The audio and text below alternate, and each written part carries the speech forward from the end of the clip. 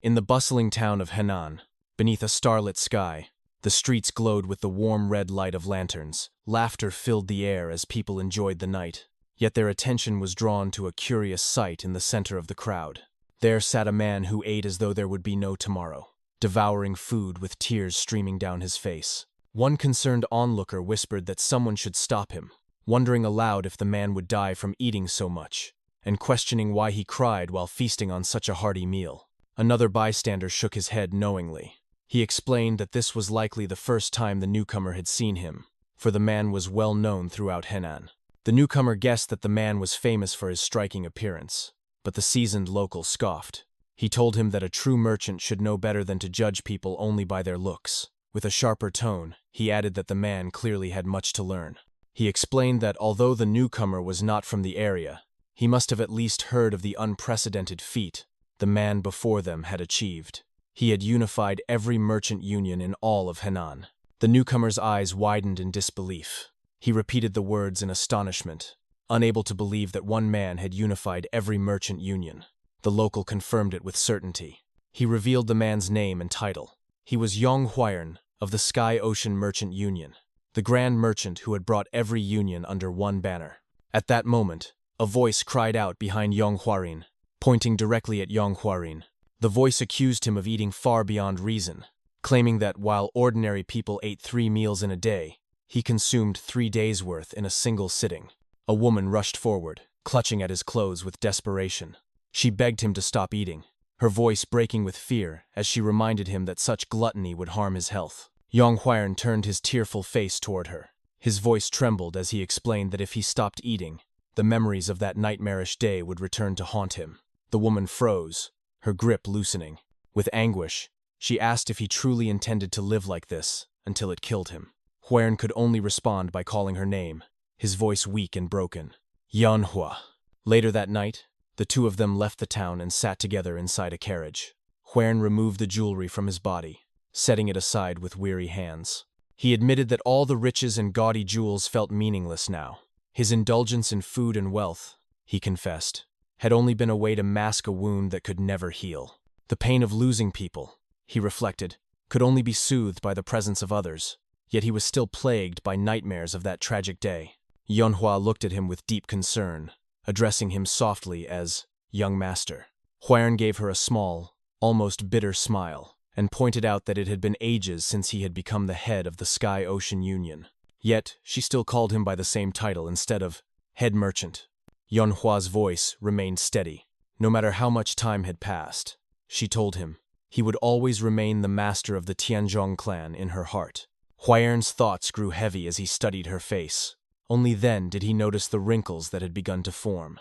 He remembered how she had continued to serve him even after he abandoned his clan and married into another family. To him, she was more than a servant. She was family. Without her, he believed, he would have long since been dead. His memories surged violently. The Tianzhong clan, once flourishing, had met its tragic end. Huern recalled how he had despised his family, and most of all, how he had hated his father. He remembered the cruel words he had spoken in his youth. He had declared that a statue would stand in his place, and if his father ever asked for him, he should be directed to it instead. With those words, he had turned his back on his clan completely. As the eldest son of a martial arts family, his fate should have been different, but he had been effectively sold off to the Sky Ocean Merchant Union through an arranged marriage, and he had not refused. A few years later, the Dabi sect attacked. Huern had watched helplessly as his clan was swallowed by flames. Only then had he realized that, despite all the hatred he bore toward his father, he had loved him just as deeply. In his memory, his younger self smashed his head against the statue that had once mocked his father's authority, bleeding as Yonhua rushed forward, begging him to stop before he killed himself. Back in the present, inside the carriage, Huern spoke with a new resolve. He declared that from now on, he would change. He promised to repair the relationship with his wife and vowed to shed his excess weight. He smiled widely, scratching the back of his head in embarrassment, admitting that he worried how cold his wife might be toward him, but insisted he would serve his family from now on. He reminded Yonhua once more that she was like family to him. Yonhua's eyes softened with relief. She began to reply, telling him that she would continue to stand by his side, but before she could finish, Disaster struck. The body of an old man suddenly crashed through the carriage, slamming into her with such violent force that she was killed instantly. The blow was so powerful that even Heir himself was thrown outside. The old man, bloodied and broken, landed on his feet and braced himself against a tree, coughing blood. He muttered bitterly that his organs were in tatters. Almost immediately, a group of masked men rushed into the scene. One of them lunged at the old man with a blade, but the old man caught it with his bare hand, stopping it from cutting into him. The masked assailant coldly reminded him that he had been warned there was no escape.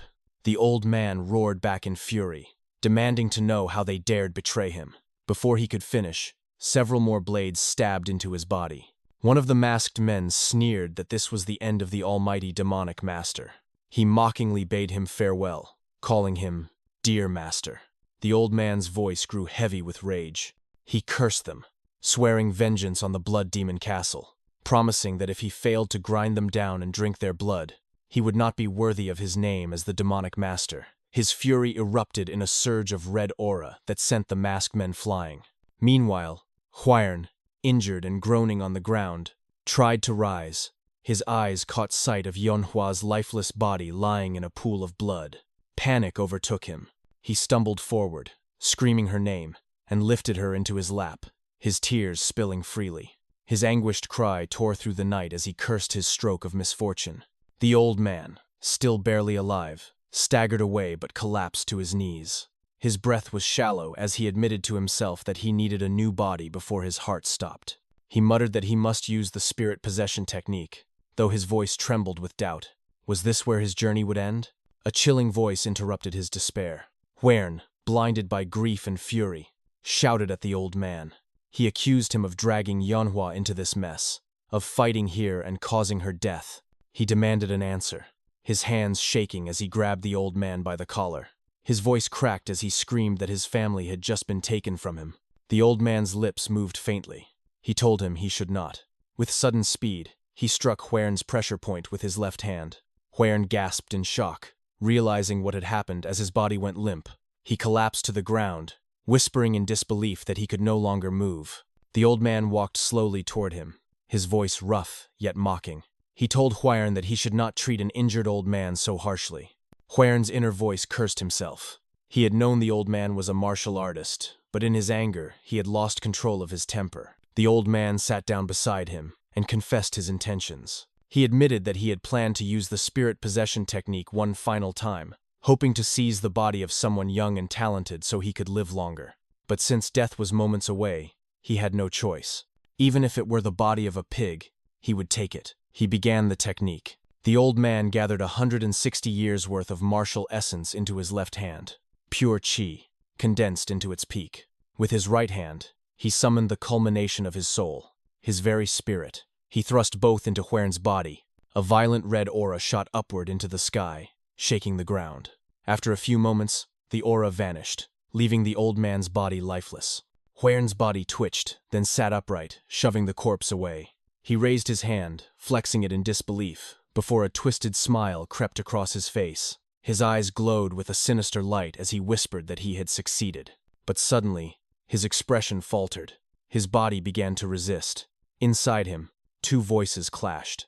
The old man's spirit muttered in frustration that Heir should already have been suppressed by his immense chi and spiritual power. Yet, Heir's own spirit roared back, refusing to yield. He swore he could not die like this.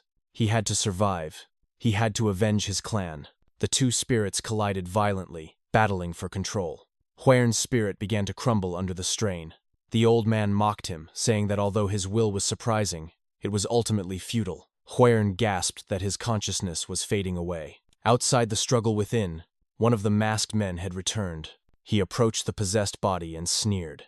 He recognized the technique and admitted that the demonic master had indeed lived up to his reputation. The demons of the three heavens had revered him for a reason, but he declared that his parasitic life would end here. He lunged, driving a blade straight into Heir's neck. The possessed body collapsed instantly. When consciousness returned, it was under a sunny sky.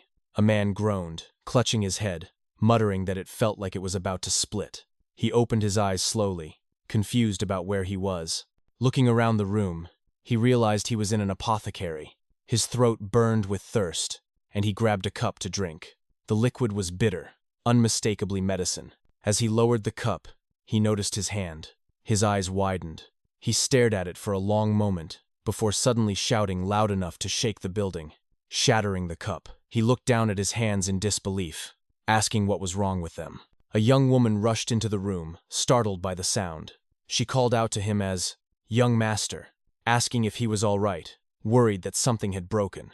The man immediately stood and grabbed her shoulders with urgency. He stared into her face and asked in shock if she was Yeonhwa, demanding to know why she looked younger. Yeonhwa sighed softly and reminded him that he must have had another nightmare. His mind raced. Could this truly be a dream? But when he stepped on the shards of the broken cup, the pain seared through him too vividly. His eyes widened. The pain felt real. Could it be that this was not a dream at all? He rushed outside, despite Yeonhwa's frantic protests that he should not move with a wounded foot. He approached a statue, trembling as he raised his hand toward it. His memory surged violently, his younger self, headbutting that very statue in defiance of his father. Tears streamed down his face as he whispered Yeonhwa's name. He asked her when this statue had been placed. She blinked in confusion, then replied that it had been 5 days ago. His chest heaved as he repeated her words in disbelief. 5 days? He muttered that he would find out for himself. He lowered his head and smashed it into the statue with full force, breaking it apart. Gasps erupted around him as everyone, including Yeonhwa, shouted his name in shock. Blood trickled down his forehead, but his teeth were clenched with fierce determination. This was no dream. Somehow, impossibly, he was back in the past. He realized then that he had 3 years before the day the Tianzhong clan would fall. His voice shook with resolve as he swore to protect his people and his clan at all costs. The man who made this vow was none other than Yong. The Tianzhong clan was a once proud martial clan that had lived near Tianzhong Mountain in Henan for generations. Many households had taken the mountain's name as their own throughout history, but it was the Yong clan that managed to unify them all. Back then, people across Henan called them the Tianzhong Yong clan. Those who remembered those times still spoke of their glory, but those days had long since passed. The clan's reputation had fallen, and no one praised them anymore. Now they were known simply as the Tianzhong clan. Inside the main hall, Yong, the current clan head, sat drinking tea with a weary expression. He sighed heavily and admitted that 30 years had gone by, yet not a single martial expert had risen from their line. After Elder Yong Gosang, once known as the Supreme Dragon of Henan, their clan had become nothing but a shadow of its former glory. Even the people now looked down on them. He confessed with bitterness that it was a truth they could not deny. His wife poured tea into his cup and tried to console him. She said that they should put their hopes in Hwarin, praying that he would recover and someday lead the clan into a better future. Bayang shook his head. He reminded her that she knew how much Hwarin hated him. Everything he had done had been out of consideration, yet his son saw it as nothing but cruelty. He blamed himself, believing it was his fault for remarrying too quickly after his first wife's death. He admitted he had not even properly grieved for her before bringing another woman into the household. His wife gave him a gentle smile and told him that perhaps all they needed was patience, that Hwarin might simply need more time. Biyang frowned and confessed that he had thought the same thing at first, but the rift between them only seemed to grow deeper as the years went by. Just 5 days ago, when he went to see his son, Hwarin had placed a statue in the garden and told him to pretend that the statue was him instead. With a bitter laugh, he apologized to his wife, saying that he was complaining too much. At that moment, Yeonhwa came running toward them in a panic. Her eyes were wet with tears as she cried out for the clan head. Biyang was startled by her sudden appearance and asked why she was in such a hurry. Yeonhwa struggled to catch her breath as she tried to speak, tears streaming down her face. Biyang snapped at her to stop crying and explain clearly what was wrong. Through her sobs, she revealed that young Master Hwarin had hurt himself and had fallen unconscious. Both Biyang and his wife froze in shock at the news. The clan head's eyes widened as he exclaimed in disbelief. Back at Hwarin's quarters, the young man lay unconscious on his bed. Beads of sweat dripped from his forehead as he tossed in the grip of a dream. In his dream, he found himself standing near a beautiful waterfall. A younger version of himself was laughing happily as he splashed in the water, while his real mother sat nearby, watching him with a smile. She called out softly, asking if he liked the cascading rapids of the waterfall that much. Hwarin, as a child, shouted back joyfully that he did. He showed her the koi fish swimming everywhere, then proudly held up a massive fish he had caught. He beamed and cried out for his mother to look at how big it was. But as soon as he turned to her, his expression collapsed. She was no longer sitting upright. She had collapsed to the ground. The scene shifted, and now he was in her room. She lay pale and frail on the bed, her breathing weak. Tears streamed down the boy's face. She reached out to him gently and told him to come closer. She apologized, saying she could not accompany him to the waterfall anymore to catch koi fish. Hwoaran buried his face in her chest, sobbing, calling her mom. She stroked him weakly, whispering that she was fine and begging him to stop crying. But suddenly, her voice grew twisted and deep. It ordered him to stop his damn tears, calling him a weakling. Her soft features shifted and twisted into something monstrous. In her place stood a demonic old man, his face filled with cruelty and a sinister smile twisting across his mouth. He declared that he would take Hwoaran's head as a trophy. Then, with his sharp teeth bared, he opened his mouth impossibly wide. The boy screamed in terror, his voice echoing as he shouted for help. With a gasp, Hwoaran jolted awake from the nightmare. He sat up immediately. As he panted heavily, he glanced around the room, still shaken, and realized where he was. The surroundings were familiar but also strangely foreign. He recognized it as his room from when he had been younger. As his breathing slowed, a thought crept into his mind. If this was truly his old room, then it meant he had really gone back to the past. It was the time when he had hated his father, when he had cut himself off from his family, and when the clan had eventually fallen to ruin. But now, if he truly had returned to this time, then perhaps he could stop all of that from happening. He clenched his lips with determination, vowing that he could change the fate of his father, his family, and the clan since he knew what the future held. Just then, a burning heat surged inside his body. His eyes widened as the sensation spread. Outside, a group of attendants whispered among themselves about what had happened recently. One said that young Master Hwoaran had destroyed a statue by headbutting it. Another scoffed, saying that it was impossible since Hwoaran had always been frail and bedridden, never even learning martial arts. Yet another swore he had seen it herself. Their murmurs grew anxious, with one insisting that he must have been possessed. Suddenly, the door to Hwoaran's quarters slammed open. The women gasped when they saw him trembling inside. One tried to speak, stammering as she called him young master, but her words faltered. Inside, Hwoaran clutched his head and stomach as his body twitched uncontrollably. His inner thoughts raced in panic. Something was wrong. His body burned with heat, and the energy surged from his lower dantian like wildfire. His eyes widened in horror as the thought formed in his mind he needed a woman. The realization horrified him. The energy was overwhelming, surging with uncontrollable yang power. He cursed inwardly. This was the demonic old man's energy. It was too much. If he did not do something about it, he would lose control. His body twitched violently, the heat spreading further. He thought desperately that if he did not restrain himself soon, he might do something he would regret. Without another thought, he bolted past the attendants and ran outside. The attendants gasped in shock, exclaiming that it was still freezing cold outside. Their young master was barely clothed and should not be running around like that. If anything happened to him, they would be the ones held responsible. But Hwoaran did not stop.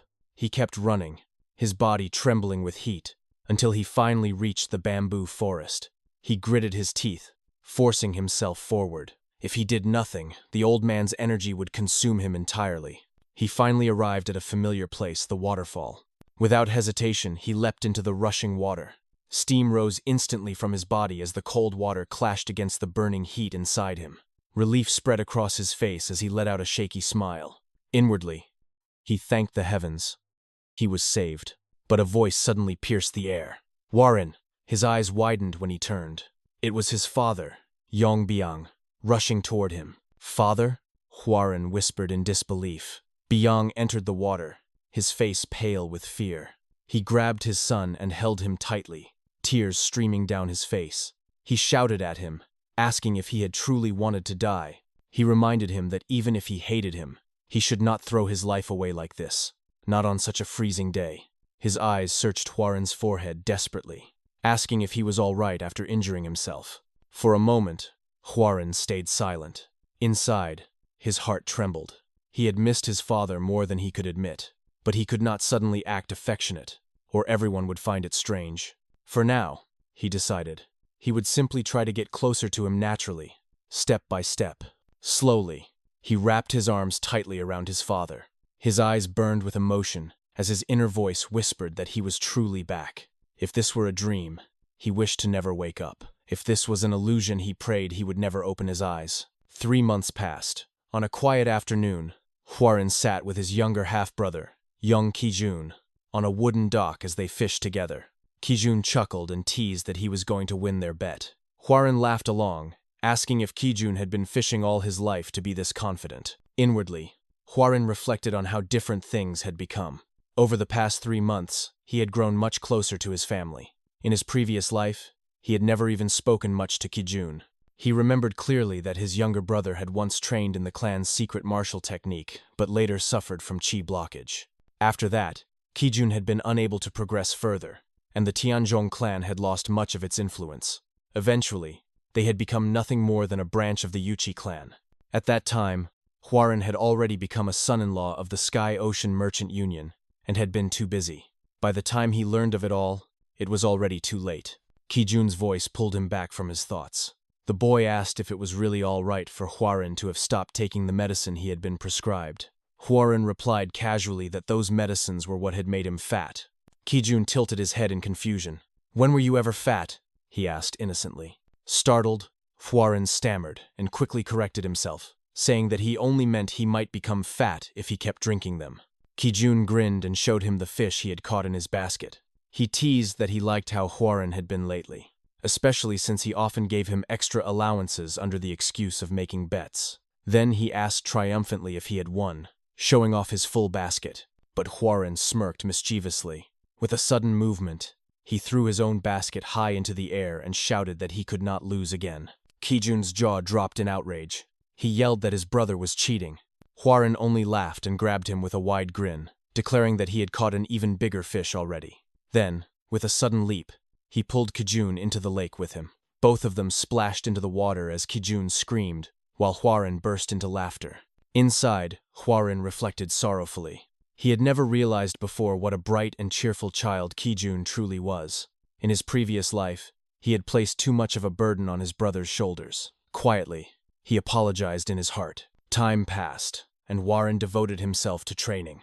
He pushed his body daily, building his strength before beginning his martial training. He often worried about the demonic old man's energy that still lingered within him, but it had yet to cause him trouble again. However, because of the incident where it had once surged uncontrollably, he had developed the habit of meditating beneath the waterfall every morning to stabilize his chi. One day, after completing his meditation, he noticed his younger half-sister Xiaolan approaching with a towel in her hands. Hwarin walked toward her and told her that she did not need to do this for him. She chuckled shyly and replied that she enjoyed it, that she liked being friends with him now. As he looked at her smiling face, Hwarin's heart sank with regret. In his past life, he had treated her cruelly despite her kindness. Xiaolan had always been lively and friendly. She loved attending events like fireworks festivals, and she had often offered to take him with her. But each time, he had rejected her harshly. The memory returned vividly. She had once asked him sweetly if he wanted to go with her to the festival. He had glared at her with cold eyes, cutting her off before she could finish. He had told her that he had no time to waste playing with her, and with a sinister look, he warned her never to ask him again. That had been the last meaningful interaction they ever had. She had gone alone to the festival, where she was murdered. His father had personally investigated her death, but not long after, he too had been assassinated. Now, in the present, as Hwarin pulled on his upper robe, he turned to her and asked if today was not the day of the moon festival she had mentioned. Her eyes widened with joy. She exclaimed that she thought he had forgotten. When he confirmed that he would go with her, she jumped with excitement. Hwarin smiled and added that they should go shopping for her before the event. Xiaolan clapped her hands and cried out happily, urging him to go immediately. As he looked at her cheerful face, Hwarin's heart hardened with determination. This was another chance to live differently. He could not allow the same tragedies to unfold again. If he were to protect Xiaolan, Kijun, his father, and the entire Tianzhong clan, then he needed strength. He needed to become strong enough to shield his family and restore the clan's former glory. Back at the training yard, Hwarin was running laps alongside the other young men of the clan. As his feet struck the ground, he thought about how different his life had become.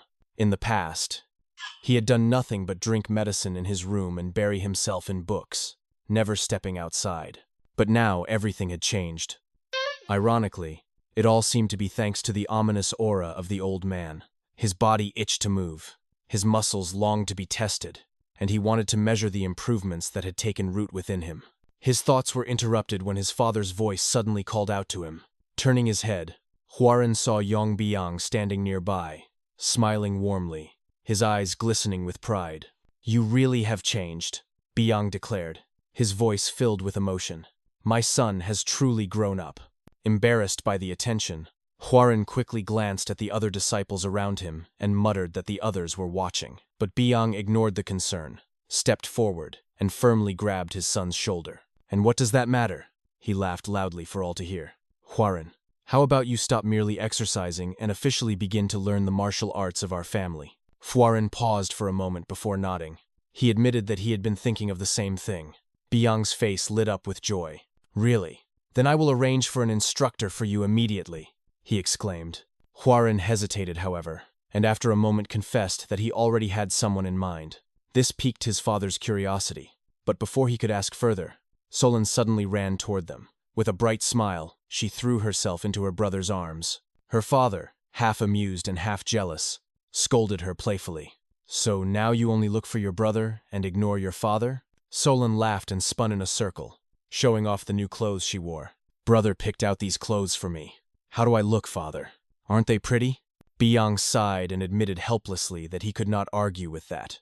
Solon chuckled and told him sweetly that she loved him. The sound of laughter filled the yard, and Hwarin stood there quietly, smiling warmly at the scene. Yet, in his heart, he reminded himself that just because his body had changed did not mean he could protect the ones he loved. To shield them, he needed real strength. He needed martial arts. Elsewhere, in a quiet and worn training ground, a graceful figure was practicing. A fine lady moved with elegance as her sword cut smoothly through the air, each strike flowing like water. When she noticed someone approach, she paused and turned. "What brings you to this place, young Master Yong?" she asked coolly. This fine shit was Mo Byung, known as the Dragon Flower Sword. Hwarin greeted her with a smile, admitting that it had been a long time since they had spoken. He explained that he had something to ask of her. His tone was awkward, as if uncertain how to begin. Byung studied him carefully. She thought to herself that the rumors about his recovery must be true. She had never spoken to this twisted young man before, and she could not imagine what kind of request he might bring. When she asked him directly what he meant, Hwarin surprised her. Bowing deeply and speaking with a firm voice, he declared, "I wish to learn your sword skills. Please take me in as your disciple." Byung froze in shock. She had heard whispers that he had changed in recent months, and though he did seem different, she wondered whether a man could truly transform so easily.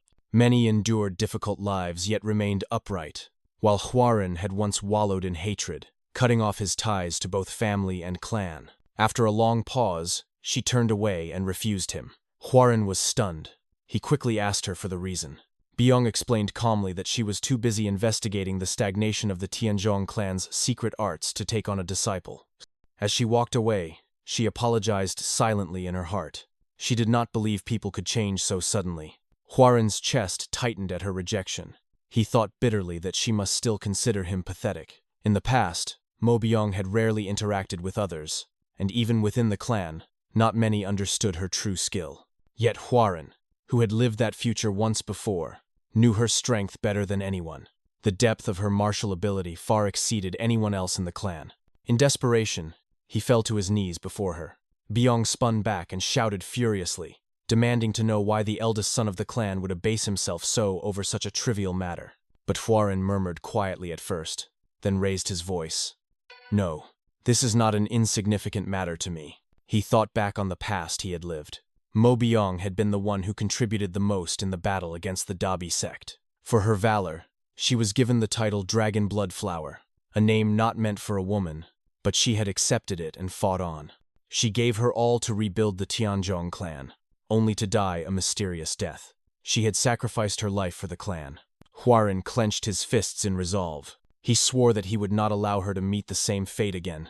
He would protect her, and he would protect his clan. Byung gazed at him carefully. His demeanor was not the same as before.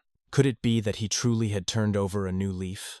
At last she spoke, saying that she would accept his request but only under one condition. Huaren's heart leapt as she explained. If he could touch her even once during a spar, she would accept him as her disciple. She would not use qi nor the martial arts of the clan, but even then, she was certain he would never succeed. Huaren hesitated, but his determination rose. He accepted the challenge. Moments later, he lay defeated on the ground, unable to even graze her hair. He thought to himself in disbelief that the gap was that enormous. Yong began to walk away, declaring that she had won and that she would take her leave. But Huaren, gritting his teeth, could not accept defeat.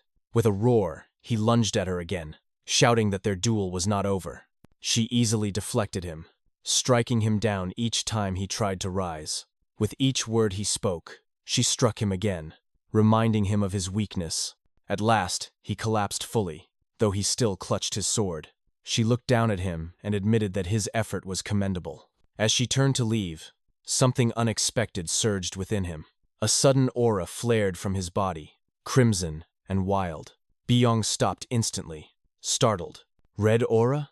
she gasped. "That is not the martial art of the Tianzhong clan. Just what is that?" Alarmed, she shouted for him to come back to his senses, but Huaren did not respond. In a blink, he was standing directly in front of her, his wooden sword raised for another strike. She barely managed to dodge, her eyes widening in shock. His speed had grown terrifying. Again he struck, and again she evaded, but the relentless pressure forced her back toward the wall. Realizing the danger, she decided she had no choice but to counter him seriously. She drew her blade and began to summon her technique. She prepared to unleash the first form of the Soaring Dragon Emperor sword, but before she could strike, Huaren's wooden sword brushed against her hair. Yong froze in disbelief. Huaren, grinning weakly through exhaustion, declared, "I touched you. Dragonflower sword." "No, Master Mo Yong."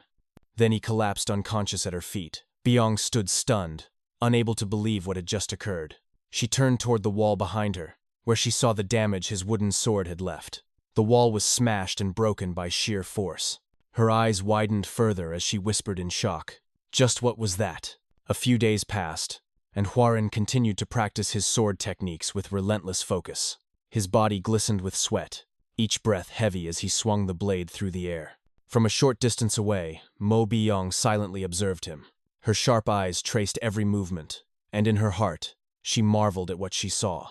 She thought that she had not expected the young master to possess this much talent. In just a few days, he had already learned the forms of the Soaring Dragon Emperor sword and the Azure Bamboo sword. Once, he had seemed to have no martial talent at all, yet now he handled the forms with startling ease. When Huaren finally lowered his weapon, gasping for breath, he turned to her and asked eagerly how he had done. Yong's tone remained firm as she answered that although he had not yet awakened to the true secrets of the techniques, he was already using both swords without any visible flaw. Considering how little time he had been practicing, his achievement was excellent. Huaren chuckled lightly, brushing off her words and saying that she praised him too much. Her gaze suddenly sharpened, however, and she fixed him with a serious look. She remarked that his progress was unbelievable, that she could hardly reconcile the image of him now with the sickly young master who had once been bedridden. His speed in learning was remarkable, and she admitted bluntly that he was incredible. Then her expression darkened as she recalled the red aura she had seen from him before. Huaren scratched the back of his head awkwardly and insisted once again that he did not remember what had happened. He explained that he had suffered so many blows from her during their spar that he could not recall anything clearly. He added playfully that only she would treat the eldest son of the clan so harshly with her dragonflower sword. But Mo Yong did not laugh. She remained stern and silent for a long moment before finally turning away. She told him that since he refused to answer, she would not pry further.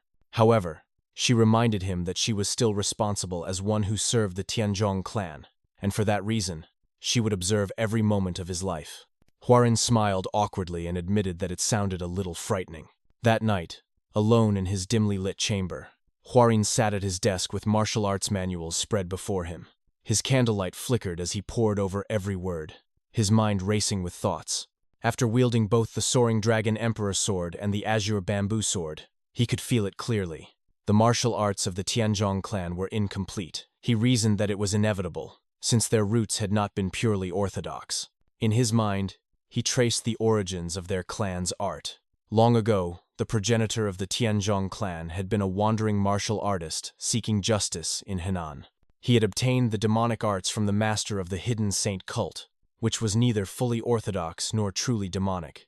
Though he had studied demonic techniques, the progenitor had worked tirelessly to reshape them, transforming the arts into the soaring dragon sword and the azure bamboo sword while striving to remain on the path of justice. The power of those arts had been reduced in the process, yet they still produced the greatest swordsman in Henan at that time. But the truth remained. Using demonic martial arts alongside orthodox cultivation left the system incomplete. The progenitor had reached a peak, but not the supreme peak. To prevent unrest, he had hidden the true origins of the martial arts, and over the ages, that truth had been buried. But now it resurfaced, casting its shadow over the Tianzhong clan. The realization thrilled Huaren. He smirked widely, clenched his fists, and thought to himself that he alone could complete these unstable and incomplete martial arts. Only he, someone who had experienced the future, possessed the knowledge to do so. The next day, Huaren sat with his father and stepmother in the garden, sharing tea as sunlight filtered through the trees. Calmly, he announced his intention to visit the Jaegal clan. His father looked up in mild surprise and asked what business he had there. Huaren explained that since he had recovered his health by learning martial arts, he believed it was proper to visit the Jaegal clan and pay his respects, especially as someone who had been arranged to marry one of their daughters even before his birth. Yong leaned back with a thoughtful sigh. He agreed, remarking that time truly flew quickly.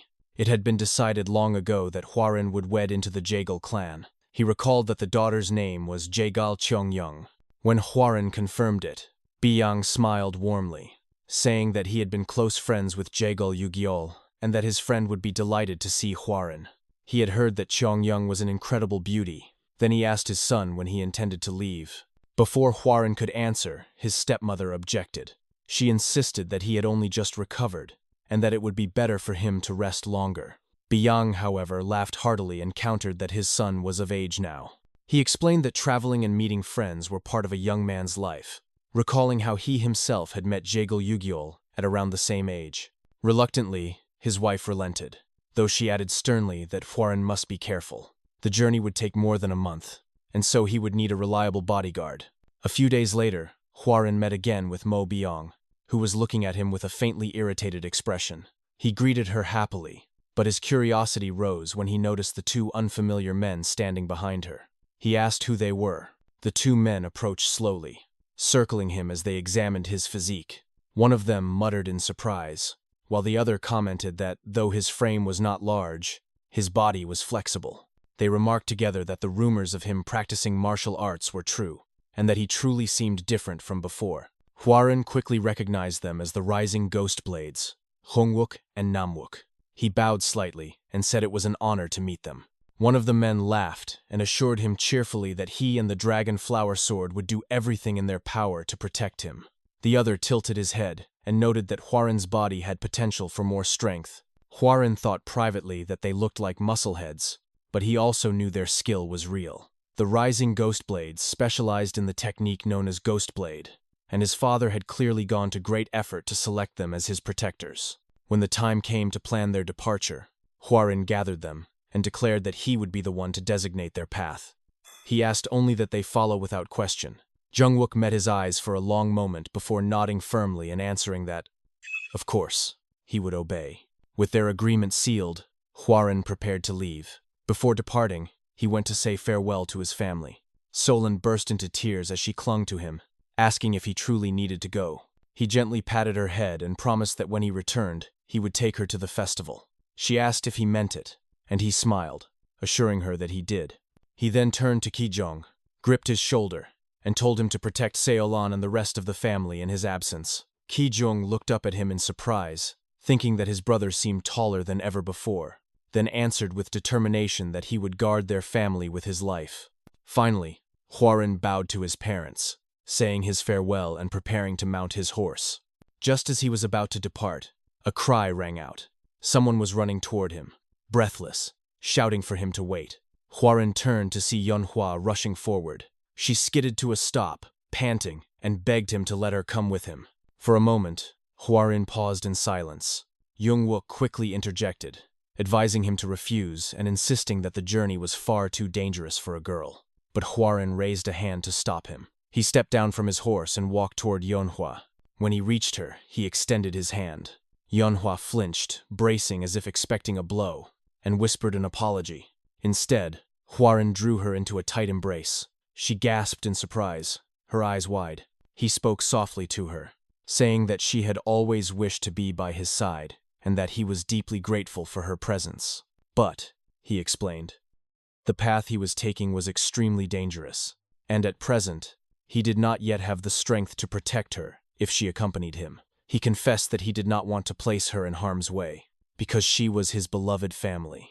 He asked her to stay behind with his parents, Kijong and Seolin, and to wait for his return. Tears welled in Yeonhwa's eyes, but she smiled as she promised that she would. At last, Hwarin mounted his horse again and set off with his companions. As they rode away, he thought to himself that when he returned to the Tianzhong clan, much would have changed. He vowed to protect his family and prevent the fall of his clan, and all of it would begin with completing the incomplete martial arts. He admitted inwardly that visiting the Jaegal clan was merely an excuse. Their true destination lay beyond. The Jaegal clan was close to Wudang Mountain, and it was there, on that sacred peak, that he believed the secret to perfecting the martial arts of the Tianzhong clan awaited. He clenched the reins tightly and whispered in his heart. They would be heading to Wudang. Days later, Hwarin lay in the shallow waters of a stream, his eyes fixed on the vast and beautiful sky above. The stillness of the scene felt strange to him, almost unsettling. In a quiet murmur, he admitted to himself that this place was unusual. Slowly, he rose to his feet and began to walk through the rippling current, until he noticed a broken wooden sign lying half buried in the water. He picked it up and brushed away the dirt. His expression hardened as his gaze froze on the letters carved into the wood. It bore the name of the Tianzhong clan. A sharp chill seized him. In the next moment, the calm stream dissolved into a horrific vision. The Tianzhong clan appeared before his eyes, engulfed in flames. The night sky glowed crimson. Buildings collapsed into fire, and the air reeked of smoke and ash. Hwarin dropped the wooden sign in shock as his heart began to pound violently in his chest. He stumbled forward and shouted in disbelief. "No, no!" His cries echoed as he ran frantically through the burning ruins, calling out as though searching for survivors. Then, a deep, chilling voice cut through the chaos. The words struck him like a hammer. Hwarin froze instantly. The voice was unmistakable. It was the old demonic man, the very one who had possessed his body in his past life before he regressed. His presence made every nerve in Hwarin's body tremble. The old man's tone was filled with scorn. He declared that even after receiving the greatest possible opportunity, one that defied the heavens themselves, Hwarin still wasted his time on childish pursuits. He said nothing could be changed and demanded that Hwarin hand over his body. Fear gripped him, and Hwarin stammered in disbelief. He recognized the voice and asked how the old man had returned. Before the demonic figure could finish his command, the vision shattered like glass. A sharp slash interrupted his thoughts, dragging him back into reality. Mo Byung's voice cut through the haze as she demanded to know what he had been thinking about during their spar. Startled, Hwarin pulled back, his eyes wide as he realized he had been lost in a trance. He admitted in a quiet voice that he surrendered. Mo Byung studied him carefully. She told him that he seemed unable to focus again and asked whether he was feeling unwell. Hwarin looked away and admitted softly that he was fine, but explained that his sleep had been disturbed over the past few days. Nearby, Jungwook and Namwook were training with heavy stones, their bodies straining with effort. Between breaths, Jungwook glanced toward Hwarin and suggested that if the young master did not feel well, he could join them in their training. He explained that the exercises, called the matching river and the lifting thrust flow, were meant to build strength. Namwook added instructions while panting, reminding his brother to utilize his side muscles and ensure the stones stayed perpendicular as they lifted. Watching them, Hwarin let out a nervous laugh and shook his head. He told them perhaps next time, but then his expression grew serious. He announced that he had something important to tell them about their journey. Later, as they rode along a dirt road on horseback, Hwarin revealed his plan. He explained that before heading to the Jaegal clan, he wanted to stop at Mount Seven Sages. Jungwook turned in surprise and repeated the name of the mountain. Hwarin elaborated, saying he had read a book written by a renowned herbalist. According to the text, there was a part of Mount Seven Sages where 100-year-old ginseng could be found. The book also mentioned the existence of a rare treasure called monkey wine, which was nearly impossible to find elsewhere in the Jianghu. At the mention of monkey wine, Jungwook and Namwook's mouths watered. They repeated the words dreamily, as if already tasting it. Hwarin smirked and teased them. He remarked that he had heard of their reputation, saying the two of them were known as the two rising drunken ghosts because of their love for liquor. Flustered, Jungwook cleared his throat and attempted to respond, insisting they supported the journey. But before he could finish, Mo Byung interrupted sharply.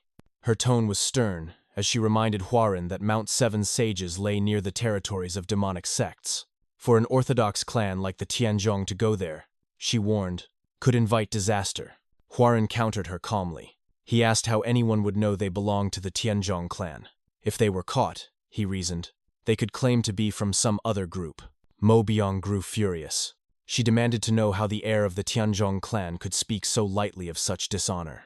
She argued that the pride of their clan was not something to be discarded. But Hwarin cut her off coldly. He asked if pride was really so important when survival was at stake. If a great enemy demanded his origin, he said, he would not hesitate to claim allegiance to a demonic sect if it meant surviving. Jungwook stepped in and supported Hwarin's reasoning. He argued that there was no reason for an orthodox sect to fear demonic ones and insisted that following the young master's judgment was the wiser choice.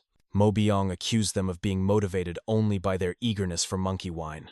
Hwarin, exaggerating his sincerity, placed a hand on his chest. He claimed his true intention was to bring ginseng back for his parents, confessing he had caused them much trouble in the past and wished to make amends.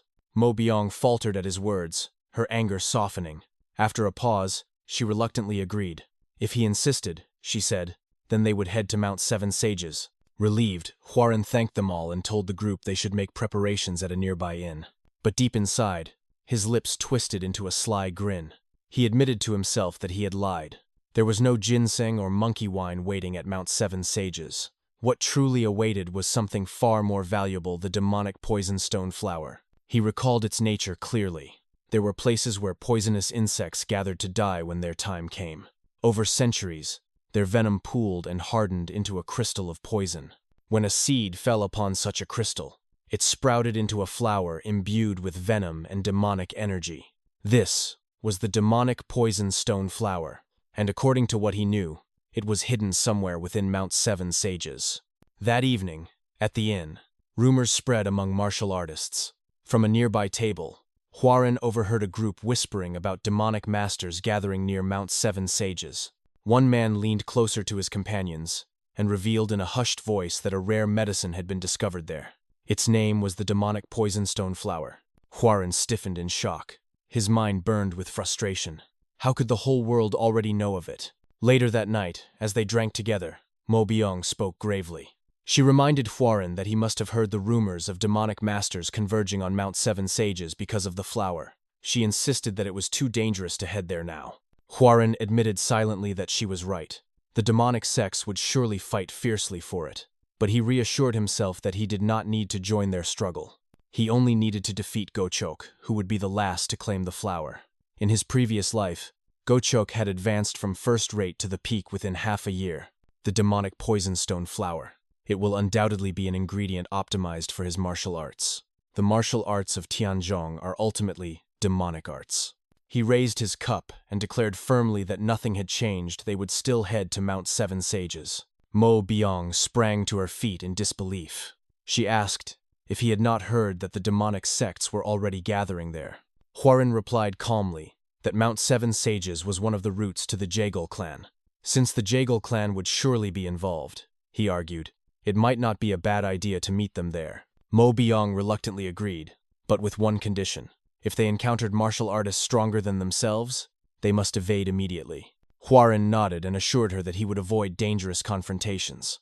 He glanced toward Jungwook and Namwook, only to find the two Ghostblades already passed out drunk at the table. Shaking his head, he repeated his promise to stay cautious. A few days later, they finally arrived at Mount Seven Sages and checked into a nearby inn. Hwarin told his companions that they would stay there for the time being. Secretly, he admitted to himself that the mountain surroundings were like a gallery of chaos. Though he was still too weak to enter recklessly, he smiled darkly, reminding himself that whoever had the last laugh would be the true victor. Earlier that day, he had given instructions to his group. He told them to investigate inns and taverns run by the Serpent Dragon sect and to find ones with few customers but many horses.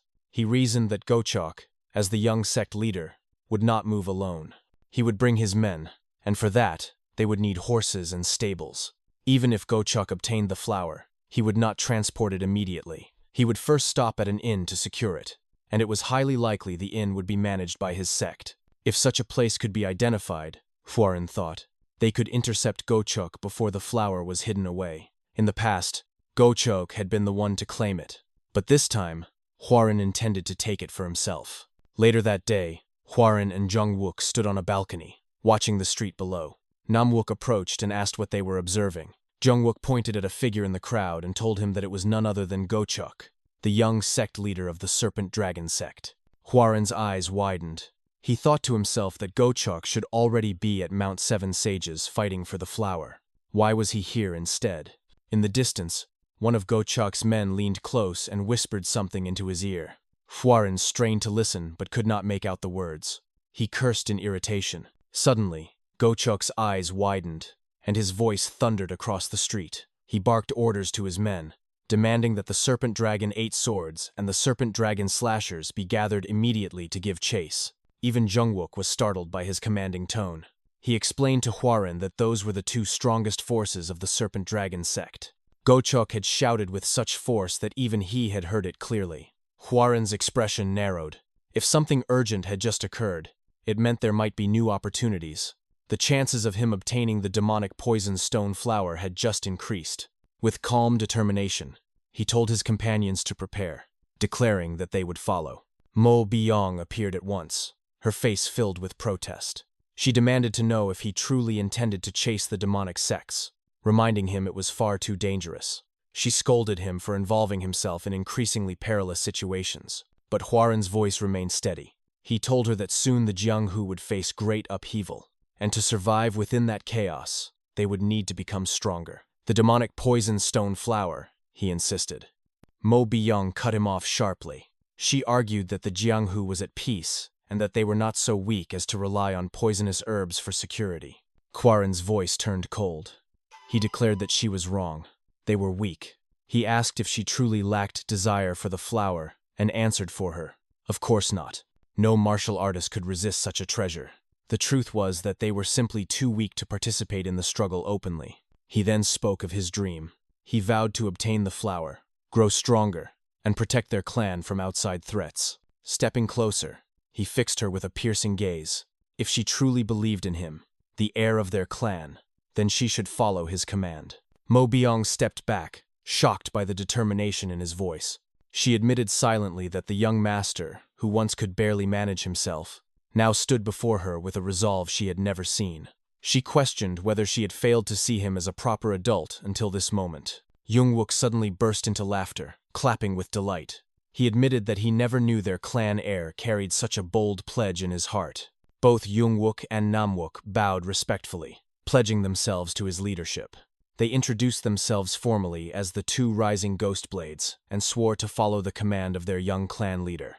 After a long pause, Mo Byong lowered her head as well. She told Hwoaran she would also follow his will, though she warned him gravely that the Jianghu was not a place to be taken lightly. Hwoaran nodded calmly and told them to set forth. Inside, however, his thoughts darkened. He reassured her silently, for in the entire Jianghu, no one understood its cruelty better than him. After all, he had already lived through it once. Hwoaran and his companions trailed behind the Serpent Dragon sect, keeping a cautious distance. As they moved through the cover of the forest, Hwoaran observed the enemy with narrowed eyes, thinking to himself that he had not expected so many of their members to be gathered here.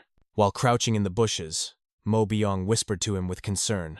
She pointed out the movement of the Serpent Dragon sect, and Hwoaran quietly replied that Gochok and his men appeared to be forming the inescapable net formation. Jungwook's eyes widened with alarm as he muttered the name of the formation, while Namwook nervously suggested that they should leave before it was too late. Hwoaran, however, shook his head. He explained that the main squad of the Serpent Dragon sect had not yet made their move, and that they would likely act only once they spotted someone suspicious or the person carrying the miracle medicine. For now, they needed to remain patient and wait for the right timing. Moments later, a loud commotion erupted in the distance where the Serpent Dragon sect was stationed. Huaren listened carefully and concluded that the enemy had found the person carrying the miracle medicine. He quickly instructed his group to move closer to the riverbank instead. When Namwook asked why, Huaren explained that a person on the run would more likely escape toward the water than into the dense forest. He also pointed out that the shouting from the Serpent Dragon sect had ceased, which meant they were closing in on their target. He reminded the others to be as stealthy as possible from this point onward. Not long after, a man appeared at the opening of the river. He stumbled forward weakly, gasping for air and crying out for help in a broken voice. Before he could escape, a surge of purple aura materialized out of nowhere and struck him down instantly, killing him on the spot. The explosion that followed shook the ground, and when the dust finally dispersed, a single figure was revealed. Standing in the middle of the riverbank was a man shrouded in a menacing purple aura. In his hand, he clutched the demonic poison stone flower, its sinister glow feeding into his already dreadful presence. Yong's face paled as she recognized him immediately. She whispered in shock that this man was none other than the flying demonic bloodlion. At her words, fear and unease rippled through the group. Huaren studied the man closely and remarked that his aura was ominous, then asked Yong if she knew more about him. Jungwook answered instead, explaining that among the martial artists of the demonic world, the flying demonic bloodlion was a notorious figure and one of the most feared. Huaren, however, noticed something else. He pointed out that the man's state did not seem stable, and then his eyes widened as he realized what the man was holding. The demonic poison stone flower was in his possession. Their thoughts were interrupted when the Serpent Dragon sect arrived swiftly and surrounded the flying demonic bloodlion in tight formation. Gochok stepped forward to confront him, his voice ringing with accusation as he declared that the bloodlion had killed the most elite warriors of their sect. He admitted that he never imagined he would be forced to corner such a figure, but now that moment had come. The flying demonic bloodlion only laughed mockingly. He ridiculed them, saying he had not expected to be cornered by weaklings and that if not for interference from the Tang clan, he would have ripped them apart with ease. In response, Gochok reached into his pocket and revealed a small weapon. He asked if the bloodlion recognized it, announcing it to be the 1,000-needle downpour. At the sight of it, the bloodlion's expression changed to shock as he demanded to know how Gochok had obtained such a weapon. Gochok smirked and explained that they had spent a considerable fortune to acquire it, and warned him not to think they only had one. In perfect unison, every man in the Serpent Dragon sect pulled out the same weapon. The bloodlion's shock quickly twisted into anger. He snarled that such inferior weapons could never bring him down, and his arms burst with a violent, relentless energy. Gochok gave the order without hesitation, commanding his men to fire. The air erupted in a deafening series of explosions as the 1,000-needle downpour unleashed its deadly rain. Countless sharp projectiles poured down toward the flying demonic bloodlion. In response, the bloodlion roared, channeling his chi into a massive barrier of purple aura that spread out to engulf nearly the entire riverbank. From their hiding place, Huaren's eyes widened in disbelief. His thoughts raced as he wondered if it could truly be possible that the bloodlion possessed such overwhelming strength. The Serpent Dragon sect's attack clashed against the barrier, but the bloodlion deflected every strike. A shockwave erupted, forcing even Gochok to brace himself as he cried out in disbelief, demanding how his opponent still possessed so much chi. The bloodlion then leapt high into the air, looking down at them with wild eyes as he burst into manic laughter. He mocked the Serpent Dragon sect, shouting that they were nothing compared to him. Grinding his teeth, Gochok roared an order for the second Serpent Dragon squad to fire. Once again, the 1,000-needle downpour was unleashed, this time targeting the bloodlion while he was still suspended mid-air. The projectiles struck him directly, and his body plummeted down into the river below. One of the Serpent Dragon sect members shouted triumphantly that the flying demonic bloodlion had fallen. Without wasting time, Gochok barked further commands. He ordered the 8th sword of the Serpent Dragon and the Serpent Dragon bladesman to finish him off and retrieve the miracle medicine. The warriors surged toward the river where the bloodlion had landed, yet the man rose again despite multiple needles piercing him. He smirked defiantly. With a chilling laugh, he declared that they would never find the miracle medicine. He roared at them to come, vowing to drag them all down to hell with him. What followed was a brutal slaughter. The flying demonic bloodlion faced the Serpent Dragon sect's forces alone, tearing through them with savagery as they swarmed him. From a distance, Hwarin and his group watched in grim silence. Mo Byong thought to herself that she had never witnessed such a horrific bloodbath before. She turned her gaze to the young master and wondered how, despite his inexperience in the Jianghu, he could remain so calm while witnessing such carnage. Eventually, the tide turned. The blood lion was struck repeatedly until his body could no longer endure. With countless arrows embedded in him and the sword lodged deep in his back, his blood spilled freely into the river, turning the waters red. His strength failing, he staggered before finally collapsing into the crimson-stained river. His lifeless body drifted as Gochok shouted at his men to search him immediately. The search party quickly responded in panic, stammering that the miracle medicine was not on his body. Gochok, furious, yelled for them to search again. He was certain they had been close enough during the chase that the blood lion would not have had the chance to hide it anywhere. He ordered them to look around with greater urgency. Meanwhile, Hwarin signaled his companions to follow him as he explained his deduction. He reasoned that the miracle medicine was not on the blood lion's corpse, because it had likely been sent down the stream. He reminded them that earlier, the blood lion had formed a water barrier. While the barrier may have blocked the incoming weapons, it also blinded him to his enemies. Normally, someone of his skill should have used Qinggong to dodge the attacks instead. Hwarin concluded that the only reason the blood lion had chosen that tactic was so he could release the miracle medicine into the current, ensuring that he could retrieve it later. Before they could discuss further, a loud noise echoed nearby. Hwarin urged his companions to move quickly, warning that the serpent dragon sect would soon realize the same conclusion. At the end of the river, Hwarin and his group finally arrived. There, floating in the water, was the very flower they had been searching for.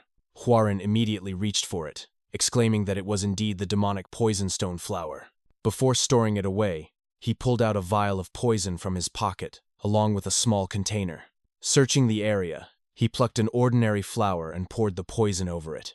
Before their eyes, the flower transformed, taking on the exact appearance of the demonic poison stone flower. Mo Byong stared at him in shock and remarked that it was not proper for an orthodox martial artist to carry poison.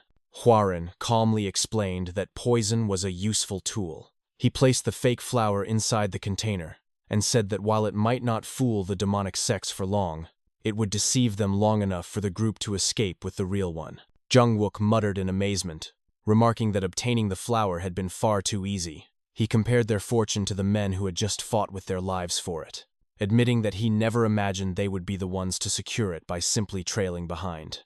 Hwarin only smiled faintly and said that they had merely been lucky before instructing the group to leave quickly. Just as he tightened his grip around the container, it suddenly vanished from his hand. The group froze in shock as a familiar figure appeared before them. The flying demonic blood lion, his body battered and drenched in blood, stood tall once again. His chilling voice echoed as he declared that the demonic poison stone flower belonged to him. Mo Byong suddenly rushed toward Hwarin, her voice breaking with panic as she called out for the young clan leader. Hwarin, however, stood frozen in shock. His mind raced as he realized that the man before them was truly the flying demonic blood lion. His thoughts stammered in disbelief, for the serpent dragon sect should have already finished him. Before he could react further, the blood lion lunged without warning, striking Hwarin with such force that he was sent flying through the air. The blood lion caught the container in his hand, crushing it instantly and leaving only the flower intact. His voice thundered with rage as he shouted at Hwarin and his companions, calling them greedy rats who did not know their place. He growled that he had intended to take his time to absorb the flower properly, but circumstances had forced him to burn away his life as true Qi. Since he no longer had that luxury, he declared he would rip apart every human before him and replenish his energy with their blood. As he devoured the demonic poison stone flower in one swift motion, a menacing and relentless aura exploded from his body, pressing down on everyone present. Mo Byong froze where she stood. Her entire body trembled, and her clothes were soaked in cold sweat. Her thoughts screamed in terror as she admitted to herself that this was the first time she had ever faced an opponent so overwhelmingly powerful. At this rate, she was certain that she would die here. At that moment, Namwook and Jungwook stepped forward calmly, their demeanor entirely different from hers. Namwook spoke first, saying that ever since his birth, he had always acted before thinking, which was how he had earned the title of Ghostblade. Together, the brothers announced themselves as the two rising Ghostblades, warriors of the Tianzhong clan, and vowed to protect their young leader, even if it meant standing against the demonic monster before them. They declared their intent to defeat the flying demonic blood lion. Mo Byung cried out, her voice cracking as she tried to stop them. She pleaded that he was far too strong and warned that they would surely die if they tried. Jung-wook cut her off, his tone sharp and steady. He told her to do what needed to be done, calling her by her title, the Dragon Flower Sword. Namwook turned to her with a faint smirk and reminded her that their enemy had just consumed poison. Her eyes widened as the memory struck her. She thought back to what Hwarin had done earlier, when he had secretly swapped the real flower with another that had been laced with poison. The realization strengthened her trembling resolve. Namwook went on to explain that not only was the blood lion gravely wounded, but he had also burned away his life energy as true chi, and now he had poisoned himself on top of that. If they could simply stall him for long enough, they might have a chance. Jung-wook shouted that they would attack first, and the two brothers charged forward with their blades drawn. The blood lion's eyes gleamed with cruel admiration.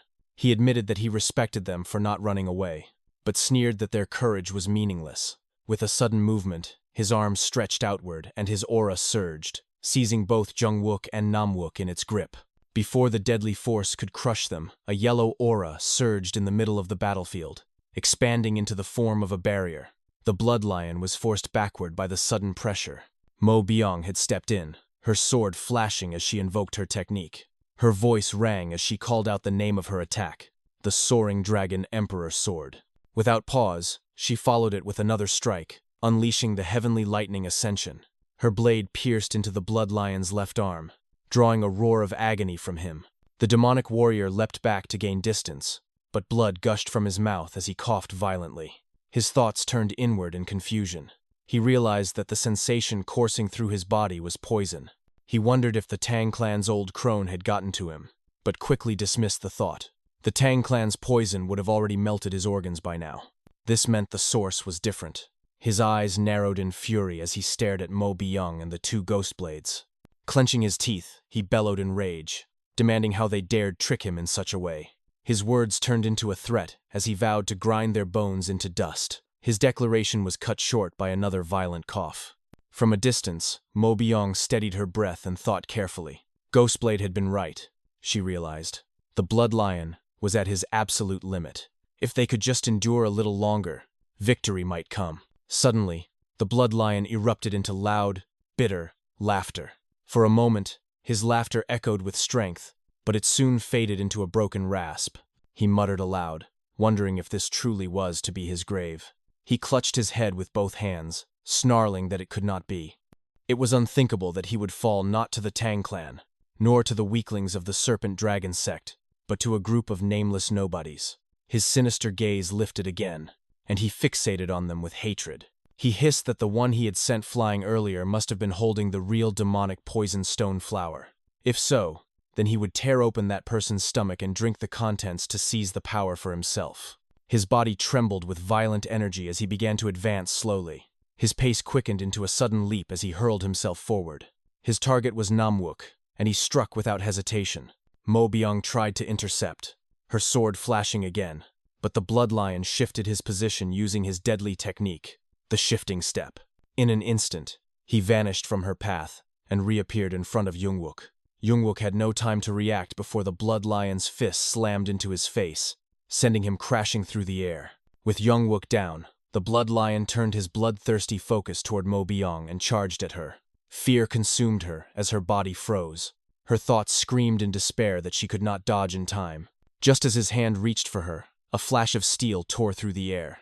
Hwarin appeared out of nowhere, his blade moving faster than the eye could follow. In a single decisive strike, he cut clean through the blood lion's left arm.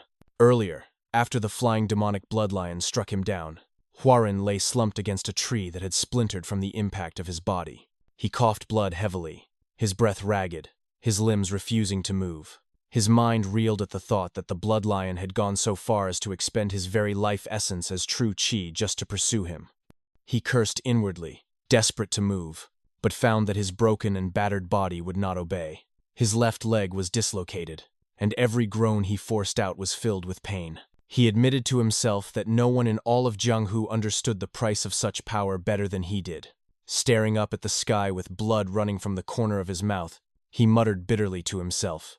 He said that he had acted as if he understood everything, only to find himself broken and helpless in this moment. As his head tilted back, he noticed warm liquid dripping from his forehead.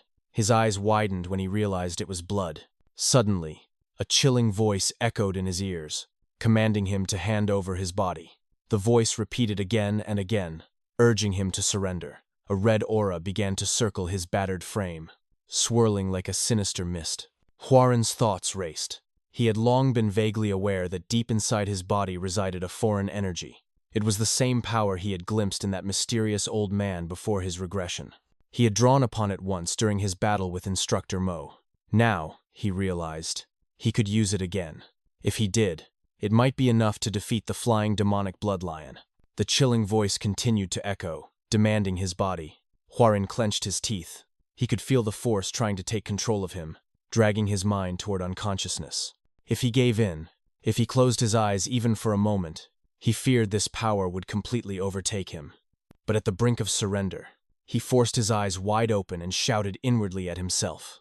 He asked if he was really going to rely on this power once again. He commanded himself to get a grip. He refused to become dependent on an unknown force. Since when, he asked himself, had Yong Hwarin relied so much on something he could not trust? The phantom voice pressed harder, demanding his body, but he roared back, shouting for it to shut up. Struggling to his feet, he declared that this body was his own, and he alone was its master. The voice was nothing but a phantom from the past. He vowed that he would protect those dear to him by his own strength. With that, his aura flared.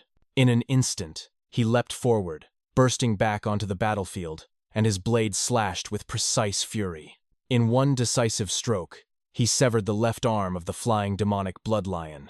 The bloodlion screamed in pain, staggering backward and staring at the severed limb. His voice rose in rage as he cursed the boy. Then his gaze locked on the red aura radiating from Hwarin. His eyes widened in horror, and he stammered as he recognized the energy. Trembling, he shouted the name of the demonic master. Stunned, he demanded to know how this youth could possibly wield such a force. Before his body convulsed, and he vomited blood. Nearby, Mo Byung's eyes widened as she observed. She thought to herself that the energy was the same as before, the same power Hwarin had once revealed. Jungwook and Namwook, still battered but alive, staggered back to their feet. Jungwook grinned through his exhaustion and shouted that the young clan leader had arrived at the perfect time. The group regrouped quickly, their swords drawn once again as they faced the weakened bloodlion. Mo Byung assessed the situation aloud. She pointed out that the bloodlion was poisoned and that quite some time had passed since he had burned away his life essence. His body would soon collapse. Hwarin's expression hardened. He spoke clearly and firmly, giving his first order as heir to the clan. He commanded them to survive. The group responded in unison, promising their obedience. The bloodlion's gaze locked on Hwarin. For a long moment, he studied him silently, before tilting his head back and speaking with an unsettling calm. He admitted that he had encountered countless mysteries in the world of Jianghu, but this situation was something even he could not comprehend. Then, with grim resolve, he announced that from this moment onward, he would forfeit his survival. The bloodlion raised his hands toward them, gathering a crushing wave of energy as though preparing one final attack. His voice thundered with scorn. He told Hwarin that he did not know how the boy had reclaimed such power, but he ordered him to squirm as hard as he could, for it would not save him. Hwarin and his companions braced themselves, and at the same time, with blades raised and spirits burning, they all leapt forward into the clash. Later, the Serpent Dragon sect finally arrived at the battlefield. Gochok's furious voice rang out as he cursed. He muttered bitterly to himself that he had not expected the bloodlion to go so far as to expend his life essence. As he advanced across the ruined ground, his eyes widened at the lingering aura still saturating the battlefield. His expression hardened. He recognized it instantly, and whispered in disbelief. It was the bloodlion arts. One of his soldiers called out to him, reporting that they had found the body. Gochok approached, his steps heavy, and looked down on the corpse of the flying demonic bloodlion. Another soldier, pale with fear, informed him quietly that the man was dead. Gochok demanded to know about the flower. The soldier hesitated before answering, his voice trembling. Gochok's fury erupted, and he warned that if the soldier told him it was missing, he would cut off his head where he stood. The soldier finally stammered out the truth. The flower was not there. Enraged, Gochok swung his sword, nearly cutting the man down, but stopped himself at the last moment. His eyes darted over the battlefield, sharp and calculating, and his thoughts seethed. He wondered who it was, who had dared interfere, which fool had fought against the flying demonic blood lion and stolen the demonic poison stone flower. Hwarin and the group fled the battlefield on horseback. Hwarin, too injured to ride on his own, leaned heavily against Mo Byung's back, while Namwook rode supported by Jungwook, who was bloodied but grinning despite his exhaustion. Jungwook laughed breathlessly, saying he could not believe what had happened. With disbelief still laced in his voice, he declared that they had actually defeated the flying demonic blood lion. Mo Byung quickly snapped back, asking what he meant by such words. She reminded him that if the blood lion had lasted even a little longer, all of them would have died without question. Jungwook admitted it had been close, his grin fading into a more solemn tone. Still, he added with quiet resolve that in the end, only those who survive are the ones considered strong. Mo Byung answered coldly. She said that the flying demonic blood lion was just one martial artist in all of Jianghu. He himself had understood that fact, and that was why he had fought with every ounce of strength he had. Behind her, Hwarin suddenly coughed up more blood, the crimson spilling against Mo Byung's back. Startled, she asked if he was all right. Hwarin forced out a faint laugh and admitted she was right. Things were not as easy as they seemed. He said that he never expected they would end up facing someone like the flying demonic blood lion. Inwardly, his thoughts grew heavier. He admitted to himself that any one of them could have died in that battle. Yet, despite the danger, his vow remained unshaken. With determination, he spoke aloud. He declared that his promise to protect his family and clan from harm had never been empty words. With his hand, he pulled out the demonic poison stone flower and gripped Mo Byung's shoulder firmly, his voice filled with conviction. He acknowledged that their journey would not be easy, that days like this where their very lives were at risk would surely come again. For that reason, he told instructor Mo and the two brothers that they must become stronger. Jungwook responded immediately with confidence, promising that they would. Mo Byung, however, shifted the mood with a colder tone. She said there was something else the young clan leader needed to explain. Hwarin was caught off guard and asked her what she meant. Mo Byung glanced back slightly while still riding her horse. She asked him directly what that ominous chi was. Jungwook supported her suspicion. He said that the energy they had witnessed earlier had not seemed like the true energy of the Tianzhong clan. Instead, it had felt darker and more sinister, closer to the aura of the flying demonic blood lion himself. Mo Byung turned her head fully this time, her voice sharp and filled with accusation. She demanded to know if the young clan leader had learned demonic arts. Hwarin froze, struggling inwardly. His thoughts raced. He realized that the only way to tell the truth would be to reveal his regression, but revealing such a truth could alter the future in unpredictable ways. Now was not the time. After a brief silence, he finally answered. He told them no, but promised that he would explain everything when the time came. Mo Byung's voice rose with anger. She reminded him that they had just risked their lives together, demanding to know what more there could be to hide. Before he could say more, Hwarin vomited blood again, his body weakening further. Alarmed, Mo Byung called out to him, asking if he was all right. In a strained and quiet voice, he replied. He admitted that they had all risked their lives and promised that, when the right time arrived, they would be the first to hear the truth. Mo Byung went silent, unsettled but unwilling to press further. She wondered if Hwarin was merely avoiding the question. The group continued their ride in uneasy silence. Hwarin's coughing worsened, and eventually, Mo Byung commanded the group to stop. She said they needed to rest for a while. After helping him down from the horse, she observed him closely and voiced her concern. She told him he did not look well and suggested they go to the Jaegal clan to seek a physician. Hwarin shook his head. He refused firmly. He explained that Gochok and the Serpent Dragon sect would still be searching for them. If he went to the Jaegal clan while being pursued, it would only cause greater trouble for them. Instead, he said, they would go to Mount Wudang. Mo Byung frowned and asked if there was truly a physician there. Hwarin confirmed it. He said he had heard of a skilled physician with the family name Heir who lived there.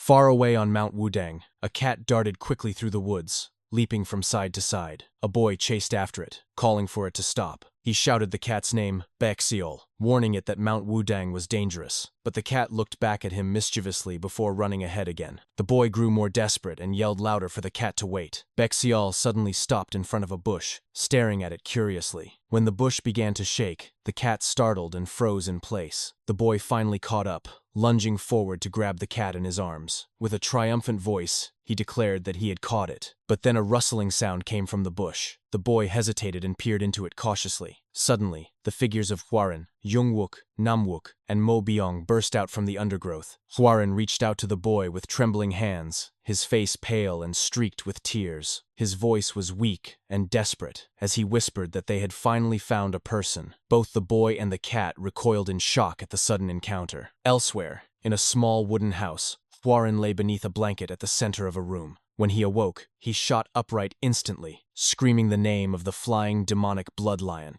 A few moments later, he steadied himself and realized he was no longer in danger. Looking at his hands, he thought inwardly that his wounds had been treated. He wondered whose care he had fallen under. The door creaked open, and the boy from before entered. The boy said he was glad to see Hwarin awake. He explained that Hwarin had been injured, so he had carried him here first. This place, he added, was a small home he ran with his grandfather. He then told Hwarin to wait while he brewed some medicine.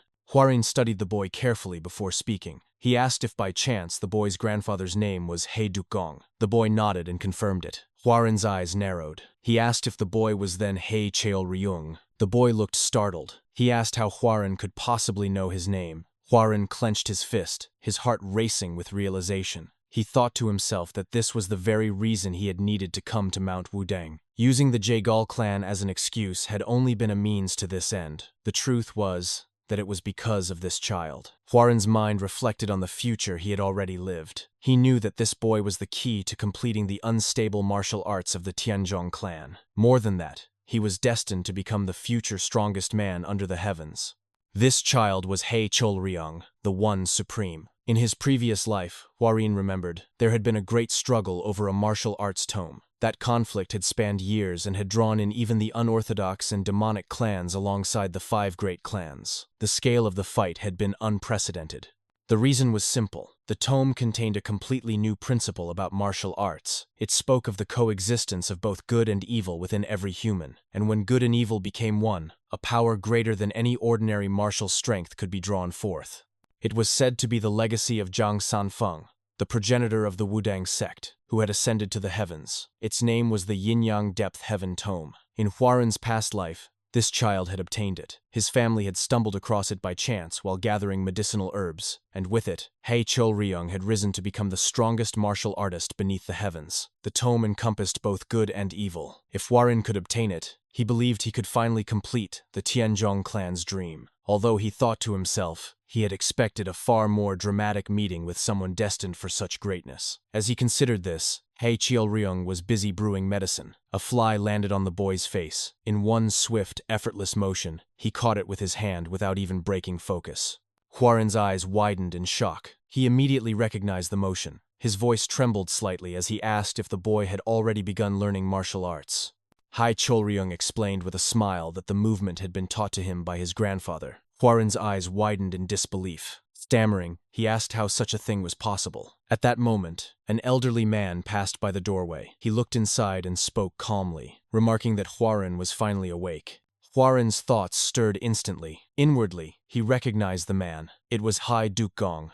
Later, Hwarin stepped outside the small clinic with the elder. Outside, he saw his companions waiting. Jungwook lifted his broken hand and waved at him with a bright grin, calling out to the young clan heir. All 4 of them, Hwarin, Mo Byong, Jungwook, and Namwook, bowed respectfully toward He Dukgong. With formal courtesy, Hwarin introduced himself as Yong Hwarin of the Henan Tianzhong clan. He offered his gratitude for being treated. He Dukgong shook his head and replied that there was no need to thank him. Treating injuries was his duty. However, he repeated the clan name with curiosity. He asked what had brought the Tianzhong clan's young heir all the way here. The group exchanged uneasy silence, no one speaking at first. Then Hwarin forced a bright smile and answered. He said he had come to find ginseng. He Dukgong studied him carefully. He admitted that he did have medicinal herbs, but explained that wild ginseng was not something so easily obtained. Narrowing his eyes, he asked Hwarin what he needed it for. Hwarin turned his gaze aside for a moment before grinning faintly. Then, with sudden emotion, he pressed his hand to his chest and began to weep.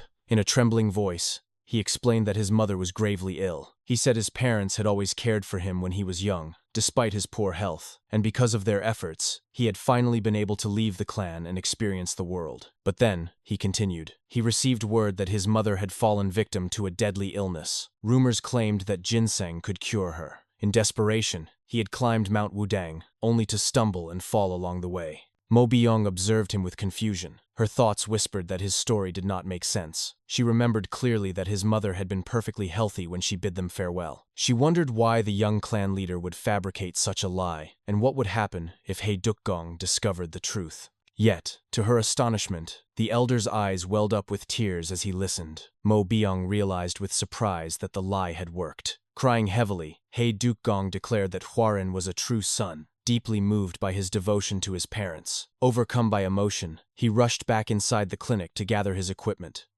He shouted that they would go search for wild ginseng immediately. Hwarin smirked slightly at the sight, while the rest of the group behind him stood in shock. Later that day, after hours of fruitless searching, Mo Byung was drenched in sweat and gasping for air. She thought to herself that she had believed Hwarin was lying about searching for ginseng, but now, seeing the determination in his eyes, she wondered if perhaps he truly meant it. Hwarin was crawling desperately among the rocks and bushes, searching with sharp intensity. When he spotted Mo Byung standing idly, he snapped at her to join him. He told her not to simply stand around, but to start searching as well. He caught himself almost speaking the truth, but corrected himself mid-sentence, saying he needed the ginseng for his mother. Mo Byung jumped in surprise at his tone and agreed awkwardly. As the sun began to set, Hei Dukgong sighed and announced that they would have to descend the mountain for the day. The group returned to the clinic exhausted. Hwarin wiped the sweat from his chin and admitted to himself that he had known it would not be easy. He said aloud that it was unfortunate, realizing inwardly that even knowing the future did not guarantee success. Hei Dukgong looked at him with sympathy. He promised that if he found ginseng, he would send it to Hwarin's clan. He asked if he should send it directly to the Tianzhong clan residence. Hwarin gave a small bow of thanks and said that would be appreciated. He then looked out at the mountain for a moment before turning back to the elder. With a respectful tone, he apologized but asked if it would be possible to stay for a few more days so he could continue searching on his own.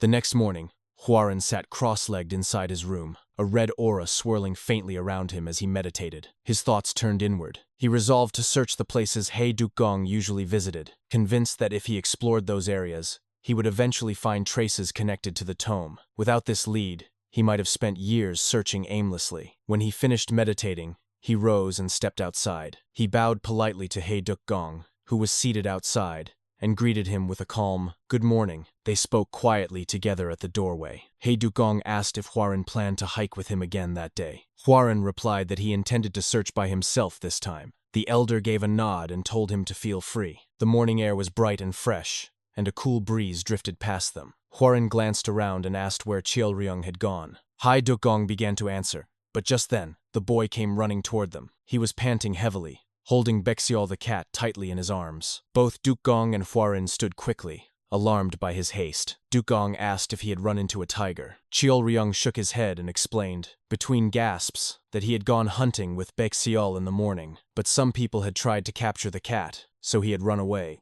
Dukgong's expression hardened. He repeated Ryung's words, realizing aloud that some martial artists on Mount Wudang had recognized the cat as a mystic animal and attempted to seize it. He turned his gaze toward Hwarin with concern.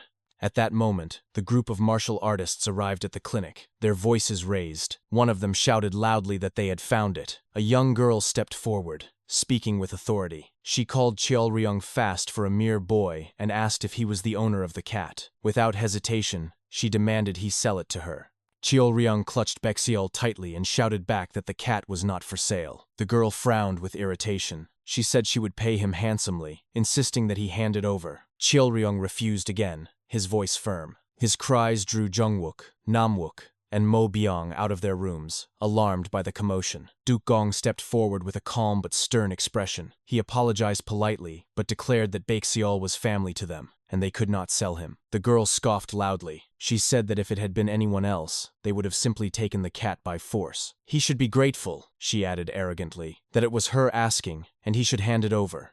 Hwarin observed her carefully, his thoughts sharp. He noted to himself how arrogant she was, and yet she reminded him of someone familiar. In truth, she seemed similar to his younger self. He stepped forward and addressed her firmly. He told her that it was not right to demand that someone sell what they had already declared was not for sale. Immediately, one of the girl's guards drew his sword and barked at Hwarin to back off. He demanded to know if Hwarin realized who he was speaking to. Hwarin held his ground and asked in return just who they thought they were to make such a threat. The guard straightened his back and declared that they were from the Jaegal clan. He announced that the girl was none other than the youngest daughter of the clan head.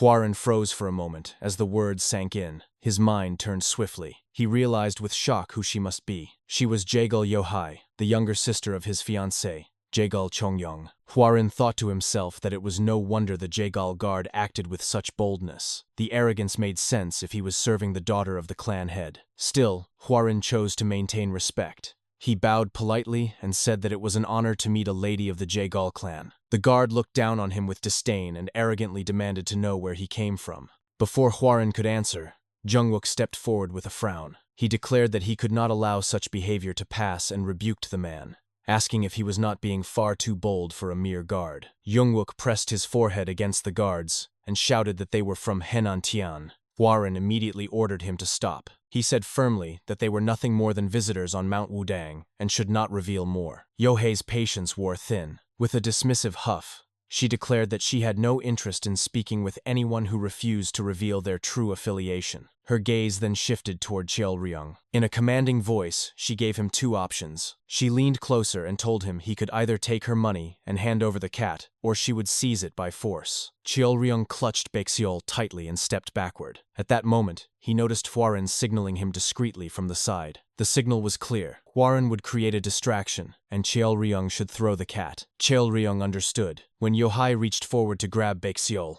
Hwarin quickly stepped in front and cleared his throat. He told her that there was a third option. Annoyed, Yohei turned back toward him and asked what he meant. Seizing the moment, Cheolryung hurled Baekseol into the air and shouted for the cat to run. Baekseol landed on the ground and darted into the forest, vanishing into the trees. Yohei shouted in fury and spun toward Hwarin. She demanded to know how he dared interfere. Hwarin only scoffed and replied that if the cat had run away, then she simply needed to catch it. He added that the boy would have no grounds to complain if she succeeded. Yohei clenched her fist tightly in frustration and gave an angry order to her guards. She commanded them to capture the cat. Without hesitation, the guards dispersed into the forest. Hwarin glanced back at Cheolryung and gave him a thumbs up. The boy grinned and returned the gesture, visibly relieved.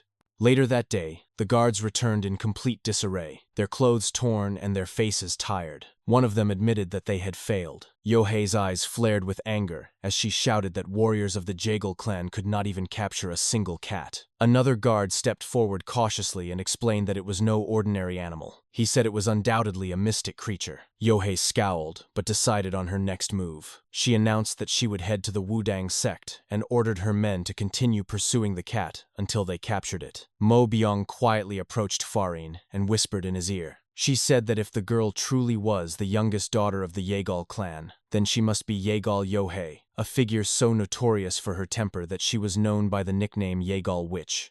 Hwarin thought to himself about her reputation. Despite her harsh demeanor, she had surpassed the other young talents in her clan to become a vice division leader. Aloud, Hwarin told his companions that it would be better to keep their identities hidden for now. They did not know how she might react if she discovered the truth, and there was still something they needed to find on Mount Wudang. Noticing Cheolryung's sad expression, Hwarin walked over to him. He knelt down so their eyes were level and asked gently if he was worried about Baekseol. Cheolryung admitted that he was. Hwarin patted his head with a warm smile and told him not to worry. He assured him that Baekseol would never be caught, reminding him of how fast the cat was. Mo Byung watched this scene from a short distance. She thought to herself that Hwarin had truly changed. That night, Dukgong approached Jungwook and Namwook, carrying a jar of liquor in his hands. He thanked them sincerely for their help earlier in the day and offered the liquor as a gift, explaining that he had brewed it himself with fine medicinal herbs. The two men's mouths watered at the sight. Jungwook said eagerly that there was no need, though his tone betrayed his excitement. Dukgong began to say modestly that it was nothing, and asked them not to refuse. Before he could finish speaking, Both Yongwook and Namwook snatched the liquor eagerly from his hands. The elder blinked in surprise. Yongwook lifted the jar with delight, repeating that there really had been no need, even as he downed the liquor without hesitation. Mo Byung observed from the corner, then turned silently and walked away. Dukong watched the two finish the drink almost immediately. He stammered that they should wait while he fetched more. Meanwhile, under the moonlight outside, Mo Byung wandered the grounds. Her eyes widened when she spotted Hwarin and Cheolryong facing each other, each holding a wooden stick. She thought to herself that they must be sparring. She noted Cheolryong's stance and realized the child had clearly learned martial arts. Cheolryong leapt forward and swung his stick toward Hwarin. With effortless movement, Hwarin deflected the strike, sending the stick flying from the boy's hands. From her vantage point, Mo Byung was shocked. She thought about what she had just witnessed. Though Cheolryong was still so young, he already possessed martial skill, and the young clan leader himself had been forced to use the azure bamboo sword technique against a mere wooden stick. It was extraordinary. She reflected that while geniuses were said to grow at unimaginable speeds, what she had seen was far beyond normal. The next morning, Hwarin stepped outside, yawning. Standing before him was Yohai, her arms crossed firmly across her chest. Hwarin greeted her with a light smile and addressed her respectfully, calling her Miss Jaegal and wishing her a good morning. She gritted her teeth and replied coldly that it was anything but good. With anger in her eyes, she clenched her fist and told him that he should just wait, because she would capture the cat with her own hands. Hwarin smiled calmly and asked why she was not already continuing the search. Crossing her arms again, Yohei explained that she had duties to attend to. However, she promised that she would return in the future to catch the cat. She turned sharply and began to walk away. As she did, Hwarin waved at her and told her cheerfully to take care. Yohei stopped mid-step, glanced back at him, and asked suspiciously what sect he belonged to. Hwarin responded humbly, saying that he came from a small sect in Henan that she would not know. She looked away dismissively and gave a soft huff before walking off. Watching her go, Hwarin thought to himself that she was truly frustrated. He hoped sincerely that he would not encounter her again at the Jaegal clan. Meanwhile, Yohai was fuming inwardly. She thought bitterly that he was lying even to the end. He had claimed to come from a small sect, but the amount of chi he displayed was proof enough that it could not be true. Even his companions, she noted, seemed formidable. Finally, she snapped at her guards, ordering them to investigate everything about him. She told them to find out where they came from, their family backgrounds, and the martial arts they practiced. She wanted to know everything. The guards bowed and answered in unison that they understood. In the middle of the day, Hwarin walked alone through the dense forest of the Wudang Mountains. His eyes scanned the ground and the rocks as he searched tirelessly for the elusive tome. After days of searching, he still had not found a single clue. He sighed to himself, thinking that with each sunset another day passed, and he could not remain in that place forever. At this point, he wondered how much longer he could afford to delay. Later, he returned to the clinic where his companions waited. Gathering them together, he spoke in a steady voice and told them to listen carefully. He said that as soon as their preparations were complete, they would be leaving. Hearing this, Yongwook and Namwook stretched their arms with eagerness. Yongwook remarked that he had been itching to move again. From the side, Mo Byung thought quietly that it was time to pack their belongings. While the group was making their preparations, Cheolryong suddenly came rushing from the forest. His face was pale, and his breath was ragged. He shouted desperately for help until he finally reached Hwarin's side. Alarmed, Hwarin asked him what was wrong. Cheolryong's eyes filled with tears as he held out a small piece of fur stained with blood. He said through sobs that Baekseol must have been injured. He added that the cat should have already returned by now, but it had not, and he feared that it might have been badly hurt. Hwarin examined the blood-stained fur and clenched his teeth. In his thoughts, he acknowledged that Yohei's men must have been pursuing the cat relentlessly, and now it seemed the creature was wounded. Turning back to Cheolryong, he asked if the boy knew where Baekseol's territory might be. Cheolryong repeated the word uncertainly, so Hwarin explained that he meant the place where the boy had first met the cat. Cheolryong nodded quickly and said that he did know the spot. Without hesitation, Hwarin told him that they would go. Cheolryong looked up at him in surprise and asked if he really meant it. Hwarin smiled at him and said that since Baekseol was like family to the boy, of course, he would help. Hwarin lifted Cheolryong onto his back and carried him swiftly through the forest. When they neared the area, Cheolryong shouted that it was just ahead. They landed in front of a massive rock formation at the base of a mountain. Hwarin looked at the rugged cliffs and remarked that the place was quite far and hidden. Cheolryong confirmed it with a nod. Together, they began to call out loudly for Baekseol at the bottom of the rocky mountain. Their voices echoed against the stone walls as they called the cat's name again and again. After some time, Cheol-ryong spotted something and called out to Hwarin. He pointed to a patch of fur on the ground streaked with blood. He said in alarm that it was Baekseol's. Hwarin crouched down to examine the traces and thought to himself that they were close. He began to call again for the white cat, reassuring Cheol-ryong that the signs proved Baekseol had been nearby, and that if they kept searching, they would find it. Then Hwarin's attention shifted. A large, suspicious boulder loomed in front of them. He stared at it intently and told Cheol-ryong that this must be the place. He approached the rock and placed his hands against it. As he pressed, he felt a faint breeze coming from behind. He told Cheol-ryong that there was an opening on the other side of the boulder, and asked him to step back. Using all of his strength, Hwarin tried to push the massive stone aside, but it did not move at all. Gritting his teeth, he admitted in frustration that it would not budge.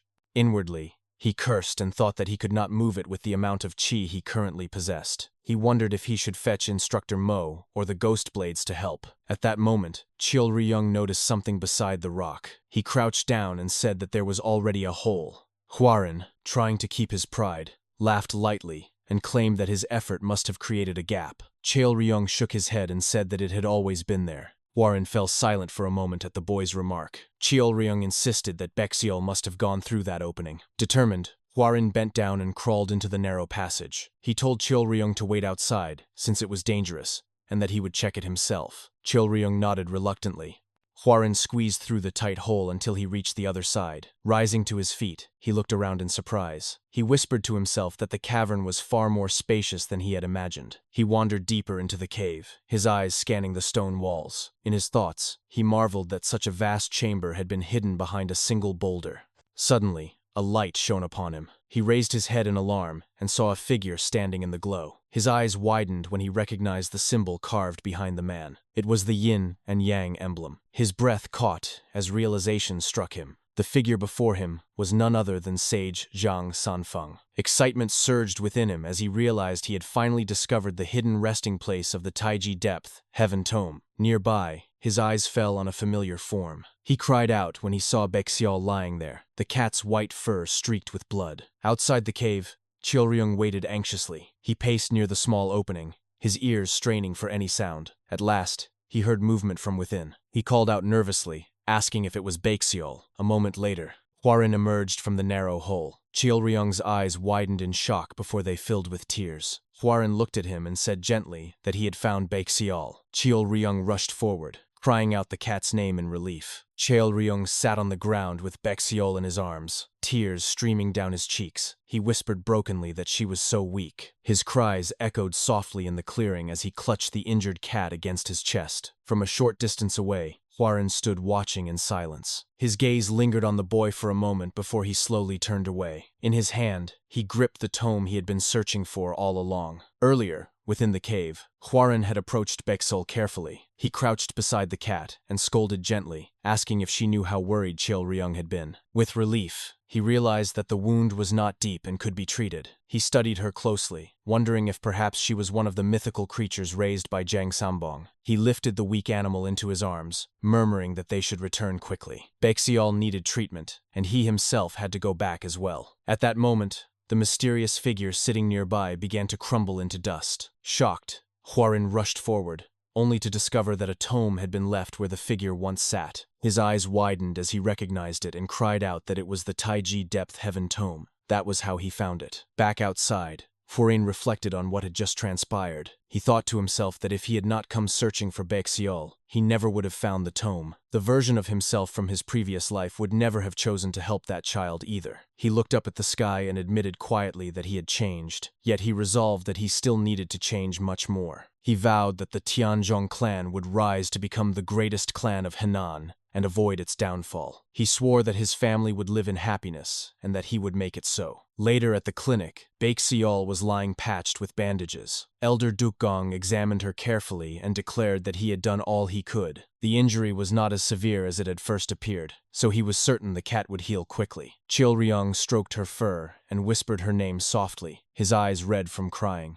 Hwarin stepped outside and found the rest of his group waiting for him. Mo Byong's face was set in anger, and she demanded to know if he realized how long they had been waiting. She scolded him, saying that at the very least, he should notify them before rushing off to do something on his own. Clearing his throat, Warren apologized. He admitted nervously that he had been in a rush after hearing that the cat was injured. Turning away, he added that they had found the cat and, more importantly, obtained what he had been searching for. He told them it was time to leave. Mo Byung replied that they were ready to depart, but asked curiously what he meant by obtaining something. She wondered if he had found the ginseng they had been searching for.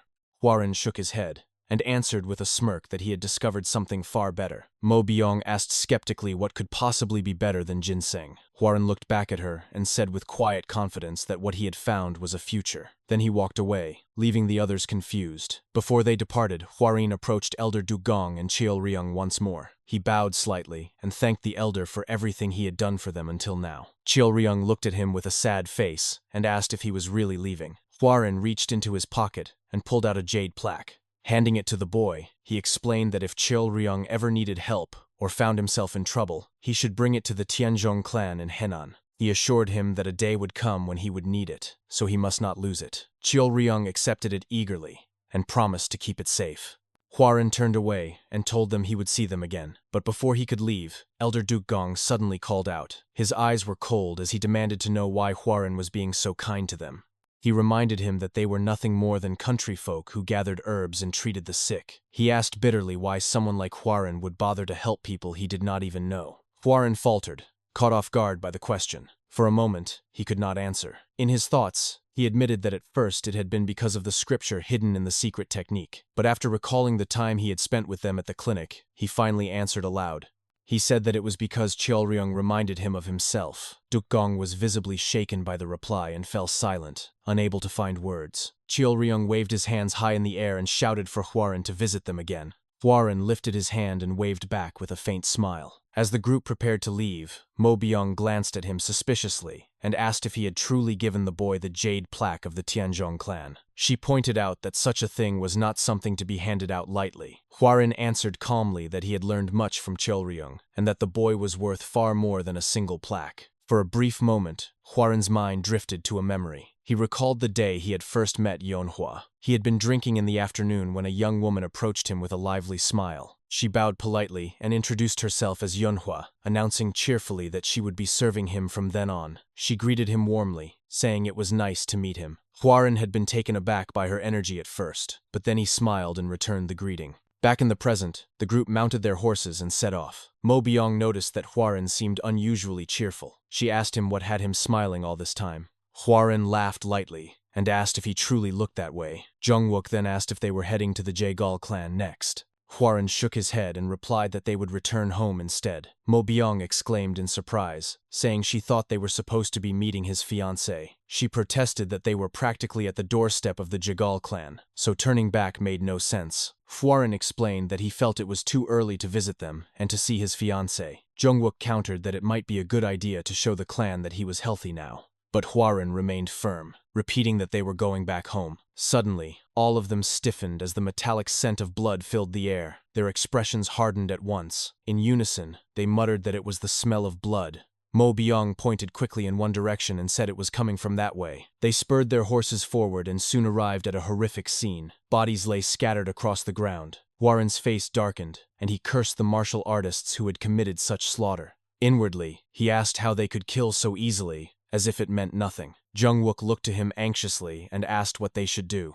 Warren's eyes narrowed, and his voice turned cold. He said there was no need to get involved in another person's fight, and he urged them to move on. He rode ahead on his horse, though the others hesitated behind him. Mo Byung called out after him, addressing him as young master. Warren pulled his reins and lowered his voice. He admitted quietly that, in truth, he could not just ignore the scene. When Mo Byung asked what he meant, his expression turned icy. He declared that the corpses on the ground belonged to the guard martial artists of the Jaegal clan. As the group continued moving forward, Mo Byung suddenly cried out that there was a battle happening nearby. Warren immediately raised his hand and ordered everyone to leave their horses behind. They dismounted at once and began advancing deeper on foot. The Ghostblades stretched their arms and rolled their shoulders, preparing themselves for combat. Jungwook clenched his fists with determination and remarked that this would be their second battle after the one against the flying demonic lion. He shouted that it was time to fight. Namwook muttered softly, almost to himself, that another battle awaited them.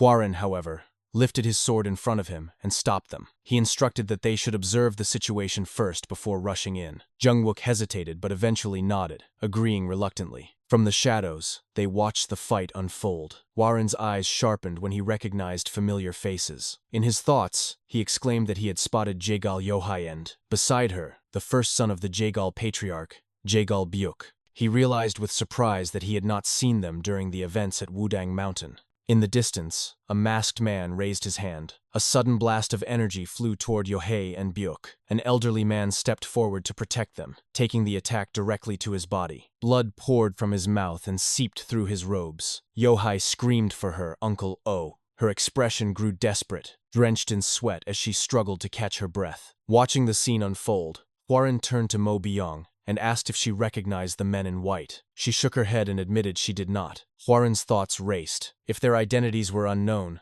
then this group was still operating in secrecy. He noted the horned green snake masks and white clothing. His memory sharpened, and he realized with certainty that they were the Green Blood Viper Squad. He recalled the history that would later unfold, after a man named Duke Sang obtained a pill of life from the mythical creature known as the Green Blood Viper. He ascended into the divine realm. With his newfound power, he founded a group of assassins, using the Green Blood Viper as their symbol. They would later become infamous for their cruelty, as well as their flawless execution. Yet Hwarin wondered in confusion why they were attacking the Jaegal clan now. He cursed silently, thinking that if he had more information on them at this point in time, he might be able to come up with a proper solution. He focused intently on the battle, his expression sharpening. For a moment, he remained perfectly still. Then, suddenly, he rose to his feet. He walked forward slowly, each step deliberate, while his hand drew his sword from its sheath. Inwardly, he scolded himself. He called his own actions foolish. He reminded himself that he already possessed the Taiji Depth Heaven Tome as well as the demonic Poison Stone Flower.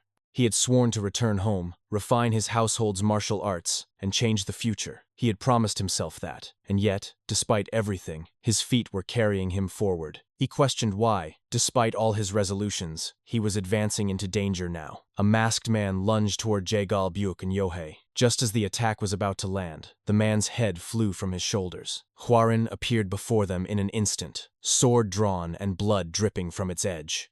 Both Jaegal Byuk and the leader of the Green Blood Viper Squad froze for a brief moment in shock. Yohai's eyes widened, and she shouted in recognition, asking if it was truly him.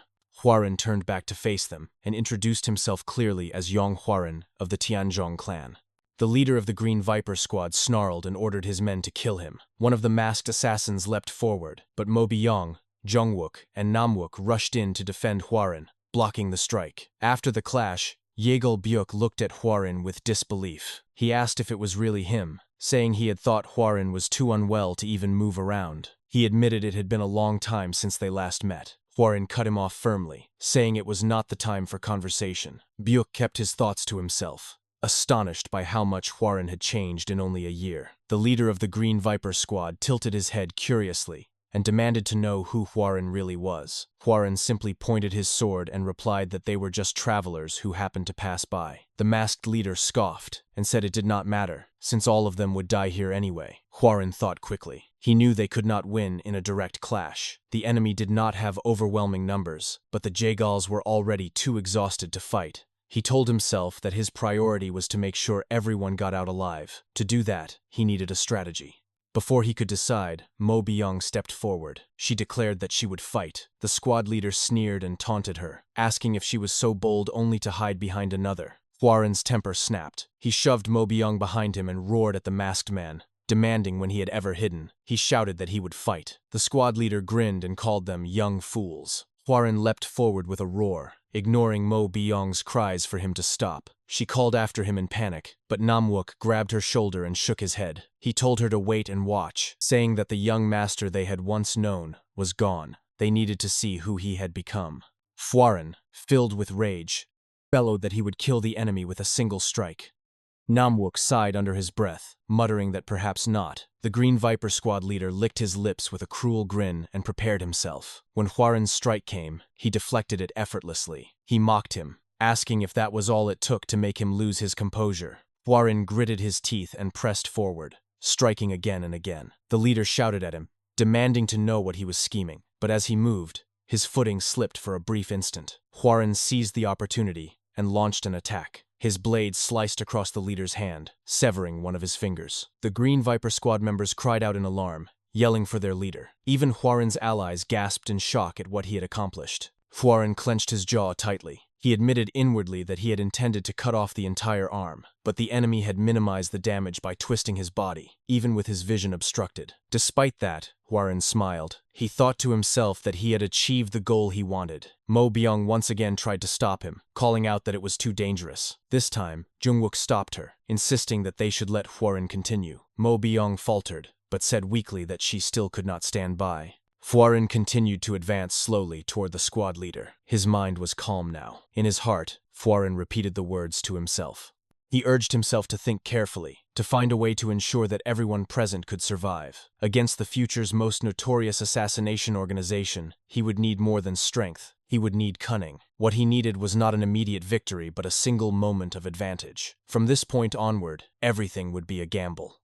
The squad leader glared back at him, locking eyes. For a long moment, the two simply stared. Then, Huaren spoke directly into the man's mind. He told him to deliver a message to squad leader Deoksang. The masked leader froze, his eyes widening as he realized he was hearing the words inside his head. Huaren continued calmly, saying that he too was from the Hidden Saint cult. Meanwhile, at the back, Jungwook squinted as he watched Huaren. He whispered that the young master seemed to be saying something, though he could not hear what it was. He guessed that it was probably some kind of special technique. Mo Byung, her eyes fixed on Huaren, confirmed softly that it was the sound transmission technique. Inside her thoughts, she admitted her astonishment. It was not a skill easily mastered, so she wondered when Huaren had learned it. Huaren continued to communicate directly with the Green Viper squad leader using the technique. He told the man that if he relayed the message to Deoksang, then forgiveness would be granted. He warned the masked leader to leave immediately. The Green Viper squad leader ground his teeth in frustration. He spoke aloud, demanding to know how Huaren was aware of the squad leader's name. His tone was sharp as he asked again who Huaren truly was. Huaren grew tense inside. He thought bitterly that even though he had revealed Deoksang's name, the leader was still doubting him. After a moment's hesitation, he declared that 5 years earlier, when the Hidden Saint cult had been eradicated by the three demonic heavens, he himself had been present at the scene. He asked if the Green Viper squad was not one of the groups striving to revive the cult. Then, with conviction, he announced that he, too, was a man from the Hidden Saint cult. The masked leader moved suddenly. In a single step, he lunged forward and pressed the edge of his sword against Huaren's neck. At the back, his companions shouted in alarm, calling for their young master. The Green Viper squad leader narrowed his eyes. He mocked Huaren, saying that he was nothing more than a child, barely grown. Yet despite that, he knew the squad leader's name as well as the secrets of the Hidden Saint cult. The masked man admitted that he found it difficult to believe. However, he said he would accept Huaren's claim if he could answer one question. He demanded to know which heaven of the Hidden Saint cult he belonged to. Huaren paused, his thoughts racing. He realized he was being tested. According to the information he had from his knowledge of the future, the Hidden Saint cult at this time was not a single unified group, but rather a loose alliance of three factions. The Sun Saint cult sought power above all else. The Moon Saint cult pursued religious ideals. The third, the Hidden Saint cult, acted as mediator between the two. The problem was that no one knew which faction the Green Blood Viper squad belonged to. Huaren reasoned through it carefully. He doubted that the Hidden Saint cult, or the Moon Saint cult, would establish an assassination organization, though it was possible. However, it made perfect sense for the Sun Saint cult to do such a thing. He admitted inwardly that this was a gamble, but he had always chosen the most likely bet. He decided to risk everything on this choice. After a tense silence, Huaren smiled faintly and declared that he was from the Sun Saint cult. The two men stared at each other for a long moment. Then, at last, the Green Viper squad leader withdrew his blade and announced that they were retreating. In an instant, the entire squad vanished into the shadows. As the danger passed, Huaren's body betrayed him. Blood trickled from his nose and mouth, and he cursed under his breath. He realized the internal injury from the earlier strike was worse than he thought. His vision blurred, and as Mo Byung rushed toward him, he began to lose consciousness. Later that day, Huaren's eyes fluttered open. He sat up slowly, looking around at the busy scene of people tending to their tasks. Beside him stood Jaegal Yohai. When he noticed her, he called her name softly. Without a word, Yohai threw something at him. Startled,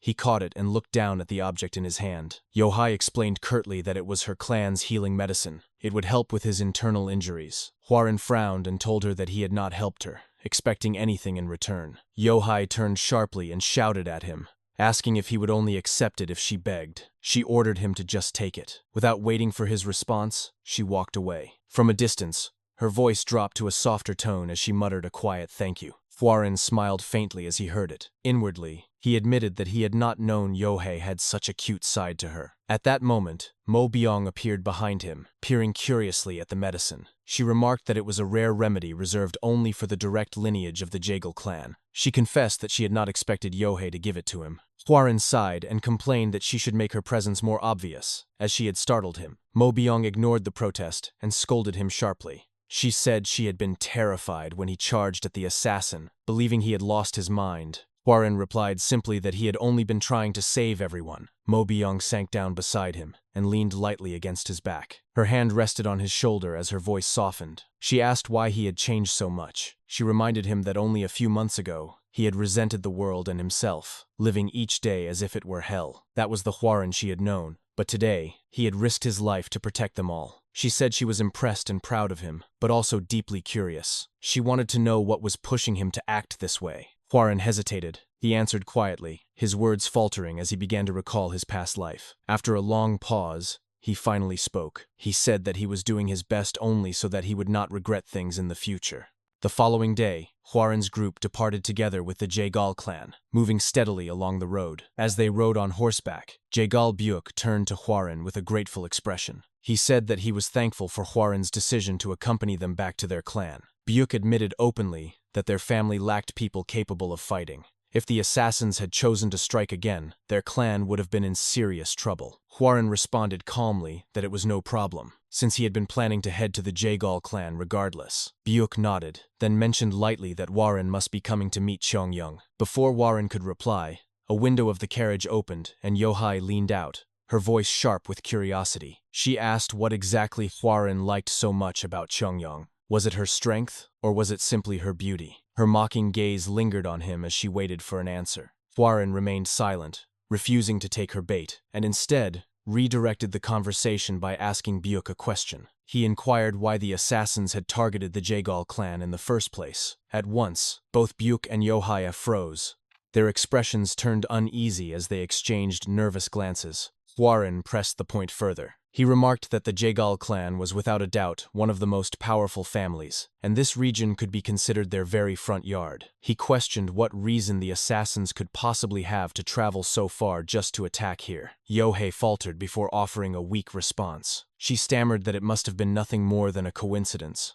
But Byuk shook his head firmly, contradicting her. He said that it was not a coincidence, and that Hwarin had risked his own life to save theirs. Because of that, Byuk believed Hwarin deserved to know the truth. He admitted that he was uncertain about the exact reason, but it seemed the assassins had been attempting to kidnap Yohei.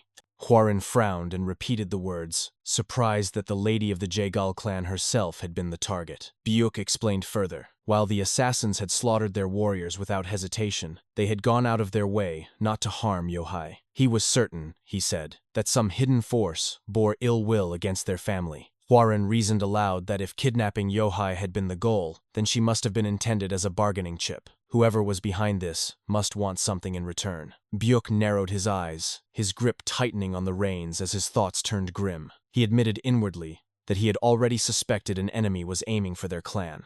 But this incident crossed the line. He wondered if the attacks from martial artists were linked to sensitive information being leaked. After some time, the group finally reached the territory of the Jaegal clan. As the gates came into view, Hwarin's heart stirred. Inwardly, he thought about the reunion awaiting him.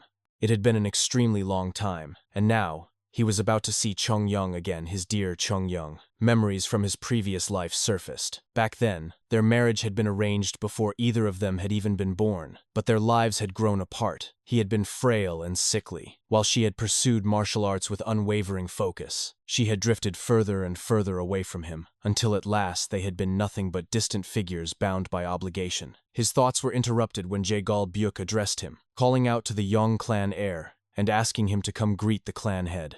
Hwarin nodded and turned to his companions. He instructed them to rest while he went ahead. Inside the grand estate of the Jaegal clan, Huaran bowed respectfully. He began to introduce himself formally, stating that he was Yong Huaran of the Tianzhong clan. Before he could finish, the clan head suddenly leapt from his seat, clasped Huaran's shoulders firmly. The man burst into booming laughter. His voice filled the chamber as he declared how unbelievable it was to see Huaran looking so healthy. He said it was the complete opposite of the last time they had met. This man was none other than the Jagal clan head, known as the heaven-ruling sword, Jagal Cheok. Huaran greeted him respectfully, remarking that it had indeed been a long time. Cheok nodded and asked if the Tianzhong clan leader was well. Huaran answered that his father was in good health and had sent his regards. As they spoke, Cheok's sharp gaze studied Huaran's body. He chuckled and noted that Huaran's physique was strong, evidence that he had been training in martial arts. He said that Yong would surely be pleased. Huaran cleared his throat awkwardly and claimed that he was unworthy of such praise. Cheok waved the words aside. He remarked that he had already taken up too much of Huaran's time, and that it was wrong of him to delay when there was someone waiting eagerly for him. Huaran bowed again, acknowledging the point. Before Huaran could leave, Cheok added one more comment. He mentioned that another guest had arrived earlier. The guest was of similar age to Huaran, and Cheok suggested it might not be a bad idea for them to talk. Huaran replied that he would do so. Once Huaran had left the room, the atmosphere within shifted. Alone now with Byuk, Jagal Cheok's laughter faded. His tone turned serious as he commanded Byuk to speak. Meanwhile, outside, Huaran descended the estate's steps, his mind still focused on the meeting ahead. He thought to himself that he had now greeted the clan head, and the time had truly come to meet her. As he walked further, a commotion near the gates caught his attention. An attendant raised his voice angrily, insisting that the clan's members were absent. A guest retorted that he only wished to announce his name. When Huaran turned his head, his eyes narrowed in recognition. He identified the man instantly. The man noticed Huaran as well and scoffed. With a mocking smile, he addressed him. He remarked that the person before him was none other than the heir of the Tianzhong clan. Introducing himself as Jiao Guang of the Songchun clan, he extended his hand. Huaran did not accept immediately. He stared at the hand, his tongue clicking in irritation as he realized that this must be the guest Jagal Cheok had mentioned. At last, he spoke, acknowledging Jiaoguang's name. Jiaoguang smirked and asked if Huaran had come to see Lady Chongyong. He claimed that since he had arrived first, the meeting ought to be his. Finally, Huaran shook Jiaoguang's hand, but his grip was firm and unyielding. With a polite smile that did not reach his eyes, he replied that it was nice to meet him. He remarked that he had heard many things about the Songchun clan. Then, still gripping the man's hand, Huaran declared coldly that he had come to see the woman who had been promised to him as his fiancée before he was even born. He admitted he had not expected to find Jiaoguang here. Jiaoguang faltered under the intensity of the handshake, though he quickly covered it with a smirk. He said he had heard of Huaran's poor health in recent years. At that moment, Jagal Byuk arrived and noticed the tension. He asked both men if they were there to see Chongyong. He informed them that she was most likely in the courtyard. Both Huaran and Jiaoguang repeated the word at once. With determination, they rushed forward, each trying to outpace the other. Just as they approached, a sword came flying through the air, nearly striking Jiaoguang. Both men stopped abruptly. Huaran's eyes widened as he took in the sight before him. In the courtyard, Chongyong stood tall, her sword poised against the neck of her sparring partner. The defeated opponent raised his hands in surrender, his voice trembling as he admitted defeat. Chongyong withdrew her blade and sheathed it with an air of casual ease. Her tone was calm but edged with disappointment, as she muttered that the fight had been boring. Huaran's thoughts drifted back to the past, to the very first time he had laid eyes on Chongyong. She had returned triumphantly to their territory, and the air was filled with deafening cheers from the gathered crowd. People shouted her title with unrestrained excitement, their voices overlapping again and again. The snow blossom blade of the 12 martial blossoms has returned with the demonic human's head. One man among the crowd exclaimed in astonishment, asking aloud how the Jagal clan could possibly have produced such an outstanding martial artist. Another quickly agreed, replying that he had heard she was consumed by an obsession with martial arts. The name spread through the masses like wildfire until someone spoke it clearly. Jagal Chongyong. Among the spectators stood Huaran of the past, frail and weak, his body betraying his poor health. From the distance, he fixed his gaze upon her. And in that moment, Chongyong turned her head. Their eyes met for the briefest instant, before the memory dissolved and gave way to the present. Inwardly, Huaran reflected on her achievements. Because of her immense dedication to martial training, she had earned the title of Snow Blossom Blade. By the age of 40, she had risen to become one of the 3 strongest female martial artists. In swordsmanship, she had long surpassed him. The sound of a loud voice pulled him back to his thoughts as Zhou Guang rushed toward Chongyang, shouting her name. He called out with a forced familiarity, saying that it had been a while. Chongyang looked at him with a blank, unamused expression and asked curtly why he visited their clan so often. Zhou Guang laughed nervously, claiming he only wished to see her. Before he could continue, Chongyang cut him off sharply. She told him to stop, declaring that she already had a fiancé. Her gaze shifted past Zhou Guang, settling directly on Huaren. She called out his name, her tone holding both surprise and uncertainty. Stepping forward,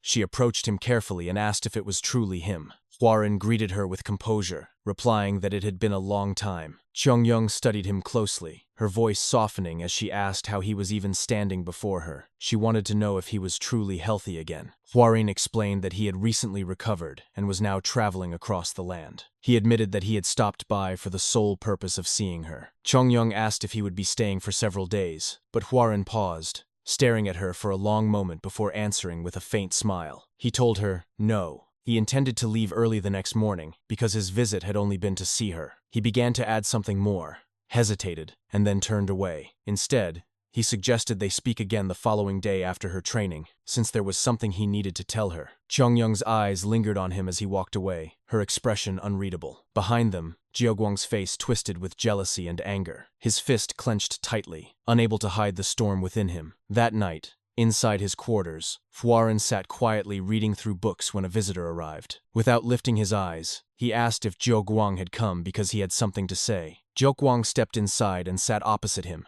wasting no time on pleasantries. He declared outright that he was in love with Chongyang. Huaren regarded him coolly, remarking that it was bold to confess such a thing. Zhou Guang pressed on, asking if Huaren truly intended to wed her. Huaren answered with a sharp tone that Zhou Guang lacked manners. Zhou Guang scoffed, then continued with growing irritation. He pointed out that Chongyang loved martial arts, and therefore sought strength in a partner. He then mocked Huaren, saying he was weaker than him. Zhou Guang claimed that he had already made a name for himself over the past few years and had been given the title of Azure Cloud Dragon Blade. He demanded to know what Huaren had accomplished, saying that he had only just barely recovered. Leaning forward, Zhou Guang sneered further. He accused Huaren of not even loving Chongyang in the first place. Huaren's gaze grew chilling as he shoved Zhou Guang's hand away. He told him that if he was finished speaking, then he should leave, as Huaren was quite busy. Zhou Guang's anger deepened, though he quickly masked it. Hidden from view, his hand gripped a small vial that looked suspiciously like poison, concealing it within his sleeve. He stood up and warned that Huaren would regret this. Without another word, he turned and left the room. Alone again, Huaren clicked his tongue in irritation. From the look in Zhou Guang's eyes, he could tell the man would soon cause trouble. His eyes fell on the Taiji Depth Heaven tome lying before him, and he murmured that he might have to use it sooner than he had originally planned. Before long, another visitor entered. Huaren turned toward the door, ready to voice his annoyance, but paused when he saw who it was. It was Yohei. She asked softly if she had disturbed his rest. Inwardly, Huaren reflected on her. She seemed far more refined than when he had last seen her, appearing every bit a proper lady. It was a peculiar change, completely different from the mischievous girl he had encountered at Mount Wudang. When he asked what had brought her there so late at night, she explained that she had heard he would be leaving in the morning. She bowed respectfully as she spoke. Huaren told her that staying longer might interfere with Chongyang's training, and besides, he had other matters to handle at home. Yohei nodded with understanding, but then her demeanor shifted abruptly. Leaning forward, she teased him by asking if he was truly going to marry her sister. Huaren's annoyance grew, though he said nothing. Her gaze pressed him further, sharp and persistent, until he sighed inwardly. He wondered why so many people were so concerned about his marriage. He decided that it was time to make things clear. The next morning, Huaren and his group prepared to depart. Standing at the front to see them off were Jaegel Buke, Chongyang, and Yohei. Buke asked if Huaren truly needed to leave so soon. Huaren replied that he had already greeted the clan head and met with Chongyang, so it was proper that he take his leave. Buke joked that Chongyang would surely be disappointed. Chongyang lowered her gaze, her expression clouded with sadness. Huaren called out to her gently, asking if they might speak privately. Before she could answer, a loud shout rang out from the distance. The voice cried out his title, calling him the heir of the Yong clan. It was Jiuquang. He strode forward with a smirk, bowing theatrically before Huarun. He declared himself as Jiuquang, the Azure Cloud Dragon Blade of the Songchun clan, and formally requested a duel with the heir of the Tianzhong clan. The crowd gasped in shock when Jiuquang publicly issued his challenge. Voices rose all around the arena, some shouting in disbelief at the audacity of a duel. Chongyung's voice rang out above the noise, sharp and cold. She declared that he truly had no shame. Her eyes fixed on him with disappointment as she accused him of challenging someone who had only just recovered from serious injuries. She told him that if he truly wanted to fight, then he should behave properly and set a date in advance. Jiuquang only smirked. With mocking laughter, he shouted back that there was nothing shameful in challenging the heir to a martial clan. He raised his voice so all could hear, claiming he merely wished to witness the famed soaring dragon emperor sword of the Tianzhong clan. Since Huarun was preparing to leave, he had no choice but to act now, or else he might never get another chance. With another bow, his eyes gleaming with arrogance, he asked if Huarun would accept. The crowd broke into murmurs, whispering heatedly as they waited for the heir's response. Huarun narrowed his eyes. Inwardly, he knew Jiuquang's true aim was not to test swords but to humiliate him in front of everyone. His body was still not fully healed. Even so, his thoughts lingered on his companions Zhongwook, Namwook, and Mo Byung, who stood nearby. Their expressions betrayed no worry. Instead, they looked eager, as if they already knew what Huarun was capable of. Zhongwook, in particular, thought to himself that it was time Huarun revealed that his sword had been repaired. A faint smile touched Huarun's lips. Turning his gaze to Mo Byung, he asked if his instructor was not going to stop him. Mo Byung responded casually, at first advising him to decline since he had not yet fully recovered from his battle with the assassins. Then, stepping closer, her expression shifted as she admitted she already knew what his choice would be. She said she was aware that he would accept the duel regardless, because he always carried the best intentions for the Tianzhong clan. As a member of that clan, she pledged to follow him on whatever path he chose. With conviction, she told him that she believed in him, Yong Huarun, and urged him to accept and win. Her words left Huarun momentarily stunned. Had she truly changed? For the first time in a long while, he smiled warmly.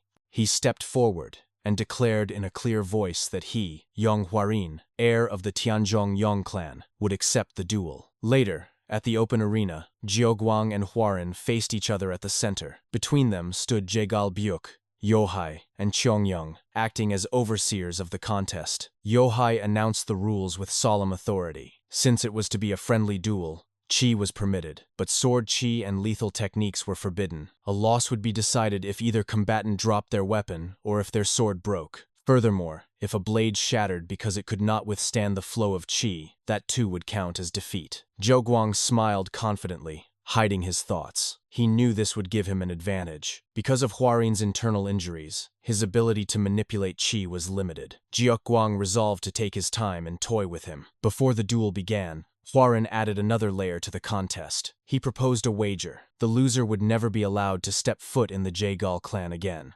Jiuquang scoffed but accepted readily. He taunted Huarun, reminding him that if he lost, he would be the one forbidden from returning. Huarun answered calmly that the wager must be honored. Yohai blinked in surprise at the sudden twist. Inwardly, she thought through the implications. If Huarun won, Jiuquang would be barred forever from setting foot in their clan. If Huarun lost, it would hardly matter, since he would eventually live with Chongyung anyway. To think of such a plan in such a short moment, Yohei could not help but be impressed. Jaegal Byuk ordered the two combatants to prepare themselves. The crowd roared as anticipation surged through the arena. Yohai leaned toward her brother, asking who he thought would win. She reminded him that Huarun had defeated assassins not long ago. Byuk shook his head and replied firmly that the heir of the Yong clan would lose. Yohai stared at him in shock, demanding why. Byuk explained that while Huarun certainly had a brilliant future, his injuries left him weakened. Meanwhile, Jiuquang, though flawed in personality, had several years of real experience. He was known as the Azure Cloud Dragon Blade, whose sword produced a sound like a dragon's cry, and whose Qi resembled drifting blue clouds. His skills, Byuk said, were already comparable to elite rookies of the great sects. If they were to fight here and now, Huarun would surely lose. Byuk then turned to Chongyung, asking if she agreed. She remained silent, her gaze fixed on the sky. At the center of the arena, Jiuquang smirked with confidence. He declared his name proudly, Jiuquang, Azure Cloud Dragon Sword of the Songchun clan. Huarun answered with equal calm, giving his own name, Yong Huaran of the Tianzhong Yong clan. Narrowing his eyes, Zhou mocked the prestige of Huaran's lineage. He sneered, questioning why the Tianzhong were called the Dragon Clan when they were nothing more than worms now. Huaran's face hardened. With quiet determination, he promised to show him why. Both men drew their swords, their stares locked, filled with intensity, before they leapt forward at the same time. Their blades collided in a ringing clash. Zhou smirked as he unleashed his technique, calling out as he executed shifting attacks. Huaran struggled, yet somehow managed to dodge and deflect the incoming strikes. Staggering back, he steadied himself, but Zhou pressed harder, leaping forward with another roar, telling him they should have some fun. Despite his injuries, Huaran evaded again, deflecting what he could. Zhou irritation deepened. Inwardly, he cursed. How was Huaran blocking his techniques? It was impossible for him to follow the trajectories with his injuries. Huaran's eyes were sharp with focus, every move of the blade visible to him. He could see Zhou sword clearly. This was insight, an ability that emerged when qi began to influence one's sight. Yet he clenched his teeth, acknowledging that he should not have reached this stage yet. Was this, too, thanks to the old man's teachings? Zhou shouted again, calling Huaran as fast as a rat. Before preparing another strike, he declared that this time, he would see if Huaran could block. His sword erupted with blue qi as he performed another mighty technique. From the side, Yong exclaimed aloud, recognizing it as the mighty azure cloud sword. Huaran watched closely, concern flickering in his eyes. So this was the sword of the Songchun clan. Zhou smirked, demanding that Huaran come at him with everything he had. Huaran steadied himself, allowing golden qi to envelop his own sword. The two shouted their techniques as they launched their attacks. Zhou called upon the mighty azure cloud sword, while Huaran invoked the soaring dragon emperor sword. Their blades clashed violently, filling the arena with sparks of qi. Zhou screamed mockingly, asking if this was truly all the Tianzhong clan's sword amounted to. His attacks came in a relentless barrage. Huaran struggled to withstand them until finally one blow sent him flying backward. Zhou seized the moment, roaring that this would be the end. He unleashed a secret move, severing sphere, engulfing the entire arena in surging blue qi. When the dust settled, Huaran still stood. His body was covered in wounds, blood dripping from his arms. His companions and the Jaegal siblings watched with visible concern. Yet Huaran's eyes were calm, even as blood trickled from his lips. Zhou rage only grew. He clenched his teeth, eyes wide in disbelief. Internally, he cursed again. He had intended to take at least one of Huaran's arms, but the man had even managed to block the clan's secret technique. Huaran tore a strip of cloth from his garments, wrapping it tightly around his arm and his sword for support. He raised his weapon again and declared that it was not over yet. He pointed his blade at Zhou and invited him to come.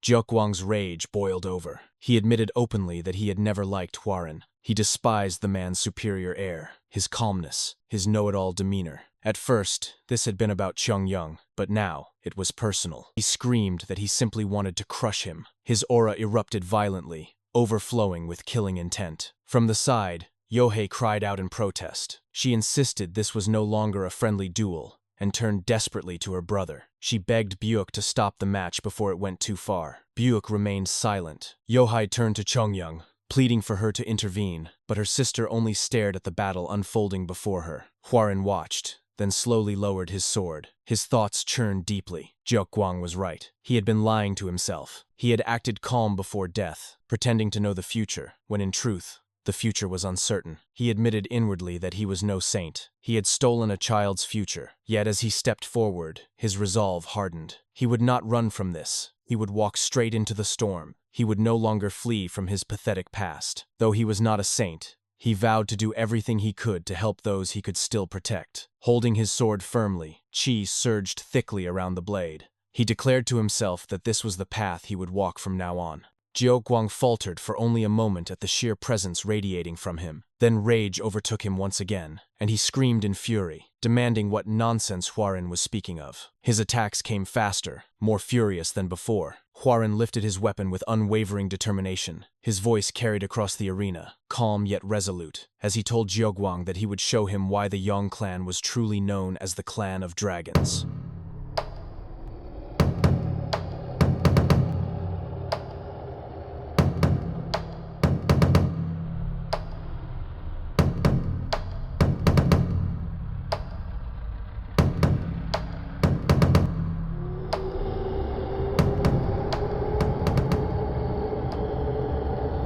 As the clash between Hwarin and Jiuguang intensified, a sudden gust of wind swept across the arena, carrying with it an overwhelming pressure that made the crowd tremble. Yohei shouted in alarm that this was no longer a friendly spar and insisted it had to be stopped. Yong immediately drew her sword, prepared to interfere if things went any further. While the blue qi continued to flood the arena, a different energy began to emerge at the center of the duel. Yong fixed her eyes on it, curiosity flashing across her expression. As the qi slowly took the shape of a dragon, the entire audience froze in shock. Yohei stammered aloud, asking what it was, and then whispered in disbelief that it looked like a dragon. Hwarin's companions, however, smiled with pride at the sight. The qi of both men collided with such intensity that Jiuguang felt his composure breaking. Alarm spread across his face as he realized that Hwarin was absorbing his energy and growing stronger. His thoughts raced in panic, cursing the situation, for at this rate, he would surely lose. Just as the atmosphere reached its breaking point, a loud commanding voice rang out through the arena,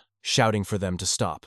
A figure appeared in the middle of the arena. With a single gesture, he pulled both energies into his hands and dispersed them in an instant. The man revealed himself as Jaegal Cheok. After dispelling the qi with ease, he stood tall with a proud smile and declared that the duel would end there. The Jaegal siblings immediately called out in respect, addressing him as their lord.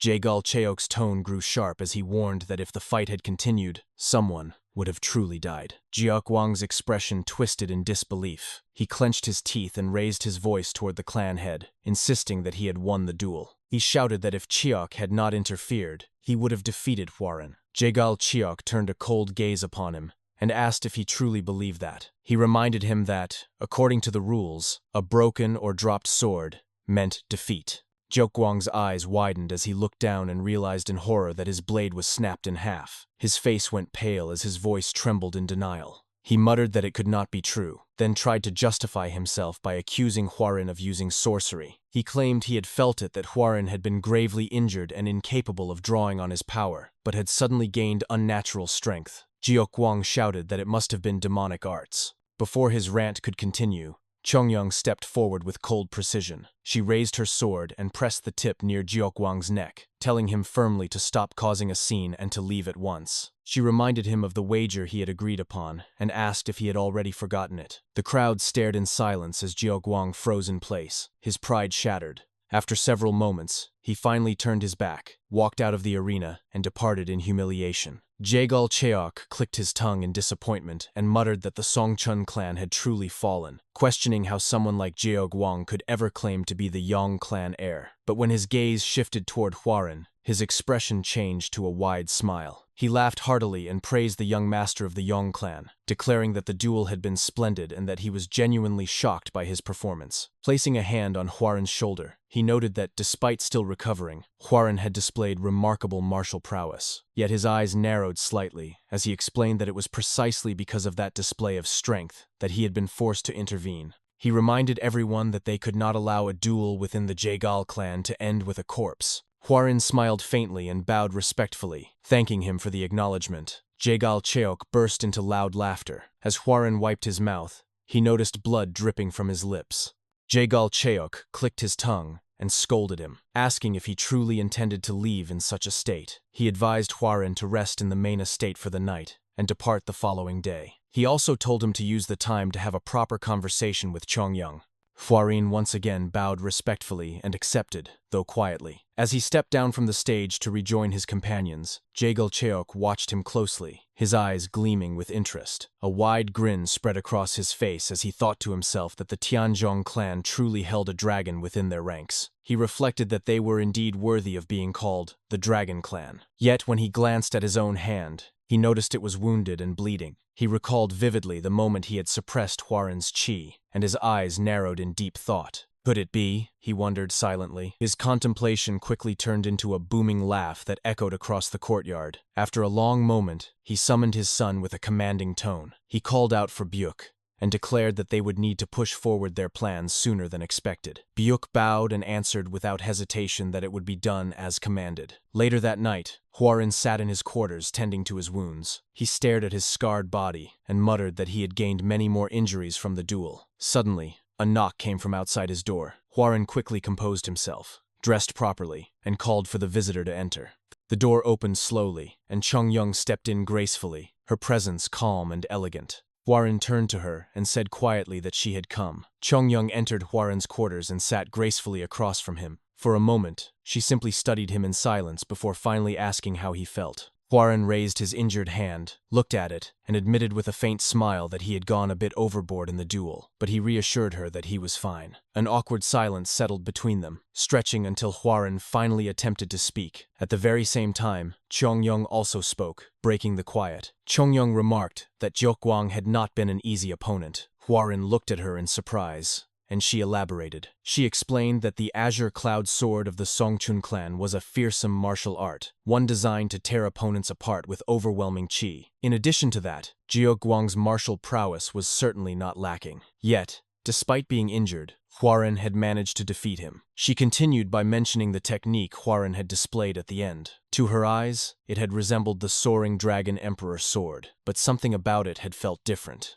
She confessed that as she watched him absorb his opponent's energy little by little, she wondered if he had secretly learned some martial art from the Wudang sect. She asked with earnest curiosity how he had managed to train to such a level when it had not been long since his recovery. Hwarin smiled faintly to himself as he thought inwardly that Yong's obsession with martial arts remained as strong as ever. He sighed internally, acknowledging that he had expected this line of questioning from her. Yong then caught herself and asked if she had spoken too much, before reminding him that he had something he wanted to say to her. Hwarin admitted that she was right. He straightened his posture and told her that he had something important to share. He explained that after recovering and resuming his training in martial arts, he had come to realize a goal. Or perhaps, he said, it had always been the same goal he carried deep within. He raised his right hand high and declared that his desire was to protect his clan and family, and that he would do whatever it took to achieve that. A smile touched his lips as he turned toward her, and added that she, too, must have a similar goal. He told her that he hoped she would live with freedom in order to pursue her own path. Yong tilted her head in confusion and asked what he meant. Hwarin looked at her seriously and told her that he believed she would become an exceptional martial artist and that he did not want to stand in her way. Yong paused in silence for a moment. Then her expression darkened as she asked in a sharp tone whether there was another woman. Hwarin coughed awkwardly and quickly clarified that it was nothing of the sort. He explained that the truth was simpler. They did not love each other. She loved martial arts, while he loved his clan and family. That was why he wished for her to live the life she truly wanted, unbound by obligations that might hinder her pursuit. The two of them locked eyes for a long moment. Then Yong closed her eyes and exhaled softly before revealing that she had a wish she wanted him to fulfill. Hwarin looked at her in surprise and asked what this wish might be. Later that night, beneath the silver glow of the moon, Hwarin and Yong stood together in the training court. Yong's request had led them there. Hwarin scratched the back of his head in disbelief and asked if her wish had truly been to duel with him. Yong's eyes gleamed with intensity as she told him that he should know well the truth. There was much one could learn through the clash of blades. She explained that by crossing swords, one could understand what the other was thinking, and even what they wished to say. This, she said firmly, was her answer. She lowered herself into her fighting stance with her sword ready. Hwarin's lips curved into a small smile as he, too, raised his weapon and settled into his stance. He told her, without hesitation, that of course, he would grant her wish. In the next instant, the two lunged toward each other, blades colliding under the moonlight. The sound of steel echoed through the courtyard as they exchanged blows. Yet, alongside the clashing of swords, there were smiles on both their faces. They were enjoying themselves, laughing silently through the exchange, as if speaking to each other through every strike. Within his own heart, Hwarin whispered a silent farewell. He thought to himself, "Goodbye, Yong." The following morning, Hwarin and his companions stood near the exit of the Jagal clan grounds. They bowed respectfully toward the Jagal family before mounting their horses. As they prepared to depart, Hwarin turned one last time to look behind him. There he saw Yong watching from a distance. She smiled warmly at him, and he returned the smile. With that unspoken farewell, he and his group rode off. Back at the training courtyard, the swords they had used in their spar remained embedded in the ground. They stood side by side, basking quietly in the golden rays of the sun. After their long journey, the group finally found themselves lounging inside an inn. The air smelled of liquor, and laughter occasionally broke through the noise of cups clinking. Jungwook leaned forward, eyes bright with curiosity, and asked Hwarin when he had found the time to train so much. Namwook added his own question, wondering aloud what those strange techniques had been during the duel. Jungwook insisted that the final strike was unmistakably the soaring dragon emperor sword, but at the same time, it had felt different from the art they knew. Hwarin laughed lightly at their questions and reminded them that he had been with them the entire time. He asked how he could possibly have practiced on his own. Inwardly, however, his thoughts told a different story. He admitted silently that what he had used was indeed the soaring dragon emperor sword, but when his chi had run out, the Taiji depth heaven arts had interfered. The soaring dragon emperor sword was meant to overwhelm an opponent with raw force in the form of a blue dragon. Yet when combined with the Taiji depth heaven arts, it had transformed into a style that consumed his opponent's chi in order to suppress them. Of course, he reflected, the Jegal clan head had stopped it in time. Still, if his mastery of the Taiji depth heaven arts had been greater, it might have devoured even the chi of the clan head himself, growing into an uncontrollable power. His thoughts spun further. The soaring dragon emperor sword, the azure bamboo sword, and the Jegal clan head's chi. If he could combine all of them. His musings were cut short when Jungwook raised his cup high. With a satisfied grin, Jungwook declared that Hwarin had awakened through this duel, his understanding of martial arts deepening significantly. Beside him, Mo Byung remained quiet, her eyes lingering on Hwarin. Memories of their journey together filled her mind, and she thought of the Tianzhong Yong clan, once the greatest clan in Henan. A small, hopeful smile touched her lips. She wondered if it might truly be possible for that greatness to return. Lifting her own cup, she drank deeply, slammed it firmly against the table, and addressed the group. She told them that they all must work harder so as not to fall behind their young clan leader. Jungwook immediately added his voice, slamming his hand on the table with excitement. He shouted that no one could have imagined this turn of events just a few weeks ago. No one had believed that their young clan leader would defeat the flying demonic Blood One to claim the special flower, let alone overcome the Azure Cloud swordsman. His voice rose with pride as he declared that Hwarin was growing stronger with each passing day. Laughter broke out across the table, filling the inn with warmth. Meanwhile, above them, on the upper floor of the inn, a cloaked figure stood silently by the window. His gaze was fixed on the lively group below, but after a moment, he turned away and entered a dimly lit room. Inside, a man sat hunched before a table, with other cloaked figures standing guard at his sides. The one who had entered stepped forward and bowed, saying he had something important to report. The man seated at the table murmured under his breath, his tone twisted and heavy with obsession. He muttered about witchery and sorcery. His bare fingers scratched the surface of the table until they bled, leaving fresh gouges in the wood. With a warped expression, he raised his voice in a harsh cry, insisting once again that it was sorcery. The next day, Hwarin and his companions rode their horses through a forest path. Mo Byung grew frustrated as Hwarin's horse pulled far ahead of the group. She called out to him, warning that if he kept forcing the pace, his horse would die of exhaustion before they ever reached the clan. Hwarin reined his horse to a stop and looked back apologetically. He admitted that perhaps he had been too eager. Mo Byung urged him to relax, reminding him that if he rushed blindly, he might lose something far more important along the way. Hwarin smiled at her words and agreed, addressing her respectfully as Instructor Mo. He pointed to a small spring nearby, suggesting that it would be wise to rest there and give the horses water. The group dismounted and began to make camp by the spring. Jungwook, Namwook, and Mo Byung busied themselves collecting water while Hwarin settled into meditation. Jungwook remarked to the others that their young clan leader seemed utterly absorbed in martial arts these days. Namwook replied that it was a good sign. Mo Byung added that such a phase would not last forever, and that if one missed this opportunity, breaking through the wall of progress later would be far more difficult.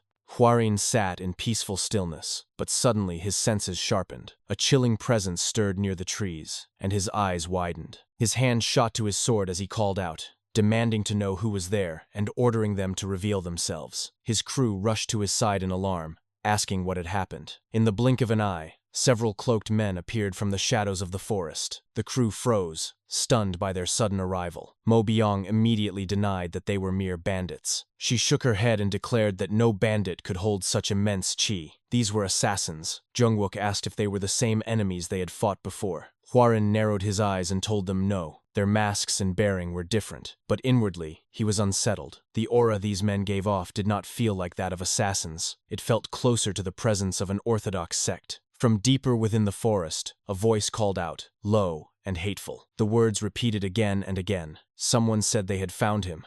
calling him a wrecked demon. Slowly, a man emerged into the light, his face at last revealed. Huaren's expression stiffened in shock as recognition struck him. He called the man's name. It was Jiaoguang.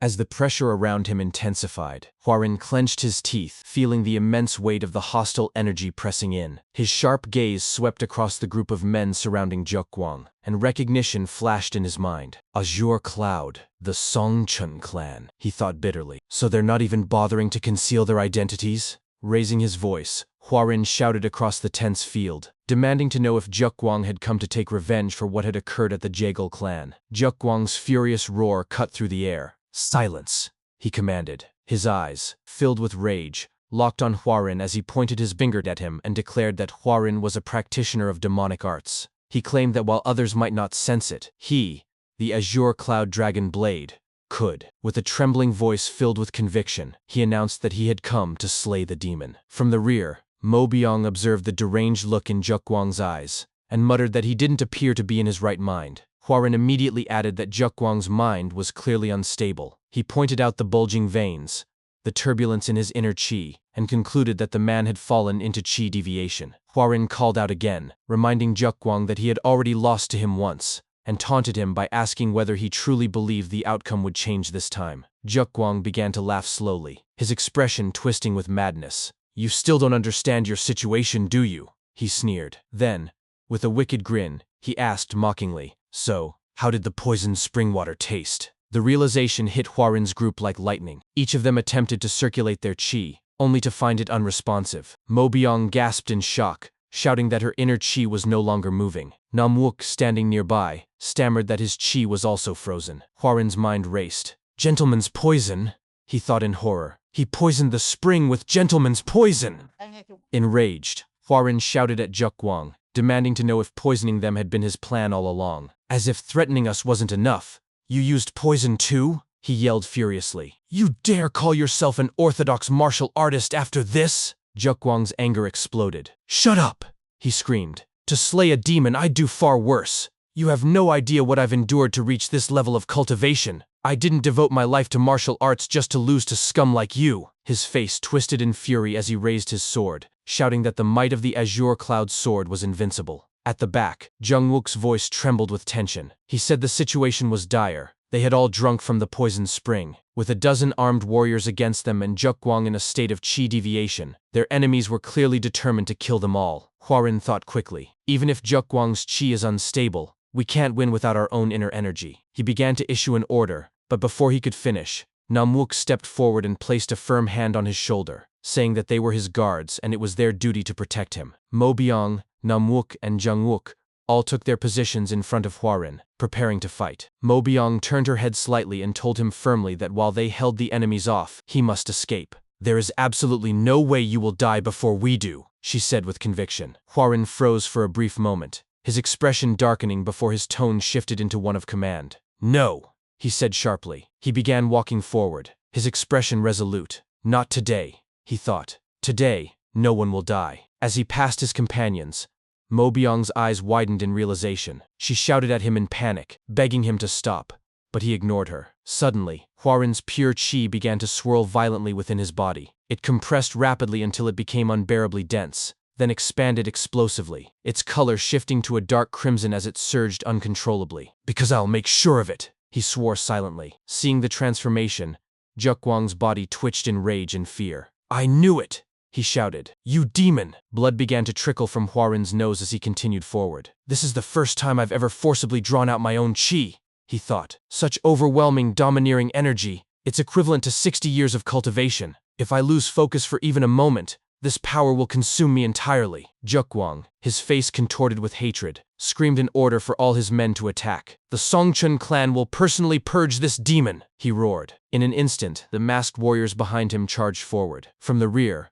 Mo Biang, Namwook, and Jungwook shouted in alarm, calling out to their young lord. As the masked men closed in, Huaren steadied his breathing. "I need to take them down as fast as possible," he thought. With a single fluid motion, he drew his sword and unleashed a powerful slash, instantly cutting down the first wave of attackers. Jiaoguang pointed his sword at him and screamed again, ordering the remaining men to kill him. Another wave of masked warriors lunged forward. The field erupted into chaos as the battle intensified. Hwarin moved like a storm, slicing through the attackers with ruthless precision. He leapt and spun, his sword flashing crimson in the air as bodies fell one by one. Then he vaulted high into the air, soaring directly above Jekwang. Blood dripped from Jekwang's mouth as he glared upward, his teeth clenched. "He must die!" he screamed. "We attack together!" The masked warriors jumped again, surrounding Hwarin mid-air. But in the next instant he vanished, reappearing on the ground within their formation. The masked men immediately shifted into a unified stance, shouting their technique in unison. Combination attack formation, unified circular assault. Hwarin found himself surrounded. The coordinated assault came from every direction. He blocked furiously, sparks flying as blades clashed in rapid succession. A sword came from behind, and he barely dodged it by twisting his body at the last moment. As the relentless battle continued, he managed to cut down one of the attackers. The moment his blade struck, Jekwang leapt into the fray, his sword descending in a heavy vertical slash. Hwarin raised his blade just in time, their weapons clashing with a deafening sound. "So this is the Yong clan you spoke of?" Jekwang snarled as he pressed down with raw force. Hwarin struggled to resist. "Damn it, my body's getting heavier. Their formation is one problem, but this chi,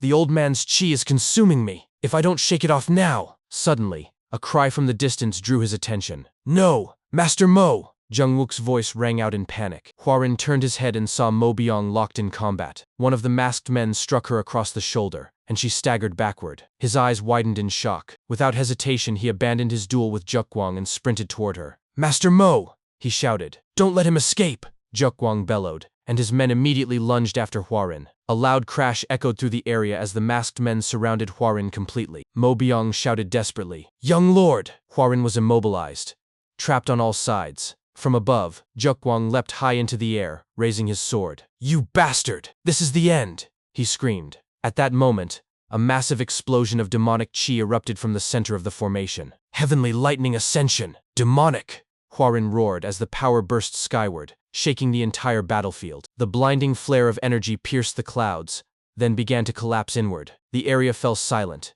enveloped in dust and smoke. Kneeling on the ground, Mo Byung stared in awe. That was definitely the heavenly lightning ascension, she thought. Even I can barely imitate that advanced sword art. How did he manage to perform it? She turned to the side and shouted to Namwook and Jungwook, who were still struggling to rise. "Two rising ghost blades! Are you all right?" Namwook groaned, rubbing his head. "Other than this pounding headache, I'm fine." Jungwook nodded weakly beside him. "But what on earth was that?" As they stood, they saw the vast crater that had been left behind. At its center stood Hwarin, still surrounded by dark, swirling demonic chi. "The shockwave didn't reach us," Namwook said in disbelief. Mo Byung looked closely and nodded. "It seems the young lord managed to control it just before the end." In the middle of the crater, Hwarin remained motionless. Yet within his mind, he was shouting frantically, "Master Mo! Master Mo!" His vision blurred, and the world around him dissolved. When it cleared, he found himself sitting in a vast open expanse filled with endless puddles reflecting a pure blue sky. Confused and disoriented, he looked around slowly. "Where is this?" he whispered. Within the depths of his consciousness, Hwarin slowly realized where he was. Looking around at the endless expanse of reflective puddles beneath the open sky, he whispered to himself that this was a mind space. He clenched his teeth, determined, and declared that he had to return. Master Mo and the two rising ghost blades were still fighting, and he could not abandon them. Suddenly, the tranquil surface of the puddles began to ripple violently. A demonic aura seeped upward, and in an instant, the water turned a deep, unsettling red. Before he could react, Hwarin felt his body being pulled down into the crimson depths. Below the surface, countless pale hands reached out from the darkness, grasping for him as he sank deeper into the void. Outside his mind space, Hwarin's chi burst forth uncontrollably, surging with violent intensity. The ground trembled from the force of it. Nearby, Dokong watched in alarm and asked what was happening. Mo Byung, her expression grave, replied that they had to stop it, that the being before them was no longer the young lord. She admitted that she did not know what that entity was, but insisted that they could not allow it to move freely while controlling Hwarin's body. Dokong shouted that they had no inner chi left. How were they supposed to stop such a monstrous force? Mo Byung snapped back furiously, asking if he intended to simply stand there and watch as the young lord was devoured. Before either could act, Namwook pointed ahead and exclaimed that Hwarin was moving. Their gazes turned to the figure approaching the bloodied Jekwang, who sat slumped against a tree. Hwarin's movements were eerily calm, his eyes devoid of emotion. Without hesitation, he lunged forward with his sword, aiming straight for Jiukwang's heart. Meanwhile, within the mind space, Hwaran continued to sink through the crimson water. Just as the cold darkness was about to swallow him completely, a soft light appeared. A delicate hand touched his back and pushed him upward. He opened his eyes slowly and saw the familiar face of his attendant smiling faintly at him. "Yan Hua?" he murmured in disbelief. The moment her name left his lips, he felt warmth return to his body, and his consciousness snapped back. He awoke to the sound of Mo Byong's desperate voice echoing in his ears. "Young lord, wake up, Yong Hwaran." He realized he was being supported by the twin rising ghost blades and Mo Byong, all of whom struggled to hold him steady. Mo Byong continued shouting, urging him not to lose control. "Do not let that power consume you. Overcome it. You said it yourself. You wanted to protect your family and make the Tianzhong clan the greatest sect of all?" Hwaran's breathing steadied, and he managed to speak in a faint voice. "Master Mo, my acupressure points." Understanding immediately, Mo Byong pressed several points along his body with precision. The violent chi slowly began to dissipate, fading like smoke in the wind. Hwaran's eyes fluttered shut as he lost consciousness. Just before his mind faded completely, an eerie, aged voice echoed from within him, whispering coldly, "Next time, it won't end so easily." A tense silence followed. Dukong finally exhaled deeply and remarked that it was fortunate the young lord had regained consciousness. Mo Byong, kneeling beside Hwaran, explained that if she had struck the pressure points while he was still lost in deviation, his chi would have turned berserk and destroyed him entirely. Dukong clicked his tongue and admitted that when Hwaran had tried to kill Jiukwang, he had nearly lost his composure. Jiukwang might have been insane, he said, but the Songchen clan was still part of the orthodox faction. If word of Jiukwang's death reached their ears, the consequences would be severe. When Dukong turned toward Jiukwang, he froze. Mo Byong was already standing over the wounded man. Jungwook called out uncertainly, but Namwook quietly muttered one word, "Antidote." Jungwook blinked and replied, "Oh." Mo Byong approached Jiukwang, her expression dark. She clenched her sword tightly and said in a cold, hollow tone, "Even now, your first thought is to look for an antidote?" Without hesitation, she swung her blade. The sharp sound of steel sliced through the air, and Jiukwang collapsed lifelessly to the ground. The twin rising ghost blades stood frozen in shock. Dukong shouted in disbelief, demanding to know what she was doing. She sheathed her sword with calm precision and replied with a firm voice that Jiukwang had tried to kill the young lord several times. More importantly, he had seen Hwaran's strange chi with his own eyes. If he were allowed to live and spread rumors about it, it would bring trouble to them all. She lifted Hwaran onto her shoulder and began walking away, saying quietly, "There's no need for anyone else to dirty their hands. I'll handle it." Dukong watched her retreating figure and murmured that just as the young lord had changed, so too had she. Crossing his arms, he muttered under his breath that perhaps they all had. Clicking his tongue, he turned to Namwook and ordered him to hurry and find the antidote. To his irritation, Namwook was already drinking from a small vial. Jungwook shouted at him, asking how he could be sure it was not poison. Namwook smirked and explained that when one smelled an antidote, it created a dizzy, dry sensation because the poison inside one's body reacted defensively. In contrast, poisons gave off such a foul stench that it made one want to vomit. Once a person understood that difference, he said, finding an antidote became simple. Jungwook nodded, slightly impressed, and Namwook raised a pouch with a sly grin. Additionally, he said, alongside the antidote, I found something else.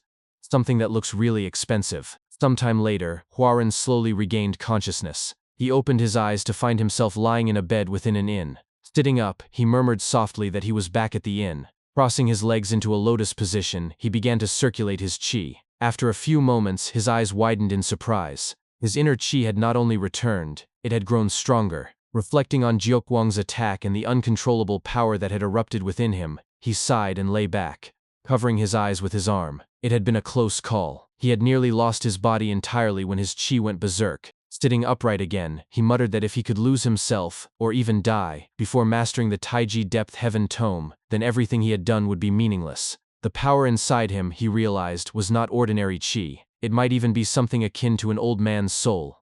If that were true, then perhaps he, the presence inside him, knew something more. Elsewhere in the inn, Mo Byong and the twin rising ghost blades sat around a table discussing quietly when Hwaran entered the room. Jungwook immediately greeted him with relief, asking how he felt. Hwaran assured him he was fine, then glanced at Namwook, who was holding a small golden token. "What's that?" Hwaran asked. "Oh, this?" Namwook replied. "Jiukwang had it." It looked valuable, so I took it. As Hwarin studied the token, recognition dawned on his face. He murmured to himself that it was Cho Woo-hee's golden token, the proof that allowed one to meet the most beautiful woman in Hainan. He wondered aloud how Jeokwang could have possibly come to possess it. Then chuckling softly, he said, "Haha, I see."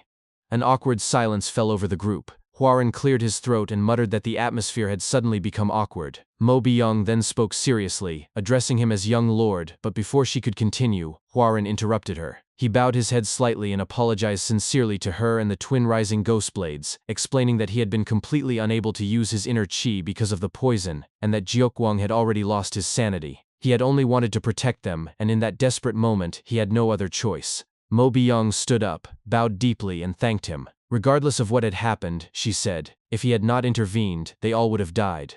However, she insisted they needed to know the truth. What exactly had been that strange chi flowing through him? Hwarin hesitated for a moment, then agreed to explain. Before that, however, he asked what had happened to Jeokwang. Namwook tried to answer, stammering slightly, but Mo Byung cut him off and said flatly, "He'd disappeared." Hwarin raised his voice in alarm, exclaiming that if Jeokwang spoke to the Songchun clan about what had happened, it would bring disaster upon them all. Mo Byung interrupted again, assuring him that such a thing would not happen. She explained that when Jeokwang had forcibly drawn out his inner chi while possessed, he had lost complete control of himself. By now, he was likely a mindless fool, unable to even speak coherently. Turning to Namwook and Jungwook, she asked for their agreement, and they both nodded reluctantly. Hwarin finally relaxed, saying that if Master Mo claimed it, he would believe her. Clenching his fist, he began to speak, saying that there was something he needed to explain. But before he could continue, a man approached their table unexpectedly. Hwarin flinched at his sudden appearance. The man introduced himself as the owner of the inn and apologized, explaining that he needed them to leave. Jungwook stood up indignantly, asking why an innkeeper would ask his guests to leave so abruptly. The owner looked toward the door and explained that the Sky Ocean Merchant Union had rented out the entire building. As the group turned toward the entrance, Hwarin's gaze lingered on the name. He muttered under his breath in disbelief, recalling a distant memory. "The Sky Ocean Merchant Union," he said softly. "Isn't that the same place I joined as a son-in-law in my previous life?" The Sky Ocean Merchant Union stood as one of the most prosperous and influential merchant organizations in all of Hainan. Under its vast domain operated the Sky Ocean Escort Agency, the Sky Ocean Inn, and the Sky Ocean House, three major enterprises that brought both wealth and prestige to its name. Yet for Hwarin, the true reason he could never forget this union went far beyond its economic power. In his previous life, he had lived as its master. He remembered all too well how that life had ended, how she had tried to drag him down alongside that strange and twisted faction. His thoughts were interrupted when the innkeeper's uneasy voice broke the silence once again, asking them firmly to leave the premises. Hwarin, regaining his composure, thought to himself that if the Sky Ocean Merchant Union was truly behind this order, it was no surprise the innkeeper was acting so timidly. With a calm expression, he rose to his feet, gave the innkeeper a polite bow, and stated that although he respected the request, he could not simply comply with the demands of the Sky Ocean Merchant Union as a paying guest. At his side, Jungwook leaned closer and whispered into his ear, warning that the Sky Ocean Merchant Union was not an opponent the Tianzhong clan could afford to take lightly. They possessed not only vast wealth but also significant martial strength. Before Hwarin could reply, the inn's doors swung open. A man entered, his posture arrogant and his steps confident. Hwarin's expression darkened as he recognized the man. "That bastard," he thought bitterly. "To think I'd see that arrogant face here of all places." The man glanced around and then spoke with a tone dripping with superiority. He asked if Hwarin did not know who he was, and demanded to know where he had come from. Hwarin replied evenly that he was Yong Hwarin of the Tianzhong clan in Hainan. The man's eyes narrowed as he examined Hwarin from head to toe. After a moment, he remarked that he had heard the young master of the Tianzhong clan was too frail to ever leave his home. Hwarin met his gaze calmly and asked if he looked sickly to him now. The man fell silent, his arrogance faltering for a brief moment before he stepped closer, his shadow falling over Hwarin. Speaking in a firm, almost condescending tone, he said that the Sky Ocean Merchant Union's men were weary from a long journey and merely wished to rest in peace. Surely, he said, as fellow martial artists of Hainan, Hwarin could understand their hardship. Hwarin's lips curved slightly. "That sounded a lot like a threat to my ears," he replied. The man's composure snapped. "What did you just say?" he shouted. Hwarin smirked and raised a finger toward the ceiling. "If an orthodox sect uses its strength to impose its will upon others, Then tell me, how is it any different from the demonic or unorthodox factions? The man's face flushed red with fury as he gritted his teeth and yelled, calling Huaran an insolent wretch. Huaran laughed loudly, his voice echoing through the inn. Ha ha ha ha! So the Sky Ocean Merchant Union really is as powerful as they say. To think a mere merchant union martial artist would dare raise his voice at the young lord of a martial sect. At those words, Mo Byung and the twin rising ghost blades immediately rose from their seats, their hands resting on their weapons. The man clenched his fists and prepared to fight. Huaran's hand moved to his sword hilt, gripping it with his left hand as he said coldly, "If you truly wish to rent out this entire inn," he tapped the sheath of his sword with his right hand and finished, "then how about we settle this according to the laws of the Jianghu?" The man's eyes flared with anger as he held his sword and shouted, "Fine, come outside." Moments later, the two stood facing each other in the courtyard. Mo Byung, standing behind Huaran, called out anxiously, asking if he truly intended to fight. Huaran replied firmly that if he backed down now, the world would see the Tianzhong clan as weak. If he allowed a mere martial artist from the Sky Ocean Merchant Union to intimidate him and walk away unchallenged, people would begin to believe the clan was weaker than a merchant organization. He said that the confrontation had become inevitable the moment both their names were spoken aloud. It was not something that could be avoided, nor something that should be avoided. As the two combatants took their stances, Huaran declared in a steady voice, "The loser stays silent. The winner's words become law." Without warning, the man lunged forward, thrusting his sword directly toward Huaran's chest. Huaran sidestepped the attack effortlessly, his movements fluid and precise. The man's eyes widened in disbelief. "He dodged?" he muttered. He planted his feet firmly and unleashed a rapid flurry of thrusts, each faster than the last. Huaran watched him carefully, evading every strike with graceful precision. As he moved, he analyzed his opponent's technique. His sword, he thought to himself, why does it look so slow? Then, leaping high into the air, Huaran drew his own sword mid-flight. His descent was swift, and before his opponent could react, Huaran's blade came down, stopping just a breath away from the man's neck. Nearby, members of the Sky Ocean Merchant Union whispered among themselves in disbelief. One of them murmured that no matter how hard their companion tried, his sword could not even graze the young lord. Another added that these could not be the movements of a sick man. The first agreed, saying that the rumor of the Tianzhong heir being too frail to move had clearly been a lie. As Huaran's blade hovered at the man's throat,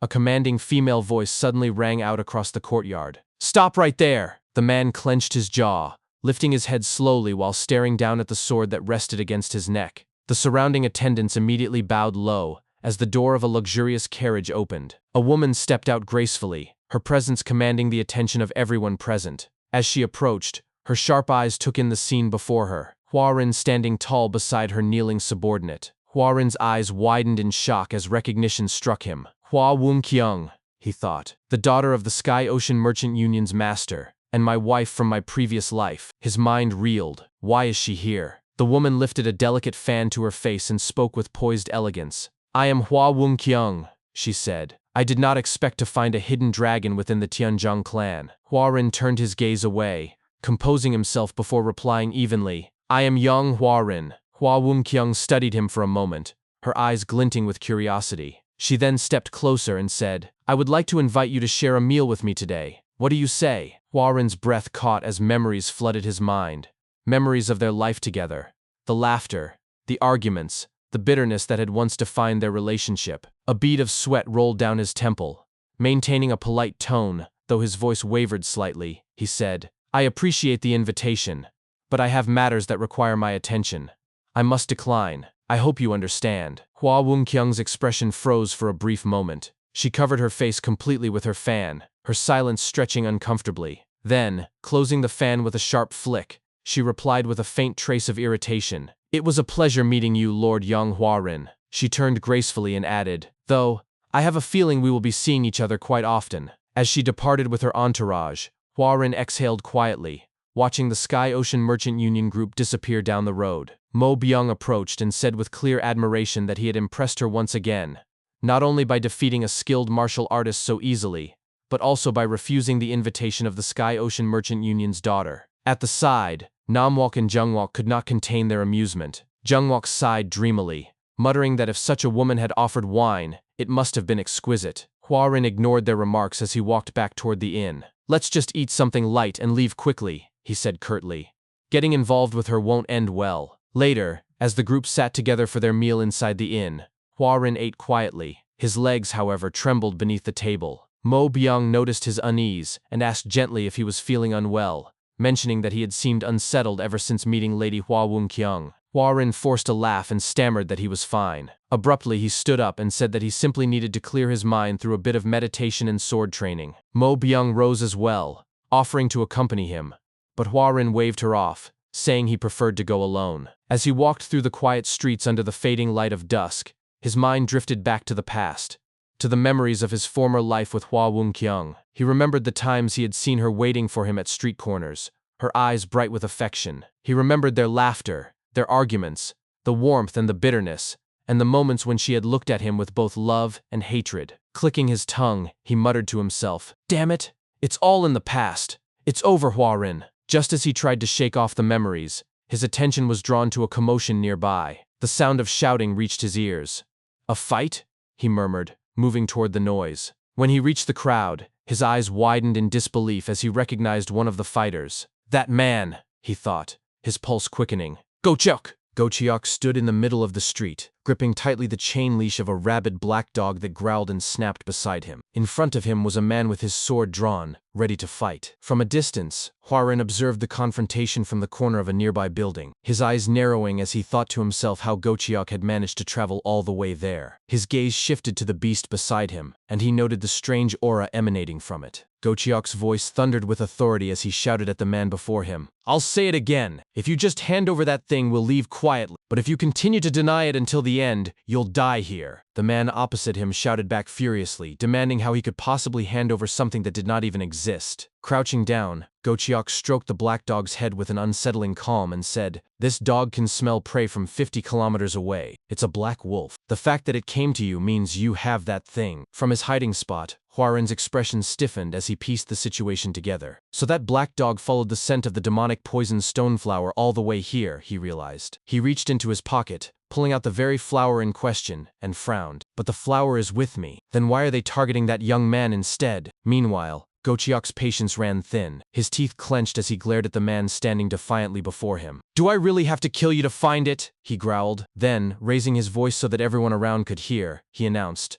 "Listen, everyone! I am Gocheok, the young sect leader of the Serpent Dragon sect of Hubei. Anyone who helps me capture that man will be handsomely rewarded by my sect." The crowd of martial artists nearby began to stir. Some exchanged glances, while others gripped their weapons, slowly surrounding the man Gocheok was threatening. The young man, however, did not waver. With defiant conviction, he shouted back, "When you meet the king of hell in the underworld, tell him you were killed by Jong Se-ok." At that name, Hua-rin's eyes widened slightly. Jong Se-ok, he thought. That name sounds familiar, yet this man looks like a vagabond. Still, he carries himself with a certain dignity. He must be from a reputable clan. Before Hua-rin could dwell further on his thoughts, Jong Se-ok lunged forward, his blade cutting through the air with deadly precision. The sound of clashing steel erupted as chaos consumed the street. Jong Se-ok moved with agility and power, overwhelming his opponents one by one. Watching from behind, Gocheok gritted his teeth and muttered in frustration, "Useless fools." As Jong Se-ok pressed forward to strike another attacker near Gocheok, the latter suddenly drew his own sword. With a vicious motion, he impaled his subordinate from behind, the blade piercing through the man's body and striking Jong Se-ok as well. Jong Se-ok stumbled backward, blood spilling from the wound as he shouted, "You stabbed your own subordinate? Even the demonic cult wouldn't stoop this low." Gocheok simply shrugged and replied coldly, "That's because we stand between the orthodox and the unorthodox factions." Jong Se-ok's expression darkened with fury. He gritted his teeth as blood dripped from his mouth, and a powerful surge of chi burst forth from his body. "You people have crossed the line!" he roared. From the corner, Hua-rin's eyes widened in shock as he felt the overwhelming energy radiating from Jong Se-ok. That chi, he thought. My God, how did I not recognize his name right away? He recalled what he knew of the man, Jong Se-ok, known as the hero amongst demons, the last disciple of the late hidden saint cult leader who had been destroyed by the three demonic heavens. Though Jong Se-ok had walked the path of demonic arts, he had upheld a chivalrous heart, earning his title through both honor and strength. In the years to come, he would grow powerful enough to rival Hei Chulryung himself for the title of the strongest under the heavens. Gripping the wooden wall beside him, Hua-rin crushed a plank in his hand, his knuckles tightening as he thought, for such a man to die here, in a foreign land, over something I took. At that moment, Gocheok roared and charged toward Jong Se-ok, his sword gleaming under the dim light. Die, he shouted. Before he could reach his target, a large chunk of wood came hurtling toward him. Gochiok barely managed to block it with his sword, sparks flying as the impact sent him stumbling back. His eyes darted toward the direction it came from, and he barked angrily. Who's there? Hwarin stepped out from the shadows, his hand resting on his sword as he said evenly, Stop right there. Gochiok's glare hardened. If you're just a passerby, I suggest you move along quietly, he warned. But then, recognition struck him, and his voice rose.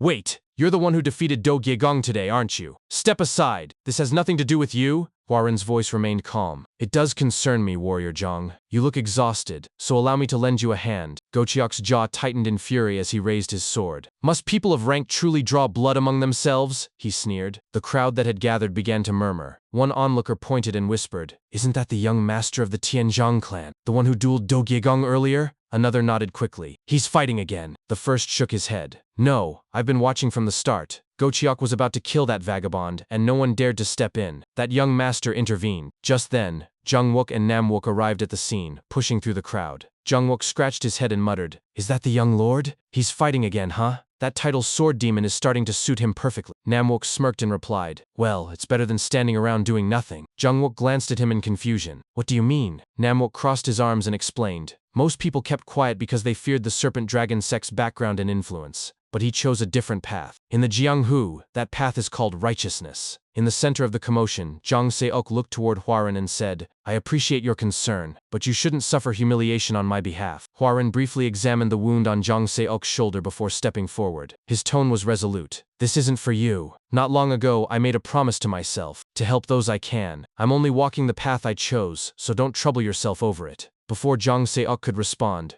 Gochiok roared with rage and lunged forward, screaming, You brats! Their swords met with a resounding clash that echoed through the square. Sparks flew as the two forces of Qi collided. The crowd gasped as the battle erupted into chaos once more. Though both fought fiercely, Hwarin remained composed, his movements measured and precise. Gochiok, however, began to falter, struggling to match his opponent's rhythm. He gritted his teeth, muttering under his breath, This bastard! How is he this strong? Hwarin's chi flared brightly, surrounding him like a living flame as he advanced step by step. Gochiok's confidence broke. Damn it! He shouted. Seeing his men flee in panic, he clenched his teeth in frustration. Grabbing his dog's leash, he turned to run, shouting over his shoulder, You'll regret this, boy! If you're carrying that thing, we'll meet again soon enough. From behind, Jang Se-ok called out angrily, You coward! Running away? Hwarin narrowed his eyes as he watched the fleeing figure. We need to kill that black dog, he thought sharply. If it catches the scent of the demonic poison stoneflower again, it will lead them straight back to us. He gripped his sword tightly, chi swirling around him as his focus locked onto the escaping beast. In a single motion, he unleashed his weapon. The sword shot forward like lightning, aimed directly at the dog. The black wolf leaped aside at the last instant, narrowly dodging the strike. Behind him, Jang Se-ok muttered, You missed. But Hwarin was far from finished. His eyes narrowed as he concentrated, whispering the name of his technique. Soaring Dragon Emperor Sword, Flying Sword Technique. In an instant, the sword reversed direction mid-air and streaked upward with blinding speed before plunging back down toward the target. A sharp whistle cut through the air, followed by a brief yelp as the sword struck the dog cleanly. The crowd fell silent in astonishment at the display. Hwarin exhaled slowly, lowering his hand. Whew,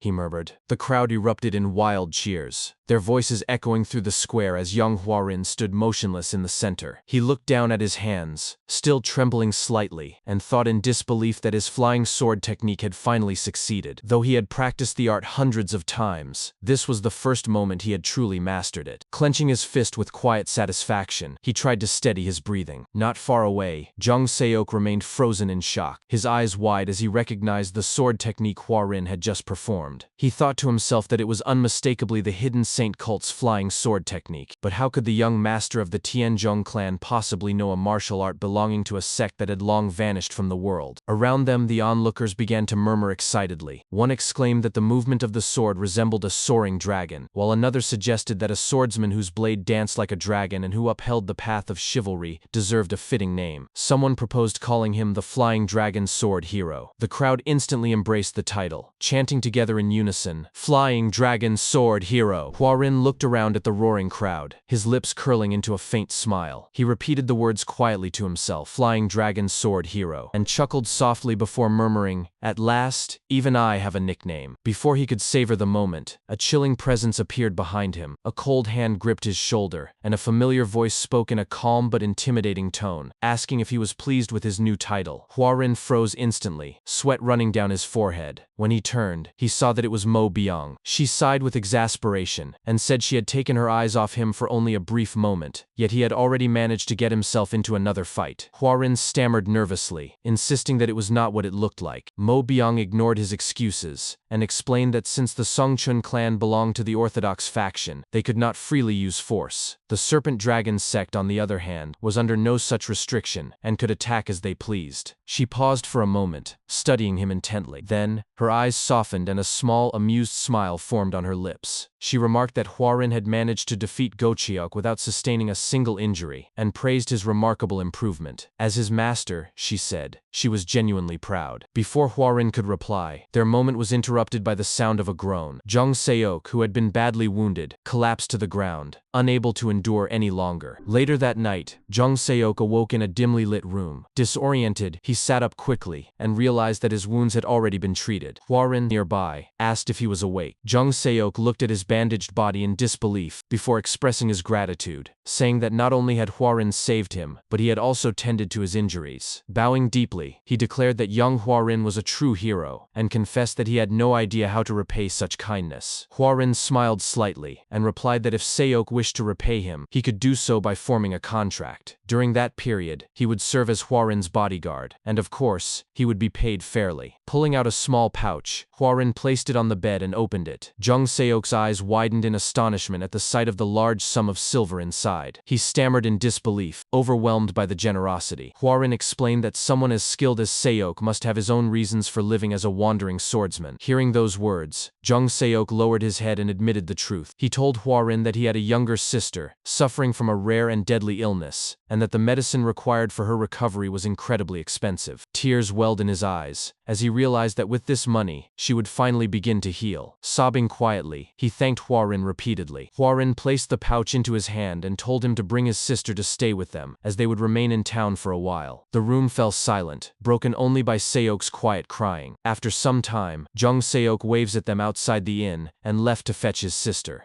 When he was gone, Mo Biang turned to Huarin with a skeptical look, and remarked that he had been far too generous for the sake of a mere bodyguard. She asked if there was a specific reason behind such kindness. Zheng Wook, standing beside her, cleared his throat and agreed, adding humorously that with that amount of money, one could easily buy several bottles of the finest wine. Huarin simply looked up at the night sky and smiled. He said that Zhang Seok was someone destined for greatness, and that befriending such a man for a few silver nyang was a bargain. He added that he admired the way Seok had stood tall and unyielding even when surrounded by the Serpent Dragon sect. Mo Biang still looked puzzled and tilted her head, asking if they would be returning to the Tianzhong clan with him. Huarin laughed, and replied that they would not be going back yet. Instead, their next destination was Zhengzhou. His words were met with immediate protest. Mo Biang shouted in disbelief, asking why they were suddenly heading to Zhengzhou, while Zheng Wook exclaimed in confusion, asking if they truly were not returning home. As Huarin continued walking ahead, they hurried to catch up. Mo Biang argued that they had already obtained the elixir and visited the Jaegal clan, so there was no reason to go elsewhere. Huarin paused for a moment but did not answer directly. Inwardly, he thought that if his qi went out of control again, it could completely consume his body. To prevent that, he needed to cultivate the Taiji Depth Heaven Tome, which required the help of a certain person, someone currently in Zhengzhou. Thus, he had no choice but to leave as soon as possible. Stopping at the inn's doorway, he cleared his throat and announced firmly that it was the young lord's command. Mo Biang raised her voice in protest, insisting that the clan lord would surely be worried. Huarin smiled faintly as he opened the door and replied that he had already sent a messenger pigeon, so there was nothing to worry about. He added that they would depart the next morning, then closed the door behind him. Outside, Zheng Wook placed his palm on his forehead in exasperation. Nam Wook shrugged helplessly, and Mo Biang clenched her fists in frustration, muttering that no one could ever predict what Huarin was thinking. The next morning, just as they were preparing to depart, Zhang Seok arrived with a horse. He dismounted quickly and bowed to Huarin, reporting that his preparations were complete. Introducing the girl beside him, he said that she was his younger sister,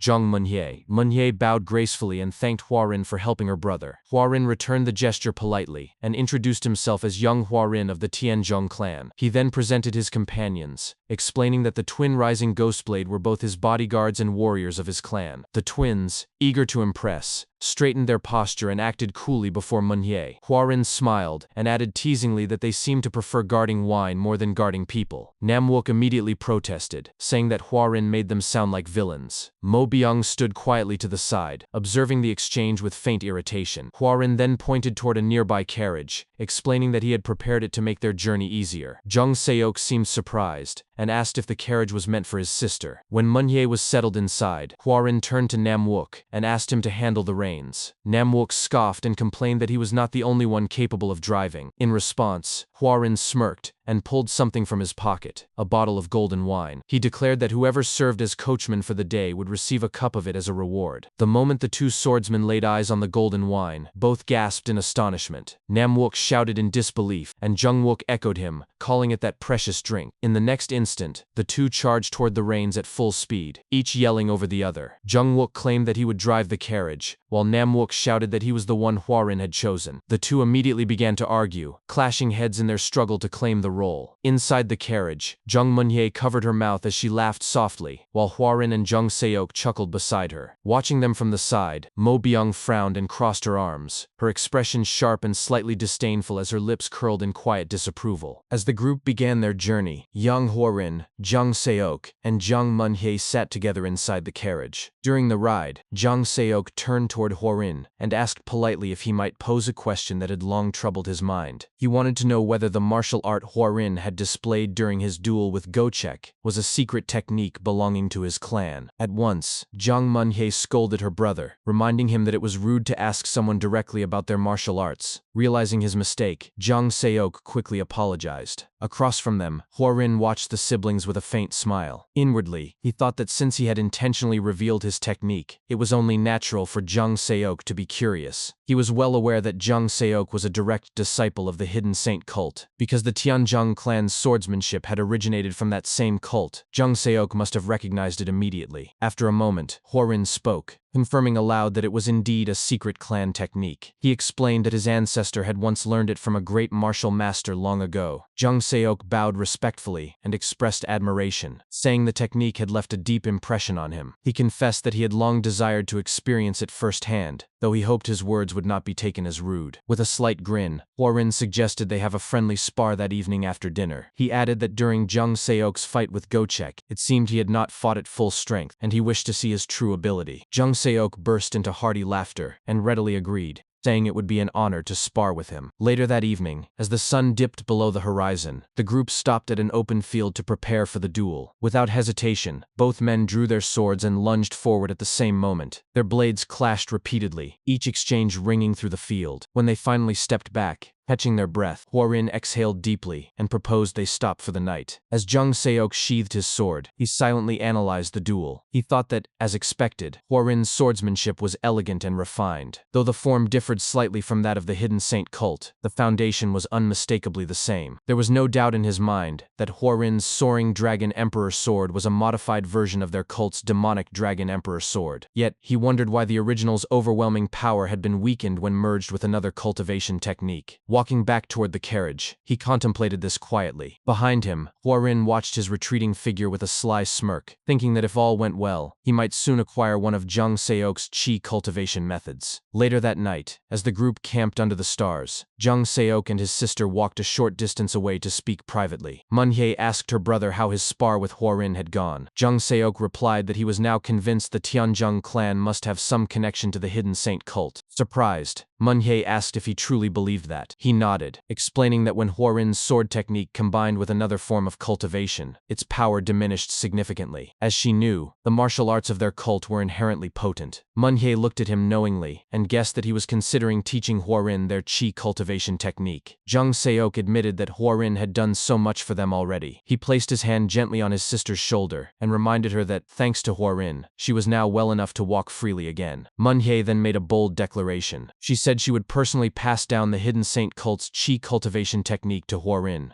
Startled, Zhang Seok asked if she was truly serious. Manhwa nodded firmly and added that her brother must never link Huarin to their fallen cult. The hidden saint cult had long perished, and to attempt to revive it through Huarin would be defying the will of the heavens. After their talk, they quietly returned to camp. The next day their journey continued. By afternoon they reached a wide field of flowers near a cascading waterfall. Huarin suggested they rest there for the night. Later, as he stood alone among the flowers, enjoying the cool windy air, Zhang Manhwa approached from a distance. She greeted him softly and asked if he was simply out for a walk. Huarin turned to her with a smile and replied warmly, asking what brought her there. Lowering her gaze, Manhwa confessed that she had been troubled, unsure how to repay the great kindness he had shown her and her brother. Huarin chuckled modestly and told her that it was nothing special, that he had merely done what was right. Manhwa shook her head and insisted that when one received a favor, it was proper to return it. She then revealed her intention to pass down her clan's qi cultivation technique to him, explaining that her brother believed his martial arts could become even stronger with its guidance. Huarin cleared his throat, his tone measured and composed, and protested that he could not possibly accept such a profound gift in exchange for such a small favor. Suddenly, Manhwa raised her voice, stepped closer, and grabbed his hand tightly. Her eyes trembled as she begged him to accept it, saying that otherwise, she and her brother would never feel at peace. Huarin froze, his face turning red as he struggled to meet her gaze. Stammering slightly, he pointed out that she was still holding his hand. Realizing it, Manhwa's cheeks flushed crimson. She quickly released him, turned away, and covered her face in embarrassment. Huarin remained frozen for a moment, staring down at his hand before speaking again. After a long pause, he finally agreed,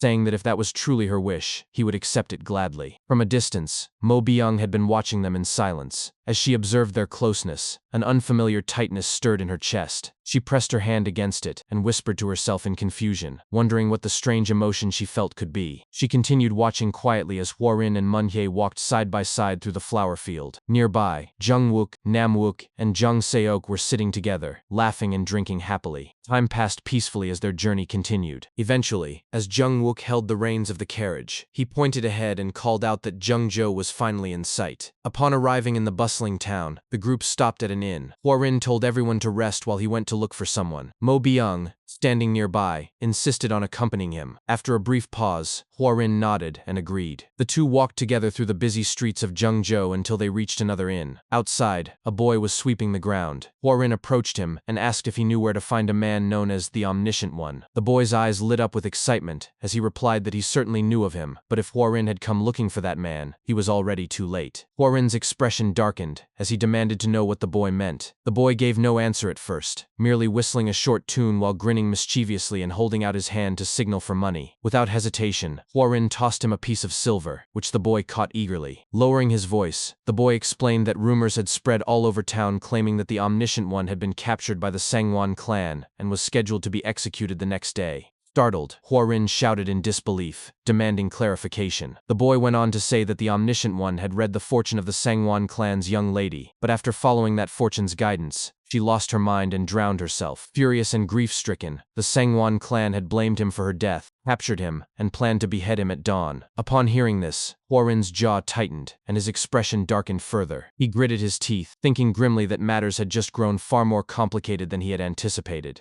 As they walked away from the inn, Huarin began to recall what he knew of the Omniscient One, Nan Myung-guak.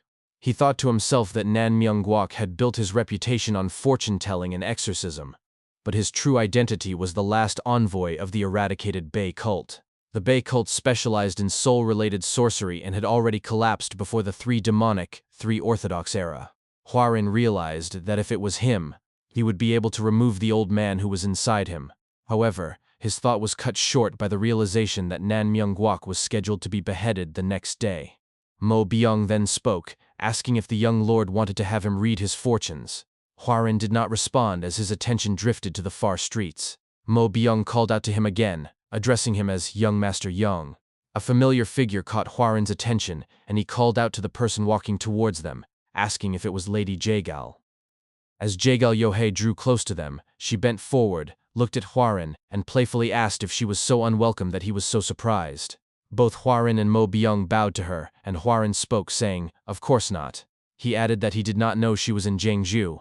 Yohei chuckled, saying she did not even know he was there either. She then turned to the lady beside her and introduced Huarin to her as young Huarin of the Tianzhong clan. The lady then spoke with a soft tone, introducing herself as Sangwon Yusul. After hearing her name, Huarin muttered to himself, the Sungwon clan, and grinned at the thought. Later, as they walked through the streets of Jeongju, Hwarin spoke to Yohei, asking if she was there on business in Jeongju. Yohei replied that she had hurried over because Sungwon Mijong, who treated her like a friend, had fallen ill. She then asked Hwarin about his purpose there. Before answering, Hwarin grinned and said that the Omniscient One had been entrusted with something important by his clan, and he had come to retrieve it. On the side, Mo Byung was confused by Hwarin's reply and whispered at his back, asking what he was up to now. Yohei observed them, narrowing her eyes. Suddenly, Yusul spoke shyly, asking about the Omniscient One, and hesitantly revealing that he was currently in her clan estate. Hwarin, maintaining a relaxed composure, chuckled and responded, "Ah, I see. Then, if we wait, he'll come soon." Yusul shyly replied that he could not come, explaining that he had committed a great crime at her clan and would be beheaded the next day. Hwarin's eyes narrowed, and he suddenly began to act up. He put his hand on his head as if frustrated and spoke with a loud, irritated tone, shouting, "What? Because of him, we had endured sleepless nights to get to Jeongju." He then turned towards Yusul and added, "What a disaster!" Without warning, he grabbed Yusul's hand and spoke with a soft, romantic voice. "Lady Sungwon, please excuse me, but is there no other way around this?" Nearby, both Mo Byung and Jaegal Yohei were shocked at his actions. Yusul's face instantly flushed red, her eyes widened, and her heart beat fast. Her face still red, she began to panic, and her breathing became heavy. She responded without looking at Hwarin, stammering, Then, you just need to meet him today. I will go straight to father. We should go right now. You took my hand and now you'll marry me right away." After she spoke, Hwarin was silent for a few moments. She leaned in closer, and with a bright smile he said, "Thank you so much for your help, Lady Sungwon." After Hwarin's dramatic act, Yohei began to nag Yusul, flicking her forehead. Hwarin approached Mo Byung and instructed her to return to the inn and tell their party they would stop by the Sungwon clan first. He also instructed Master Mo to wait at the inn as well. Mo Byung turned a side-eye and responded, "Understood." She then scoffed as she walked away. In the back, Yohei watched her reaction and chuckled at the sight. After some time, Hwarin, Yohei, and Yusul arrived at the Sungwon clan estate. Hwarin loudly exclaimed, "This is the Sungwon estate!" As they arrived at the entrance, Yusul started to run off, yelling that she would go tell her father first. Hwarin looked up at the ginormous building of the Sungwon clan and thought to himself that they were twice as big as the Tianzhong clan, but he resolved that the Tianzhong would one day grow to surpass it. His thoughts were cut off abruptly as Jaegal Yohei spoke to him, asking, "Young Master Yong, you're planning something else, aren't you?" Hwarin looked at her, and she was grinning at him with her arms crossed. Yohei added that he was not the sort to be so affectionate to a woman he just met, suggesting that there was surely another scheme afoot. Hwarin clicked his tongue and thought to himself that she was a sharp kid. He then cleared his throat and spoke out loud, confirming her suspicion. With a grin still on her face, Yohei pointed out that it was probably something related to the Sungwon clan's Omniscient One, and offered to make a prophecy. "The Sungwon clan won't let you meet the Omniscient One." Hwarin raised his voice, asking what she meant. Yohei explained that simply being a vice pavilion master of the Jaegal clan allowed her to hear all sorts of secret grievances of the Jianghu. She noted that there was history between the Sungwon and the Tianzhong clan, specifically Hwarin. She suggested it was past resentment or something similar, which meant they would absolutely refuse his request. Hwarin then responded, suggesting that she would not bring it up without reason, which meant she must know another way. Yohei then turned serious and suggested they make a deal. Hwarin immediately called her out, asking if she wanted something. Yohei laughed at his aging merchant-like air and confirmed that she had a favor. She began to walk closer towards Hwarin and added that soon, some of the next-generation disciples would visit the Sungwon clan. While they were there, she asked him to pretend to be her lover. Hwarin did not respond right away. He looked at Yohei and thought to himself, "Wait, the Sungwon clan, next-generation disciples, and Jaegal Yohei?" He wondered if the Sungwon clan had already set their plan in motion, concluding that it was faster than expected and too soon. But, given the current situation, he suddenly grabbed Yohei's hand and spoke out loud, "I'll help you." Yohei then smiled and said, "Good, then I'll tell you how you can move the Sungwon Patriarch." Later, inside the main hall of the Sungwon clan, Hwarin faced the Patriarch and his wife, who were sitting on the top of their throne. Hwarin bowed respectfully and said, "I, young Hwarin of the Tianzhong clan, pay my respects. It is an honor to meet you and your wife, Sungwon Patriarch." Sungwon Byokin remained unfazed at the sight, while his wife, Ha Yanggyu, was a bit surprised. The Patriarch clicked his tongue as he looked at Hwarin and began to speak with disgust, saying, "Tisk, you are the splitting image of your father." He then instantly looked at his wife, who was feeling uneasy about the situation. The Patriarch then continued, saying he had heard Hwarin wanted to meet Nan Myungguok. Hwarin, still bowing, responded that he had heard the man was currently at the Sungwon clan. The patriarch flatly refused. Hwarin went silent as he thought to himself that it was just as Yohei had said. He knew he had to address the past between the Sungwon clan and the Tianzhong clan. However, following the method Yohei had given him, instead of targeting the Sungwon patriarch directly, he looked directly at the patriarch's wife, Ha Yanggyu. After locking eyes, Hwarin started kneeling and shouted, "Please, hear me out." Ha Yanggyu instantly stood up from her seat. Hwarin continued, shouting, "Actually, I'm possessed by a ghost now." His tone then softened as he placed his hand on his chest and said, "Because of that, I was once unwell. I'm suppressing it now, but it could flare up again. He then began to cough violently, screaming, "Ah!" With that, the patriarch's wife Ha Yanggyu instantly turned towards her husband and shouted, "Dear, young Master Yong's condition looks grave. Quickly, let him meet the Omniscient One." The patriarch looked at her and responded, stuttering, "My lady, this is my jurisdiction. This is not something for you to get involved in." She then pressed in, getting closer towards him and shouting once more, "Are you going to refuse even my request?" The patriarch backed off, responding nervously, "No, but because of that man and my former wife." She then cut off his words as she began to shout with a chilling tone, "Sungwon Byokin, are you taking your anger out on his son over past affairs?" The patriarch stiffened after hearing her words. His wife then added, "You're supposed to be the patriarch of a reputable clan." She then began to hit him. The patriarch finally responded back, "All right, I will permit it. So cease your anger." He then raised his voice as he shouted, "Chief Yu, take young Master Yong to see Nan Myung-guak immediately." He then turned towards his wife, sacredly, who was still glaring at him angrily. Hwarin watched the sight as he grinned to himself. Later, Hwarin arrived at the prison dungeon. Chief Yu accompanied Hwarin as they went down to the prison cells. As they walked down the stairs, Hwarin began to think to himself, wondering what on earth had happened regarding the past between the Sungwon patriarch and his father. After a while, they arrived at the cell. Chief Yu spoke, saying, "He's here." He then faced the prison cell and spoke towards the Omniscient One. "Hey, Nan Myung-guak. A guest has come to see you." Nan Myung-guak, who was chained up from both hands and feet inside the prison cell, slowly lifted up his head and said, "I'm someone who will die tomorrow. Who's here for me?" As soon as he turned his head up and got a glance at Hwarin, his body began to tremble. His eyes filled with fear as they widened. He then hurriedly backed off towards the prison wall. He pointed toward Hwarin and spoke with a fearful tone. Who are you?" Hwarin looked at Chief Yu, who only shrugged at the situation. Then Nan Myung-guak screamed loudly, "Who on earth are you, coming here with such a thing in your body?" He then began to look Hwarin over from toe to head. What he saw was the immense presence of demonic energy that filled the entire area. In his eyes, the evil spirit loomed over Hwarin as its aura surrounded him completely. Myung-guak shouted, asking why Hwarin had come looking for him. Hwarin stood still in front of the cell, looking directly at Myung-guak, and then began to speak. He said that a ghost was attached to him and that he needed to speak with that ghost, so Myung-guak had to help him. Myung-guak immediately responded that this was nonsense, but before he could finish, Hwarin cut him off, shouting, "The Omniscient One, Nan Myung-guak." He then lowered his voice as he stepped closer to the cell and added that he knew Myung-guak was an emissary of the Bei cult, so awakening a soul and conversing with it should be possible for him. Upon hearing this, Myung-guak's eyes sharpened. He replied in a chilling tone, saying that Hwarin was clearly no ordinary brat. He remarked that Hwarin carried something extraordinary within his body, yet remained alive, and even knew Myung-guak's true identity. They looked at each other in silence for a moment. Then Myung-guak spoke again, asking if Hwarin truly sought a conversation with a soul. He said he could help, but only if Hwarin helped him in return. Hwarin replied that he understood what Myung-guak meant,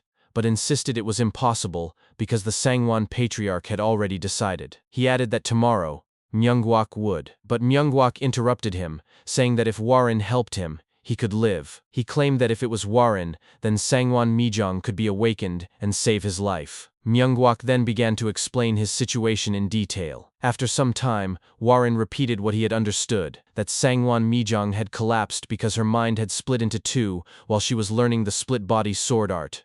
Her persona had been divided, and the Sangwon clan, aware of this, had locked Myung-guak away to prevent rumors that their martial arts were dangerous. Myung-guak confirmed this, and added that through the soul inside Hwarin, they could eliminate Mijong's other persona. If she awakened, he would be freed as well. In return, he would allow Hwarin to converse with the soul within him. He emphasized that the being inside Hwarin was no ordinary man, and that if not for him, no one else could help. Hwarin acknowledged the gravity of the situation, saying that 3 lives, Sangwon Mijong's, Myungwak's, and his own, hung on this plan. Then, with a bright smile, he agreed to the deal. Myungwak responded with satisfaction, saying, "Good." But he quickly added that before anything else, they would first need to persuade the Sangwon patriarch, which he considered the hardest task. Warren turned to leave but looked back at Myungwak with the same confident smile, and assured him that he had a way to handle the patriarch. Myungwak simply watched him in confusion as Warren walked away. Later, outside the Sangwon courtyard, Warren began explaining the situation to the patriarch and his wife. In an instant, Myungwak was released from prison. Standing outside, utterly bewildered, he leaned toward Warren and asked in disbelief how he had managed to persuade that stubborn old fool. Warren did not answer. Myungwak then shook his hand and asked again for his name. Warren introduced himself as Yong Warren of the Tianzhong clan. At that moment, Patriarch Sangwon Byuk-in coughed loudly to draw their attention. He approached them and warned that he had granted their request only because his wife had asked. But if anything went wrong, not only Warren but the entire Tianzhong clan would be held accountable. With that, the patriarch and his wife walked away angrily. However, his wife, Ha Yanggyo, turned back briefly to glance at Warren. Seeing her, Warren silently made a vow. Once the patriarch and his wife were gone, Warren and Myungwak turned toward the quarters behind them. Myungwak said it was time to go in as well. They opened the door and found Sangwon Mijong lying motionless in the center of the room, resting on a mattress with a blanket over her. As they entered, Myungwak pulled a knife from his pocket. He slit his palm, letting his blood drip onto the floor. The blood began to move on its own, quickly forming a ritual circle in the center of the room. He instructed Warren to enter the circle and sit cross-legged. Once Warren had done so, Myungwak placed his hand on Warren's head and explained that he would now open Warren's upper chi core to rouse the soul within. They would then place that soul into Sangwon Mijong's upper chi core to eliminate her other persona. Warren asked what he needed to do. Myungwak replied that there was nothing major required of him. The enchantment would suppress the soul's power, but the soul might try to speak to him. If it did, Warren was to ignore it. With that, Myungwak began the spell, declaring, "Let us begin." The room started to shake violently, and pressure built within the space. After a few moments, Myungwak shouted in alarm, saying something was wrong. The soul's power was far stronger than he had anticipated. He warned young Master Yong never to lose to the soul. Warren clenched his teeth in pain as he struggled against the overwhelming force. Suddenly, everything went black. When Warren opened his eyes again, he found himself in a different place. An open palace, saturated with demonic energy, bathed in the crimson glow of a fiery red moon. In the distance, a single figure sat upon a throne. The moment Warren saw him, he recognized him immediately. Frowning, he began to speak, saying, "You are..." But before he could finish, the man on the throne spoke first in a chilling tone. He said, "Young Warren, to think you'd try to make use of me." The man crushed the armrest of his throne and rose to his feet. He was the old demon who had possessed Warren in his past life. The very same man. He declared that Warren clearly underestimated him. The demonic master. Warren stood on a raised platform and thought to himself, "Demonic master, that's what he's called?" He clenched his fist and added inwardly that he finally knew who this being truly was. The demonic master pointed a finger at him. Instantly, Warren collapsed to his knees, cracking the stone beneath him. He thought in frustration that his body would not obey him. The demonic master slowly descended the stairs, his steps accompanied by condensed demonic chi that materialized beneath his feet, making it seem as though he floated through the air. He looked down at Warren and said that he vividly remembered the first time they met. He stepped right in front of Warren, still kneeling, and continued. He recalled how weak and pathetic Warren had been back then, how he had come crying, shouting, "Why are you fighting here?" His entire household had been slaughtered. The demonic master paused, trying to remember the name of the old woman who had raised him. After a moment, he said, "Manhwa, wasn't it?" At the mention of Manhwa's name, Warren's expression turned grim. The demonic master went on, recalling that she had never learned martial arts, was frail, and was ugly. His eyes then shifted down to Warren, who was struggling with all his might to rise. After a tense moment, Warren slowly pushed himself back onto his feet and stood face to face with the demonic master. He told him firmly to shut up. The demonic master grabbed Warren by the neck and glared at him with icy contempt, demanding how he dared speak to him in such a manner. Warren gripped the demonic master's wrist and declared with conviction that he would definitely kill him. The demonic master burst into laughter. First a chuckle, then a roar, and finally an uproarious, echoing cackle. But then his tone shifted. He leaned in close to Warren's face and asked mockingly if Warren truly believed he was capable of such a thing. He released Warren's neck and said he would wait for that day, but not yet, because the time was not right. He placed a hand on Warren's shoulder with a grin and added that he would be watching him. Suddenly, the entire world around them began to crack like glass. Within moments, it shattered completely into fragments. As the realm collapsed, the demonic master's voice echoed through the void, repeating, "I'll be watching you, young Warren." As the glass shattered, Warren returned to his senses. He gasped for air several times while remaining seated within the ritual circle. After a brief pause, he glanced over his shoulder and thought to himself that he had returned once more, and wondered what had become of Nan Myungwak. Behind him, Myungwak was coughing up blood heavily. Even so, he managed to speak, still struggling for breath, and said that he had believed young Master Yong's soul had been wholly consumed, and that his return would be impossible. Hwarin immediately rushed toward him, shouting in alarm, "Omniscient One!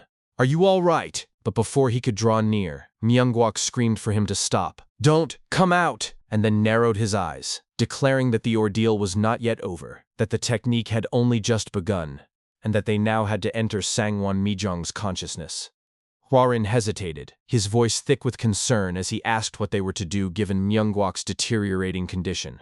Myungwak shouted again, insisting they must proceed regardless, that both his life and Hwarin's future hinged on this moment. After a pause, Hwarin turned towards Sangwon Mijong and asked how they were to move forward. Myungwak instructed him to place his hand on her head. Hwarin complied. Once his palm made contact, Myungwak confirmed it was good and told him to guide his inner energy slowly toward her upper energy core.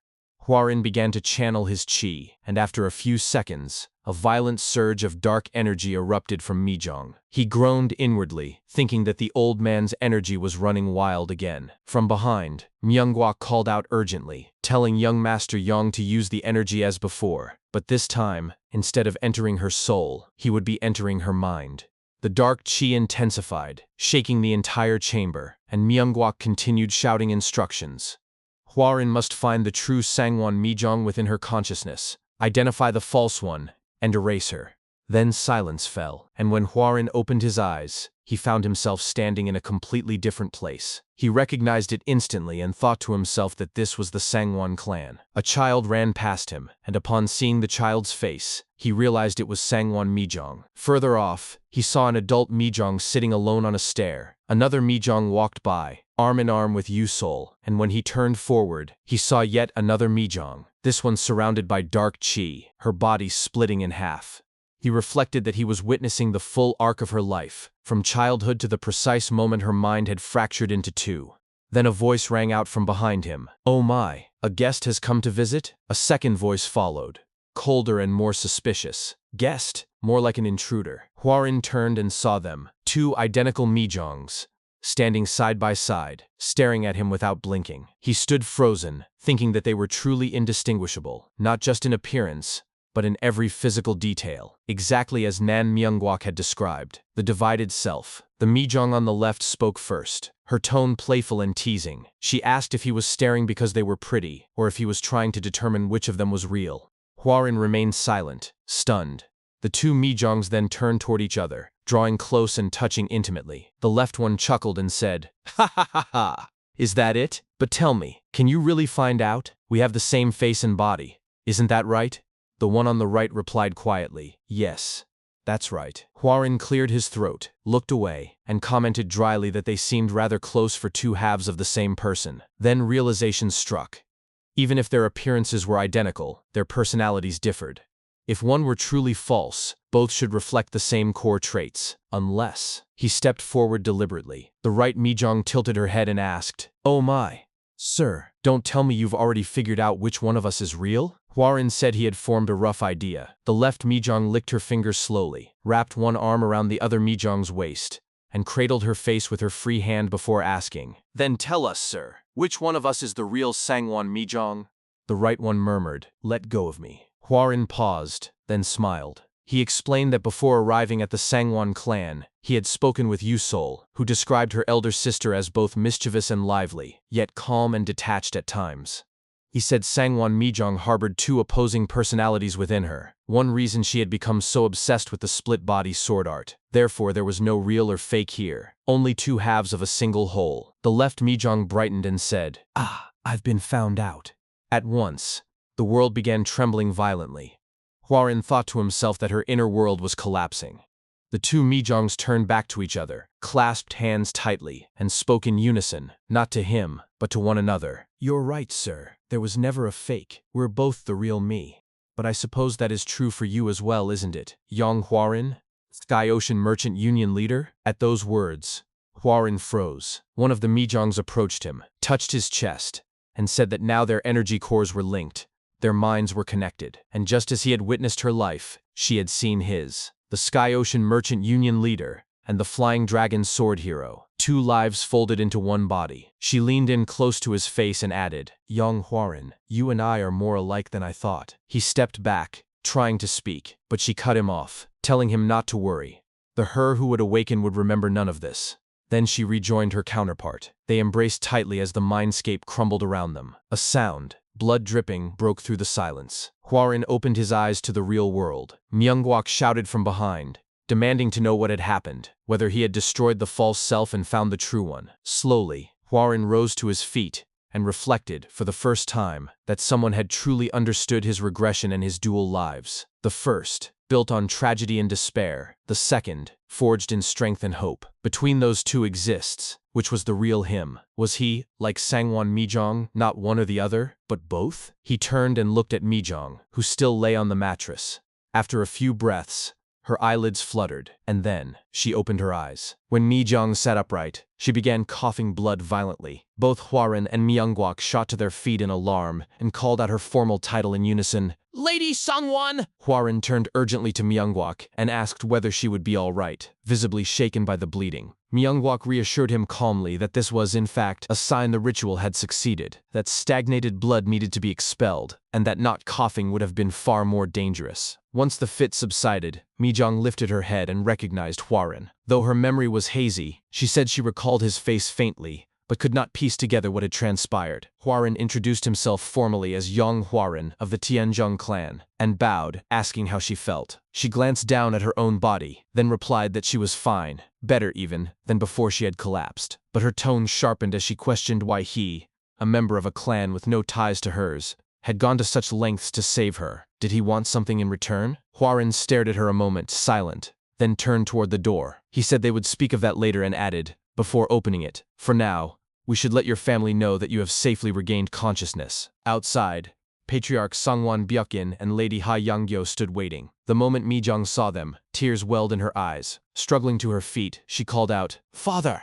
Mother!" After steadying herself, she walked unsteadily toward the threshold and paused just before stepping out. Over her shoulder, she said, "Yes, we'll talk in more detail next time." Then, with a slight turn of her head toward Hwarin, she added, "And thank you again, young Master Yong, an omniscient one." She rushed forward and flung herself into her parents' arms. Standing by the doorway, Myungwak let out a deep sigh and told Hwarin he had done exceptionally well, not only surviving direct interference with another soul, but saving Sangwon Mijong without lasting harm. He extended his hand and said, "That's quite an accomplishment." Hwarin hesitated only briefly before meeting the gesture with a firm fist bump, and replied, "You've worked hard too, omniscient one. Well then, it's about time you fulfilled my request." Myungwak agreed, but explained that first, a barrier needed to be erected to suppress the soul's volatile power. Preparation would take a day or two, and he asked for patience. Hwarin turned to leave, saying he would be summoned when ready. Just then, Myungwak called him back. "Oh,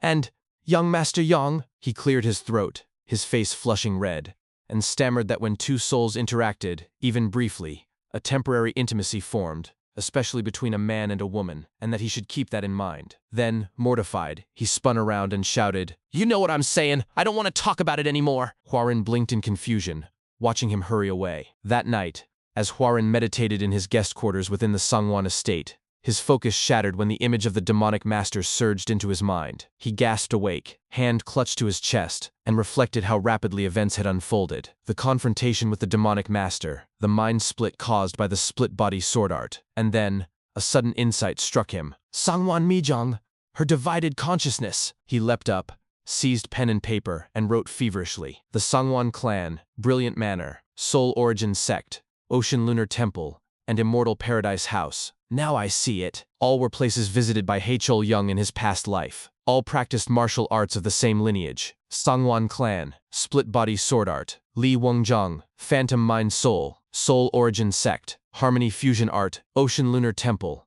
Split Energy Mind Art, Immortal Paradise House, Left-Right Split Mind Art. Everyone involved dividing the mind, because the two energies of the Taiji Depth Heaven Tome clashed. Cheol Young split his psyche to avoid energy deviation. He stood, exhilarated, and shouted aloud, "Incredible! Truly incredible, Cheol Young!" Stepping outside, he resolved to first enlist Myungwak's aid to stabilize the demonic master's soul, then travel to the Immortal Paradise House to acquire the left-right split mind art, aided by Cho Woo-hee's golden plaque still in his possession. Nearby, Yohei and Yuseol spotted him pacing under the moonlight. Yohei muttered that she wondered what occupied his thoughts so late. Turning to Yuseol with a sly grin, she teased whether he might feel uneasy staying at the Sangwon clan. Yuseol's cheeks flushed instantly. She murmured that even in deep thought, he carried such dignity. Surely he was pondering something momentous. Perhaps even when to marry her. She added, dreamily, that she was fine with any timing. Yohei grimaced, smacked her arm, and reminded her sharply that young Master Shimin and young Master Pang would arrive the next day, meaning she likely wouldn't see young Master Yong for some time. With a shudder, Yohei turned away, saying, "I'll go ahead. Ugh, just thinking about that Pang guy's stare gives me goosebumps." Yuseol, suddenly noticing Hwarin standing not far off, flinched and scrambled after her. "Wait for me." Alone once more, Hwarin unsheathed his sword. Under the silver light, he executed a swift sequence, leaping high, cleaving the air, descending with precision, before sheathing the blade and exhaling. He reflected that since encountering the demonic master, he could now consciously draw upon a small portion of inner energy, roughly equivalent to 30 years of cultivation, but that doing so strained his body severely. Clenching his chest, he murmured that full control would only be possible with Non-Myungwak's assistance. Removing his shirt, he sighed aloud, "My head's a mess." A soft voice answered from the shadows, "So beautiful." Without thinking, he replied, "I agree, beautiful?" Then he froze, whirled, and fumbled to cover himself. Who is that?" Mijong stepped forward, chuckling as her gaze lingered on him. "What a magnificent physique you have, young Master Yong." Flustered, he stammered, Lady Sangwon?" Lady Sangwon moved closer to Hwarin and extended her hand toward his body. She touched him lightly and remarked that she wanted to see more of the man who had saved her life. Hwarin stepped back and attempted to explain something to her, addressing her formally, yet she interrupted before he could continue. She stated that it would be difficult to see him again after that day, since she would become quite busy beginning tomorrow. A sudden realization struck Hwarin, and he widened his eyes as he thought that tomorrow must be the day when they would come to the Sangwon clan. He asked aloud if this was information she wished to give in return for him saving her life. Mijong merely chuckled and insisted that this was not the case, claiming that the life of Sangwon Mijong was not so cheap. She bowed toward him and stated that she would repay her debt several times over one day. Hwarin paused in silence, before returning her bow and telling her to take care. Noting that it had already grown late, Mijong turned around to walk away, yet she halted and addressed him once more. She told him that he could take more pride in himself, and observed that it was never easy to risk one's life to save another person. She added that even if he had done it for another purpose, it did not change the fact that he had saved her life. She ended with the brief and pointed statement, "Flying Dragon Sword Hero." In an instant she leapt upward and disappeared into the night sky. A quiet moment settled over the area. Hwarin placed his hand against his chest and muttered the word hero, as a faint gust of wind rustled the leaves beneath the moonlight. The next day, Hwarin spent time with Myungwak on a bridge. Myungwak commented in disbelief that Hwarin had supposedly met an old man and lost his memory. Hwarin confirmed it. Myungwak then admitted that he had harbored suspicions from the very first moment he saw him. He explained that the immense invasion of qi and corruption, paired with the strange intent surrounding Hwarin, suggested that Hwarin had been afflicted by the Maoshan sect's spirit possession technique. When Hwarin turned toward him and asked about it, Myungwak explained that the technique, as its name implied, was a method of transferring the soul into another body. He added that the Maoshan sect's version destroyed the original body's soul and forcibly seized control, making it a cruel technique meant only for domination. Hwarin stepped forward and exclaimed that he was completely fine. Yet Myungwak staggered back and told him that while he had not lost his soul or control yet, the corruption was still slowly consuming him. Hwarin lowered his head and asked if there was a way to stop it. Myungwak answered that there was indeed a method, Though attempting it would be the most dangerous and least likely to succeed among all the techniques he had ever performed. Hwarin asked what would happen if things went wrong, and Myungwak placed a hand on his shoulder, telling him that this danger was nothing compared to risking one's life for someone met for the first time. Hwarin widened his eyes as memories of their first encounter returned to him. Myungwak smirked and stated that he had a trick prepared. Hwarin lowered his head again and tried to mention both Mijong and someone else, but his words were suddenly cut off by a loud voice calling out his title from behind. Without warning, Yo-hei appeared and wrapped her arms around him from behind. Hwarin was startled and asked what she was doing.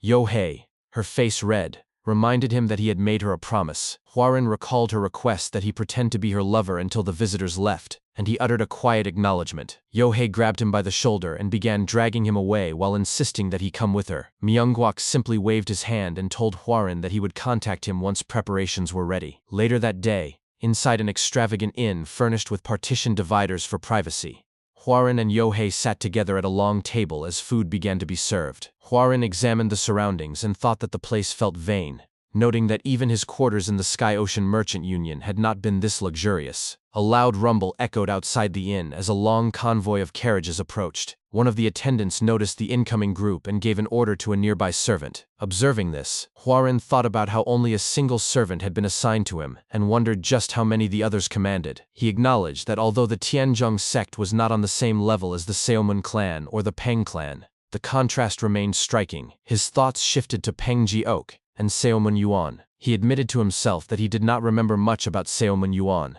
but Peng Ji-ok was different. Peng Ji-ok, known as the Blade Tiger Dragon, was a member of the Peng clan who wielded the renowned five-tiger severing blade, a technique regarded as the greatest blade art in the entire Jianghu. Hwarin recalled that Peng Ji-ok had built his name with a single blade and would eventually gain great renown in the future, meaning his skills must already be formidable. Yo-hei tapped his shoulder and informed him that the guests were arriving. Moments later, footsteps sounded through the hall as the group entered. Hwarin turned his head and recognized them. Seomun Seo-sul, Peng Chel-ryon, Seomun Seo-yon, Peng Ji-ok, and Sangwon Jo-yong. They stared at Hwarin and Yo-hei until Sangwon Jo-yong spoke to the newcomers, explaining that the man before them was young Hwarin, the one who had saved his sister Mijong, and that Hwarin was heir to the Tianzhong clan. Seomun Seo-sul immediately covered her mouth, laughter bubbling forth. Beside her, Seomun Seo-yong grinned knowingly as her sister continued to chuckle, then turned to Hwarin with open mockery. The Tianzhong clan, never heard of them before in my life. What kind of country bumpkin clan are they? Sangwon Jo-young announced that he would leave them to talk, and then exited the building. As soon as he was gone, Yo-hei shouted at the remaining group,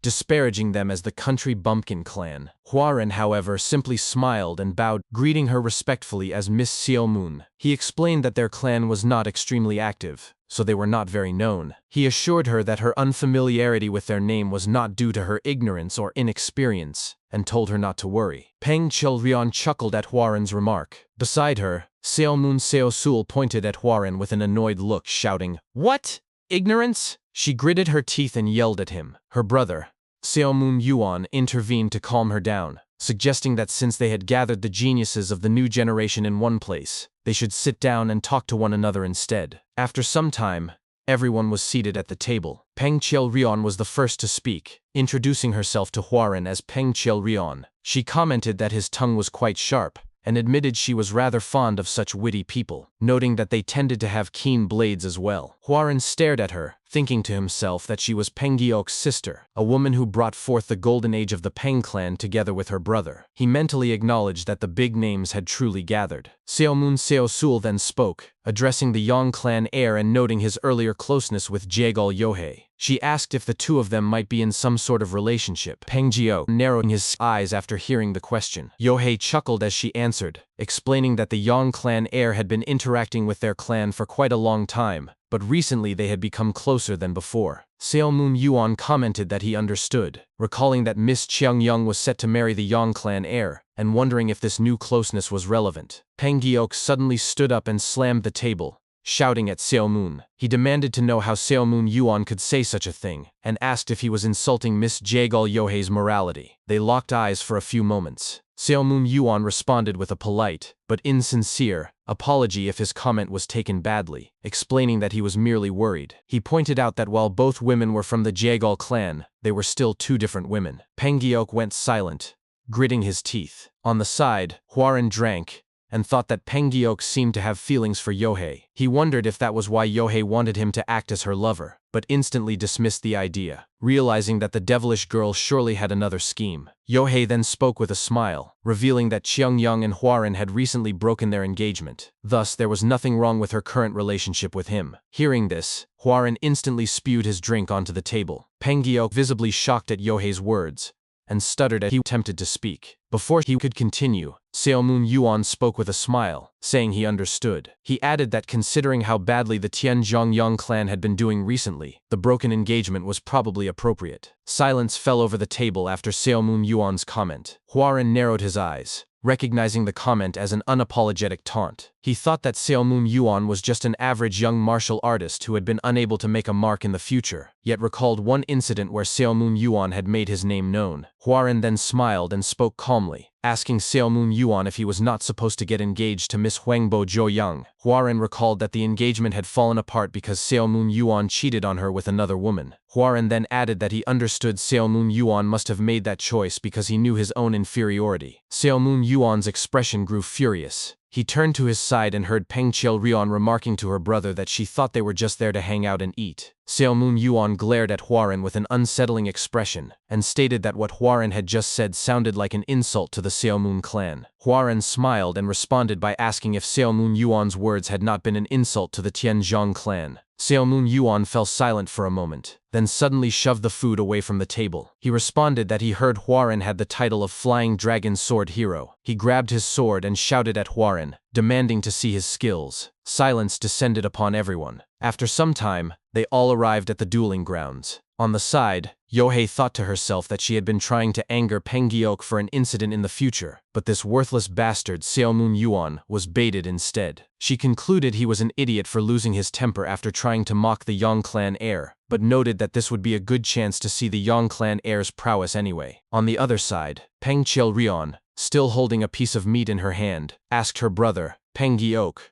who he thought would win. Pengyeok paused to think, then stated that the light vestige blade, Seomun Yuan, was born in a good clan and consumed numerous elixirs. However, he also believed the Yong clan heir seemed formidable, having recently defeated Jiukwang in a duel. He concluded that they were probably evenly matched. In the middle of the grounds, Seomun Yuan spoke to Hwarin, saying he heard Hwarin had won his last few duels. However, he then drew his sword and shouted that Hwarin could not match the legion-conquering blade of their clan. Seomun Yuan declared that his martial arts were the fastest of the fastest, and the fight would be over within a few attacks. Hwarin readied himself by grabbing his sword, and simply responded that Seomun Yuan was free to attack. A moment of silence filled the grounds as they stared at each other. In an instant, Seomun Yuan lunged forward. As he got close to Hwarin, he noticed Hwarin closing his eyes. Seomun Yuan grinned, thinking Hwarin was an idiot for closing his eyes and being unable to react, and resolved to put a hole in him to teach him his place. He thrust his sword, but just as the blade was about to reach Hwarin,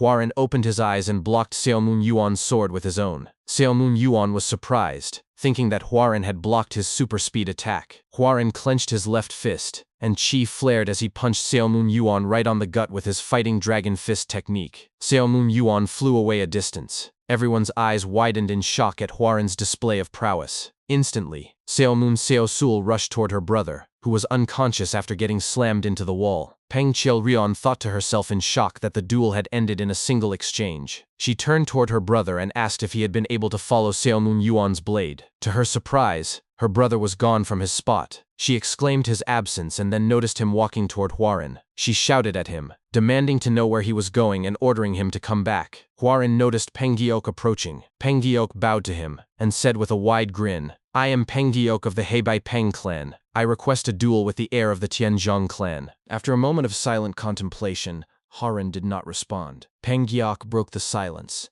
adding with a smirk that he had been born into the Peng clan, and had swung a blade since he began to walk. He admitted that even with that background, he had only ever been able to track the Seomun sword style roughly, but Hwarin had seen through it perfectly. He acknowledged the rudeness of requesting a duel with someone who had just finished one, but he nevertheless pleaded for a chance to face Hwarin's sword. As Hwarin looked at him, he thought to himself that Pengyeok was a pure-hearted man. He sensed in him a true desire for martial arts, which was precisely what one needed to leave a mark in the world. Hwarin then smiled faintly and spoke out loud. accepting the request. He stated that he too wished to witness the blade of the Hebe Pong clan.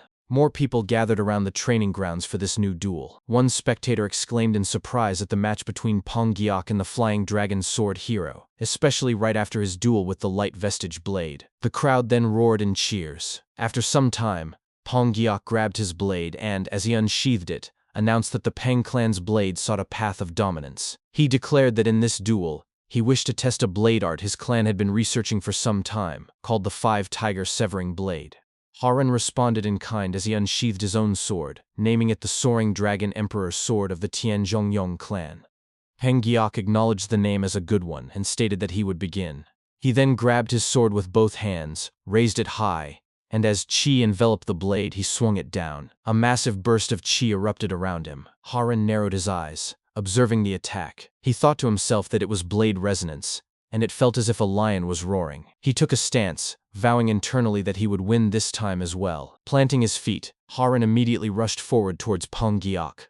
Both readied themselves, and when their weapons clashed, a burst of qi erupted throughout the area. As they struggled, Haran thought that the power was amazing, and that if he had not received the heart method from the Zhong siblings, that first exchange would have decided the match. Gritting his teeth, he managed to shove Peng Giok's blade upward. Peng Giok, surprised, smirked and shouted, "Good." He then swung back and struck Haran's sword. On the sidelines, Peng Chilrion watched, amazed by the fight. She remarked that it was truly a battle between a tiger and a dragon, and that watching it had her fired up. She then turned to the Seomun siblings behind her and challenged Seomun Yuan to a fight, but he shook his head in horror. Back in the fight, Peng Giok jumped high towards Haran, who swung his sword to meet him. Peng Giok blocked the attack firmly, and as the sound of their clashing weapons rang out, they paused. With a satisfied smile, Peng Giok spoke, saying that if they continued, his wicked desire to see things to a true end might fire up. He then sheathed his blade, bowed, and said it had been a great duel. Haran bowed back, scoffing that he must say the same. Peng Giok then extended his hand and placed it on Haran's shoulder. His face flushed red, and with a wide smile, he asked excitedly, "How was my blade art? Was it sharp? How fast was it? Was the dominant aura clear?" Haran smiled awkwardly and thought to himself whether he should tell him or not. He had noticed that the Five Tiger Severing Blade had similarities to the Soaring Dragon Emperor Sword. From his knowledge of the future, he knew this blade art was created by combining the Peng clan's dominant power severing blade with a demonic blade art. Peng Giok had not yet fully combined the two styles.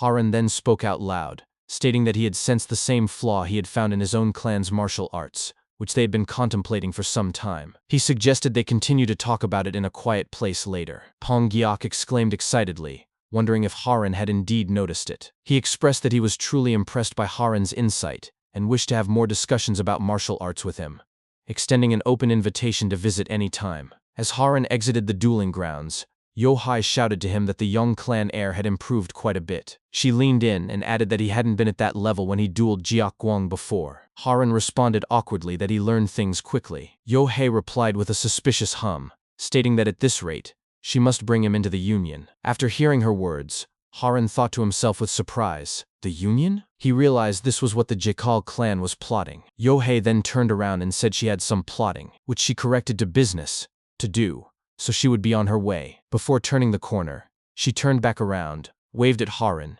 and told him to rest well. Once she was gone, Haran exhaled. Now that things have all been wrapped up, let's visit the Omniscient One. That afternoon, he met Myeongguak within a meticulously inscribed ritual circle. Myeongguak confirmed the preparations were complete, and when Haran remarked on the sheer complexity of the array, the older man admitted he had never performed this rite before. He warned that the consequences could be irreversible. Haran only smiled. "Let's begin." Myeongguak returned the smile, impressed by his resolve, but first handed him a bowl of thick red liquid. "Drink this. It will help you achieve what you wish." Haran drained it without hesitation, seated himself in lotus position and affirmed, "I'm ready." Myeongguak placed his hand atop Haran's head. This time, he explained, he would enter Haran's realm of consciousness directly, where they might finally meet that soul, and with quiet intensity, he added, "Yong clan heir, if we encounter that, do as you desire." Pressure surged. The spell activated. A moment later, Haran opened his eyes. He stood in a mist-laden forest, silent, ancient. Among the trees lay a shattered carriage. Recognition struck him instantly. The Sky Ocean Merchant Union's crest. Could this be? Then, a voice cut through the stillness. "You're here?" From the shadows emerged a figure, grinning, languid, utterly at ease. I was about to die from boredom. The demonic master stepped fully into the light, his smile widening, mocking, theatrical, yet razor-edged with intent. So, how do you like the location? His gaze locked onto Haren's, voice dropping to a velvet purr. Hog of the Sky Ocean Merchant Union, Yong Haren. Seok Jam-young studied Hwaren for a long moment, then spoke, acknowledging that Hwaren had changed considerably since their first encounter. When he had regressed, he had lost weight, and now at last, he looked like a man. Then, with a wide, mocking grin, Seok Jam-young added outward change did not guarantee inner transformation.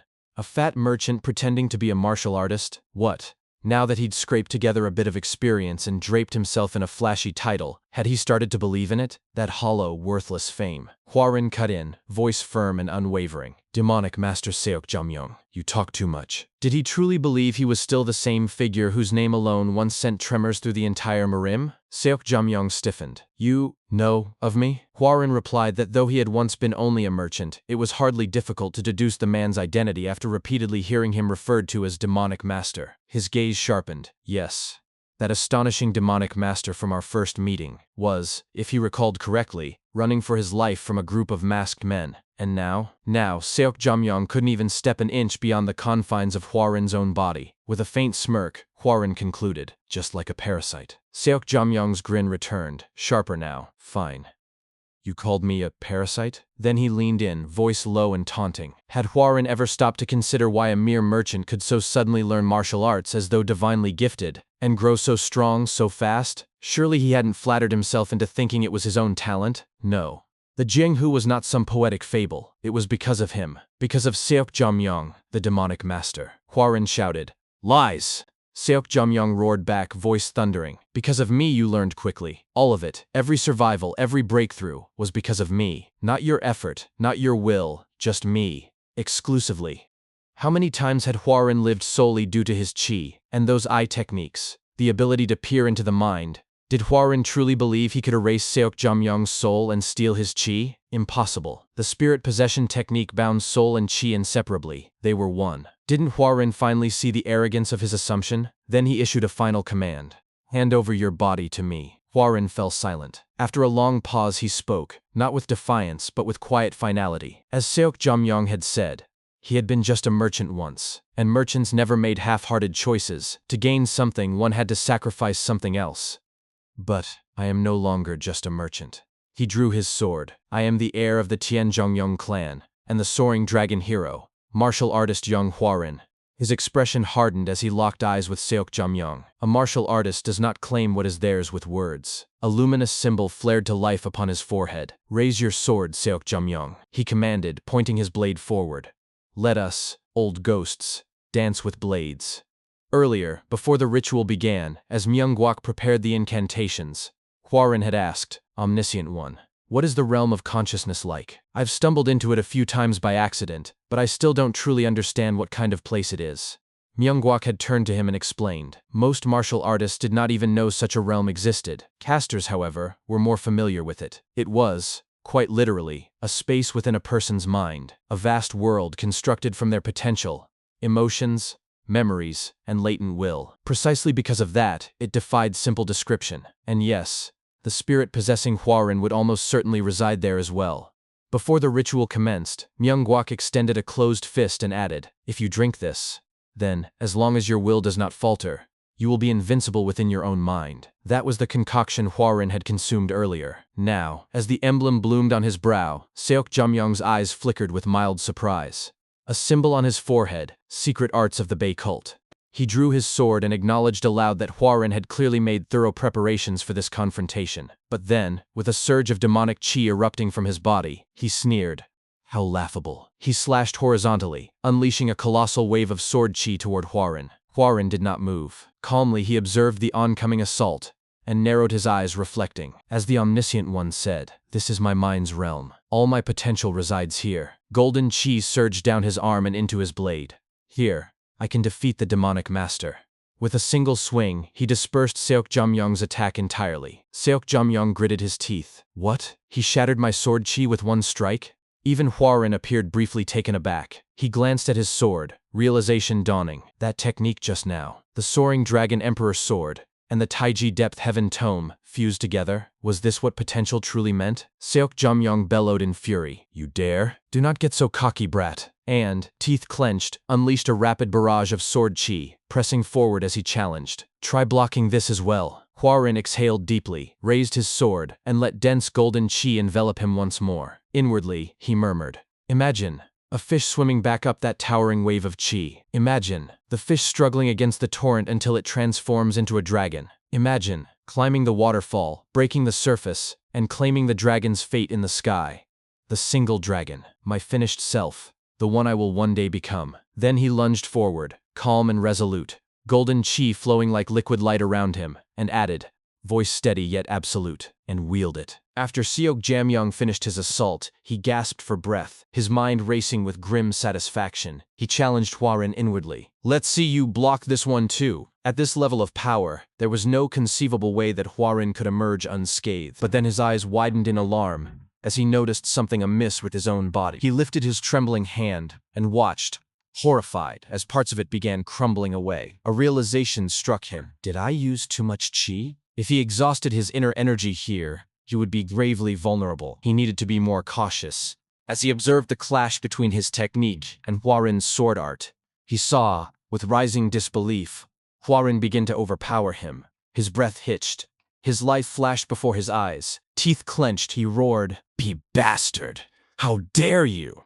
How dare you!" His voice raw with fury and desperation. He stabbed a finger toward Hwarin and spat out a defiant declaration. He was no stranger to confrontation. Countless others had stood before him, those who blocked his path, who tried to catch him, who pursued him, and every single one had fallen beneath his blade. He had killed and killed and killed again, surviving through sheer brutality, and from that carnage he had earned the title Demonic Master. How could someone like him possibly lose to a mere merchant? Refusing to yield, he raised his sword once more, replicating the same sword art with a final, desperate shout.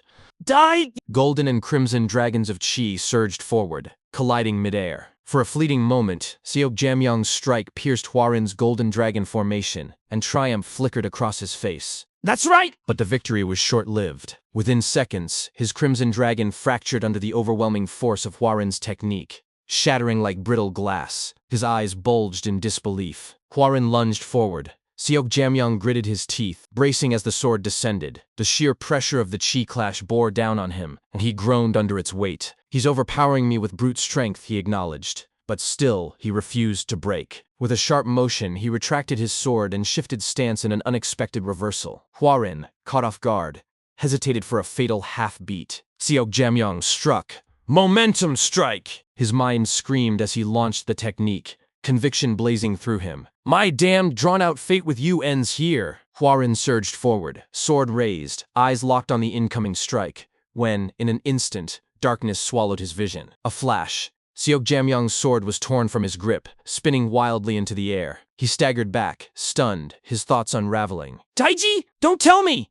He's using the Taiji Depth Heaven Tome? The realm of consciousness residing in the upper Dantian, the aggregate of a human's latent potential, their boundless capacity. Could that truly be the reason Hwarin learned martial arts with such terrifying speed? Before he could recover, Hwarin closed the gap and commanded, "Clench your teeth, Seok Jamyong." Then, without hesitation, he delivered a devastating punch straight to Seok Jamyong's face. What followed was a brutal exchange of fists, blow after blow, each impact sending shockwaves rippling through the surroundings. Seok Jamyong landed a solid strike on Hwarin's jaw, sending him reeling. But Hwarin returned the favor instantly, forcing Seok Jamyong to block just in time. Another punch from Hwarin slipped past his guard, slamming into his face. Yet Seok Jamyong retaliated without pause, driving his fist into Hwarin's temple. Hwarin staggered, recovered, pressed forward again, only to be met by another strike. They traded blows like two storms colliding, neither yielding, neither falling, until, in a final synchronized burst of fury, they lunged at each other and struck simultaneously,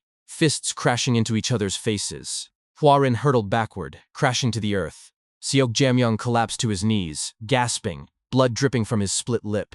He stared at Hwarin's motionless form and reflected grimly. This had become a battle of attrition, not of skill, but of endurance. His dwindling energy pitted against Hwarin's unyielding will.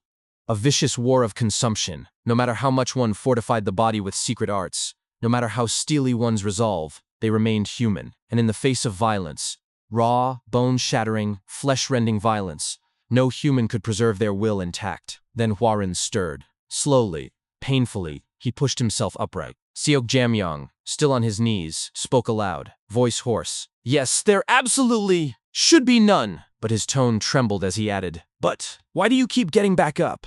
Hwarin stood fully, paused, and looked down at his battered hands. After a long silence, he walked steadily toward Seok Jamyong, raised his fist, and halted. Still kneeling, Seok Jamyong asked, voice strained, what is it? What in the world is still making you move? Is it rage, driving you to kill me? Or is it some lingering attachment to the past? His voice rose, cracking with desperation. What on earth is it that makes you stand back up? Hwarin lowered his arm. For a moment, he said nothing. Then calmly, almost gently, he replied, both are wrong. It's neither rage nor the past. He met Seok Jamyong's gaze, and his voice carried quiet certainty. What makes me rise again is the future. My father, my mother, my younger sibling Yeonhwa, and the martial artists who follow me. I stand back up so that I can keep moving forward. Seok Jamyong paused, and an oppressive silence settled over the space. After a long moment, he spoke aloud. The future? Moving forward? And then, without warning, broke into uncontrollable laughter. How utterly ridiculous. Absolutely ridiculous. That was, without question, the funniest thing he had ever heard in his entire life. His mirth subsided, and his eyes narrowed sharply. Yet, he admitted, it was rational. Rather than clinging to something unchangeable, Hwarin had chosen to act upon what could be changed. As expected, the man was a merchant to his very core, despicable, yet calculating. Slowly, painfully, Seok Jamyong rose from his kneeling position, spitting blood from his mouth as he announced, Fine, Yong Hwarin. He would make an offer. Hwarin responded without hesitation. Say it. Seok Jamyong laid out his terms. Hwarin wanted to use his inner energy, did he not? For the time being, Seok Jamyong would remain within Hwarin's body, and should aid be needed, he would provide it. However, his voice rose, a wide, sinister grin spreading across his face. He demanded that if Hwarin found a suitable body for transfer, he assist in moving his consciousness into it. In return, upon his departure, he would grant Hwarin 1/3 of his inner energy. Hwarin replied bluntly, no. The rejection struck Seok Jamyong like a physical blow. Stunned, he shouted, what did he just say? He had yielded first, and this was Hwarin's answer? Hwarin smiled faintly and countered, if it were half his inner energy, then perhaps, just perhaps, it might be worth considering. Demonic master. Seok Jamyong's fists clenched. You little, he muttered, seething, before erupting again. What a vicious bastard. Fine. Hafi would stake half his inner energy, but Hwarin must honor the other condition. Find him a body to move into. The younger the better, strong bones and tendons preferable, but above all, the host must already be a lunatic, or at least mentally shattered. Such minds were easiest to dominate. Hwarin nodded slowly. If he encountered someone fitting that description, he would awaken Seok Jamyong, but he added, voice cold, he would choose only the dregs of humanity, people whose bodies would not matter, even if claimed. Seok Jamyong clicked his tongue, scoffing. What dramatics, brat! Then, turning away, he dismissed him. Now get lost. He was growing tired of looking at that face. As Hwarin watched Seok Jamyong walk away, the latter's figure gradually dissolved from the mindscape. The moment Hwarin vanished completely, Seok Jamyong clicked his tongue aloud. Tisk! 18 decades worth. Half his inner energy. What a waste. An utter, staggering waste. Yet his grin widened, gleaming with dark anticipation. For the more Hwarin used his inner energy, the more Seok Jamyong's own strength would gradually recover, coiling and regenerating within the vessel. He looked forward, with genuine eagerness, to the day they met again. Yong Hwarin. Back in the physical world, Hwarin slowly opened his eyes, groaning as he stared at his trembling hands. An overwhelming sense of loss surged through him. Was it due to the dissonance between his realm of consciousness and his current physical realm? One day, he vowed inwardly, he would return, once more, to that higher plane. Just then, Myung-hwak rushed toward him, shouting, Young Master Yong, what happened? As he helped Hwarin to his feet, Hwarin replied quietly. He had made a deal with the soul. Myung-hwak admitted he had been unable to erase it. It was, after all, an exceptionally powerful soul. Still, Hwarin was fortunate simply to have emerged intact. He added that while he could not eradicate the soul, he had discovered ways to weaken it during Hwarin's absence in the consciousness realm. Hwarin asked, ways to weaken it? Myung-hwak explained. The first method involved splitting the soul and dispersing its power, as Sangwon Mijong had once done. Alternatively, Huaren could confine the soul within another dantian inside his own body. Another dantian? Huaren repeated. Yes, Manhwa affirmed. Confining the soul within his current dantian would inevitably tangle his inner energy flow and induce energy deviation. But if he could create a second dantian and imprison the soul there, then it would work. That said, he had never heard of anyone possessing two dantians. In practice, it was impossible. Huaren's eyes widened in sudden realization. Impossible? No, it was not. In the future, Chelrong himself would split his dantian into two for the Taiji Depth Heaven Tome. He had not been mistaken. The path forward was now clear. Beside him, Myunghuak fell into deep thought, murmuring an ancient legend. If a practitioner's inner energy and spiritual energy ever truly merged as one, a true unrivaled martial master would be born. But it had never been more than myth, passed down in whispers, never witnessed. Suddenly, loud footsteps echoed from outside. Yohei burst into the courtyard, hauling an injured Jagal warrior, and shouted, "Young Master Yong!" Huaren turned. "Yohei! And a martial artist from the Jagal clan?" Yohei's voice was grave, trembling with urgency. "Young Master Yong, this is bad, and your group are in danger." Huaren froze, then shouted, "What do you mean? My group is in danger?" The wounded warrior stepped forward, grimacing in pain. "I'll explain. After visiting the Shaolin Temple with young Master Jagal Buke, they had paused at an inn, the same inn where young Master Young's group had been resting. Then, the demonic sects attacked. A massive battle erupted. The assailants showed no mercy, slaughtering even ordinary civilians with no martial training. They had tried to avoid entanglement, but the numbers were overwhelming. He was the only one who had barely escaped enough to bring word. Huaren cried out in horror. "So his group had been caught in that fight too?" The warrior nodded. "Yes," while trying to help them. Huaren gritted his teeth, then strode forward. "I need to go to them," Yohei called after him. "Young Master Yong! It's clearly a meticulously planned ambush. You can't go alone." Huaren pushed open the gate and stopped short, eyes widening in shock. There, standing before him, were the most prominent names of the orthodox sects, flanked by numerous martial artists. At their forefront, Peng Jiok declared firmly, "I'll go with you too." Huaren hesitated. "This is my matter." Peng Jiok shook his head, voice resolute.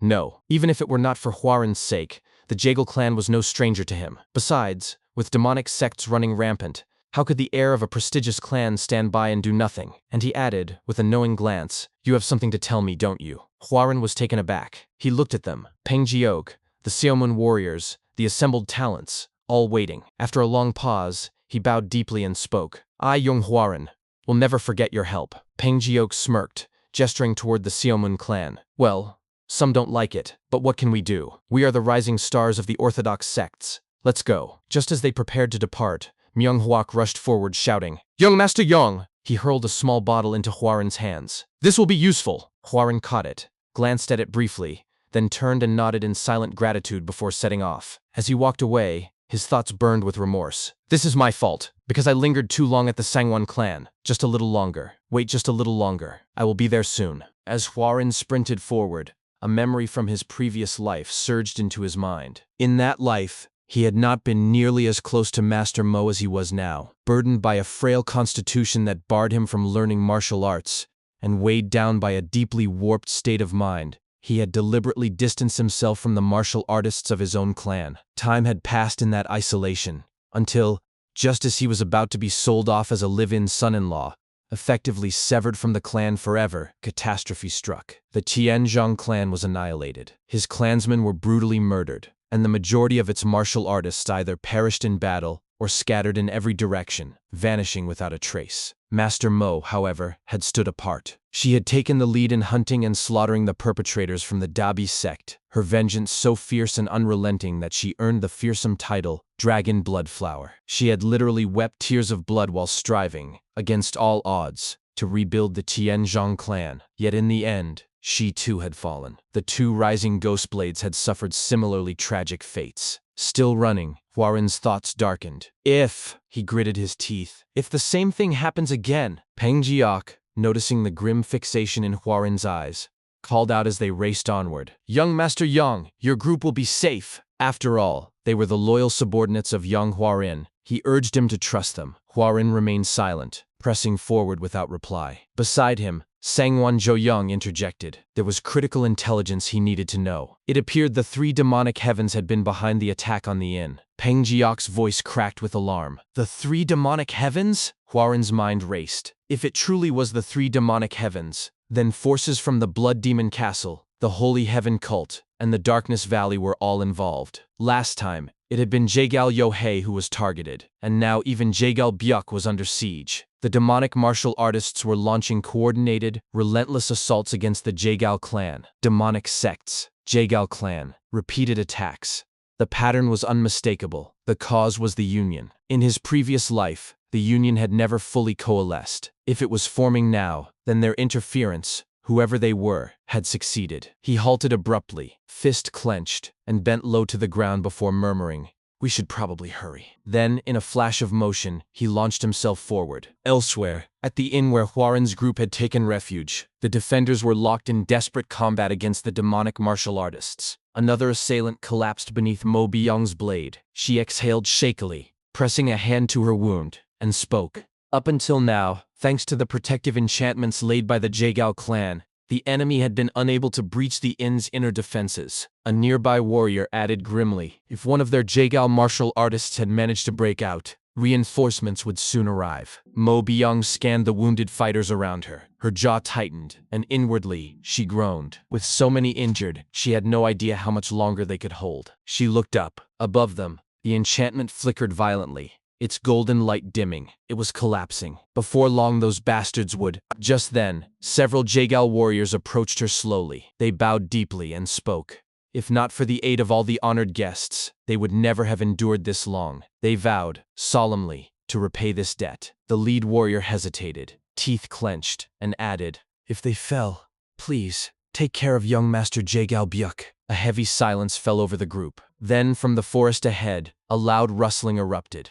One of the forward scouts shouted urgently, "Everyone, assume the sword formation!" The noise swelled, leaves thrashed, branches snapped. Mo Byung narrowed her eyes, ready until a voice rang out, clear and strong, echoing through the trees. "Master Mo, 2 rising ghost blades, Seok, Munhye." Mo Byung stiffened in shock. "Young clan heir?" Hwarin's reply followed instantly. "Just wait a little longer." At that moment, demonic warriors surged from the woods, encircling him, weapons flashing. As they lunged, Hwarin drew his sword, clicked his tongue in disdain, and struck, not once, but in a single relentless sweep, slicing through multiple attackers before declaring, "You're not going anywhere." From the flank, Peng Jiok shouted, "Young Master Yong, go! The Peng clan will clear a path." Hwarin mid-strike, called back, "Young Master Peng." Nearby, Seo Munyuan readied his stance and cried out, "I will repay this debt, no matter what, young Hwarin!" Before charging forward and cutting down several more demonic warriors, Hwarin leapt onto a bamboo stalk, springing high, and shouted his gratitude.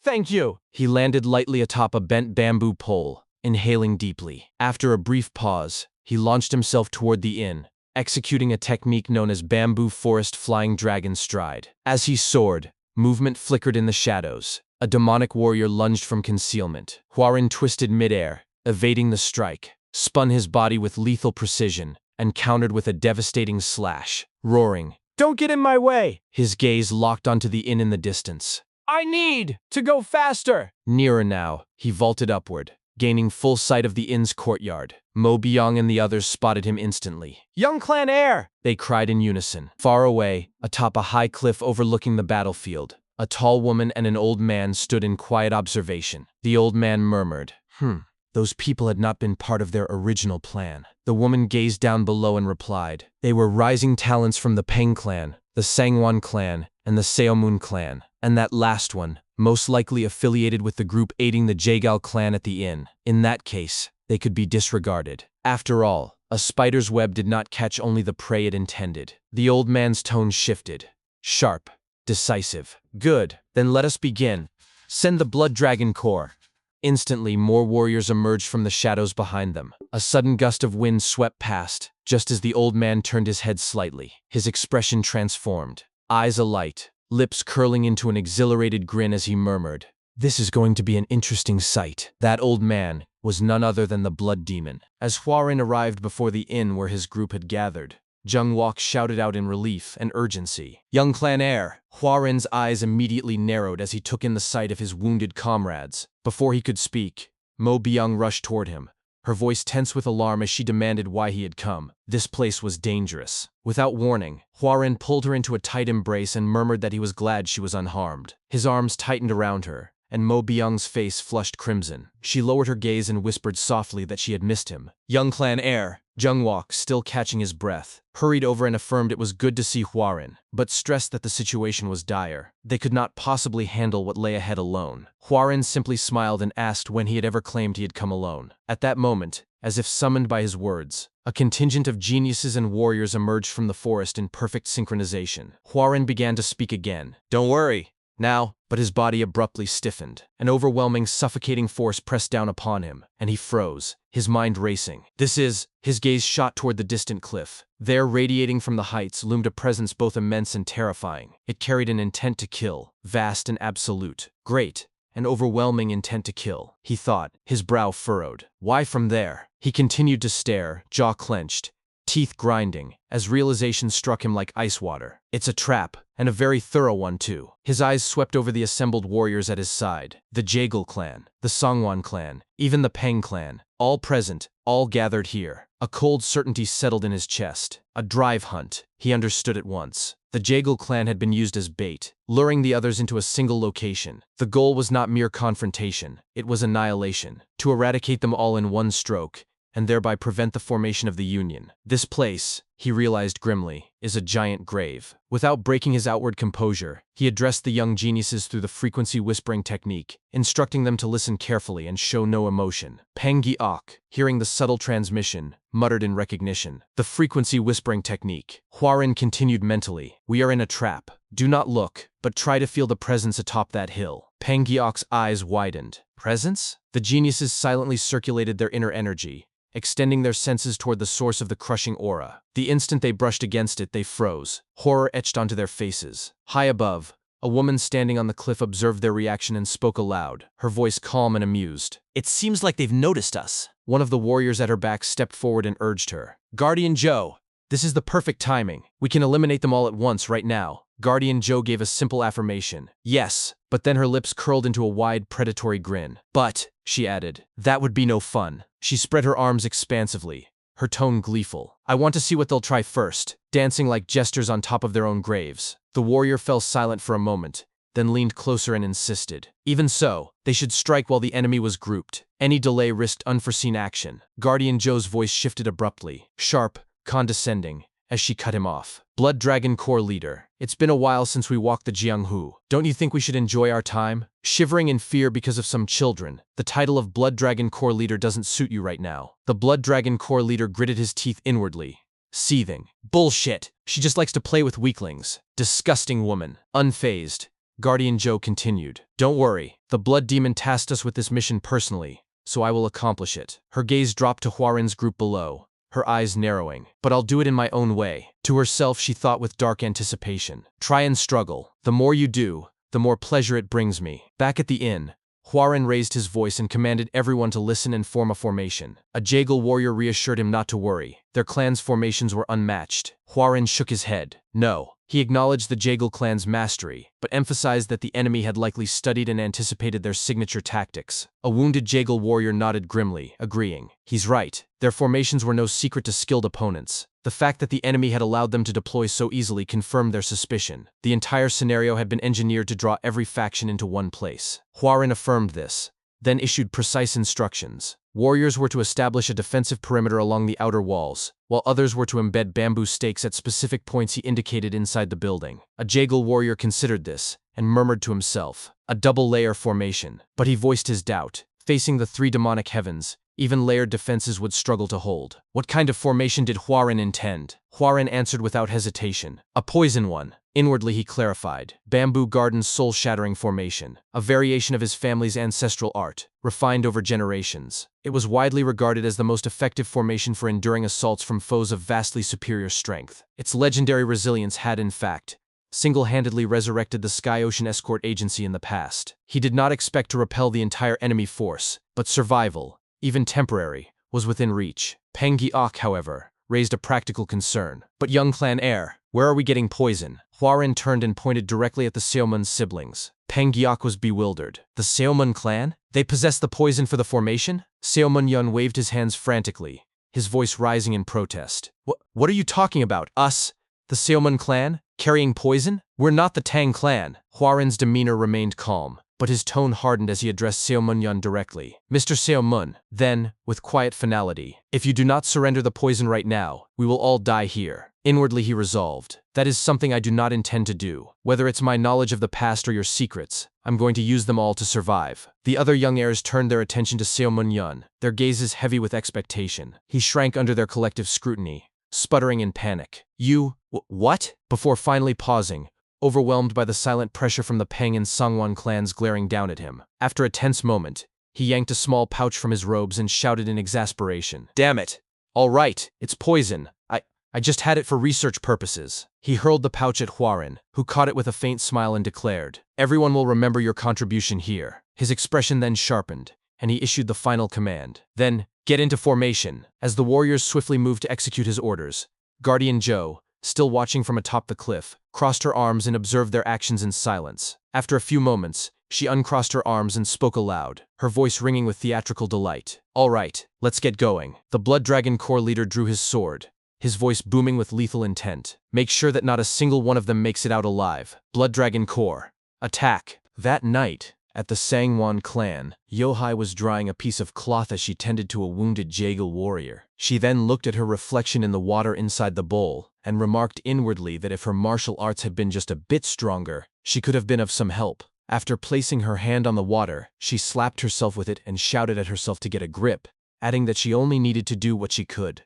Suddenly, a warrior rushed toward her from the entrance, calling her vice leader. Once he reached her, still catching his breath, he informed her that they had received an urgent letter from the clan and believed she must read it immediately. Yohai responded with surprise, asking if it truly came from the clan. She took the rolled paper and began reading it, but her expression quickly turned dire. She muttered in disbelief, "This?" Gripped the paper tightly, and then shouted in frustration, "Why did they send this so late?" Without another word, she ran inside, groaning to herself. She grabbed the injured Jaegal warrior by his collar, lifted him up, and demanded furiously whether he had told her that the followers of the demonic path had attacked. When he groaned in response and admitted uncertainty, saying only that he believed they were from the Blood Demon Castle and one of the 3 demons, Yohai shouted back, "You idiot! Why did you only tell me that now?" She then ran off again, gritting her teeth as she thought to herself she should have realized sooner. The letter contained reports that the Blood Dragon Corps were moving toward their location, and Byuk was bait. She berated herself for forgetting to think clearly and urged herself to get a grip, pleading silently, "Please, please, make it!" Elsewhere, at the inn where Hwarin and the other martial artists were gathered, they had finished preparing everything necessary for the formation. Once ready, Hwarin instructed everyone to take their positions. At the back, Mo Byung leaned against a wooden post and watched them, wondering to herself what had happened at the Sangwon clan that caused so many skilled martial artists to trust Hwarin's leadership so readily. She then approached him and requested a task for herself and her group. Hwarin looked at her, paused for a moment, turned away, and told her to assist anyone who was about to collapse. He gave the same order to Brother Zhang. A moment of silence filled the area until a sudden gust of wind blew through, prompting Hwarin to shout, "They're coming! Everyone, get ready!" As the Blood Dragon Corps charged toward them, Hwarin turned to Peng Giok and asked if he remembered what he had told him earlier. Peng Giok lowered his gaze and recalled Hwarin's prior explanation. They would position each clan according to the formation, taking advantage of the terrain. Surrounded by forest with only one entrance, the enemy would have no choice but to attack through that point. The Peng and Sangwon clans would take the flanks, the Tianzhong and Seomun clans would hold the center, and the Jaegal clan would stay at the rear. When the enemy tried to break through, the Jaegal clan would activate the first formation, allowing the others to cut them off in the middle while the flanks closed in. That, Hwarin had said, was their plan. Back in the present, Hwarin lowered his head and reflected inwardly that it was fortunate he had studied strategy in his previous life instead of martial arts. He never imagined he would actually use it. As he looked up and saw the Blood Dragon Corps drawing near, he tightened his grip on his sword and commanded, "Jaegal clan, activate it!" The warriors responded confidently, "No problem," and Peng Giok added, "We will go as well." Peng Giok and Sangwon Joyoung then rushed forward to the sides as the Blood Dragon Corps prepared to strike. The battle began when Hwarin's sword clashed with that of a Blood Dragon Corps warrior. Behind the chaos, Guardian Zhou and the Blood Dragon Corps leader stood still, observing the unfolding fight. The leader glanced at Guardian Joe and cursed inwardly, blaming her laziness for the loss of his men and noting bitterly that the other guardians still hadn't moved. After a few tense moments, he gritted his teeth and lunged forward, declaring, "I will fight as well!" Guardian Joe clicked her tongue and remarked aloud, "That idiot must believe he can brute force it. I can't believe such an idiot is leading anything." She then grinned and added, "Well, I guess that's why he's been selected to be a sacrifice." Amid the fighting, Hwarin turned toward his side and called out, "Master Mo! We need help!" Mo Byung and Jung Seok immediately joined the fray. As the battle raged on,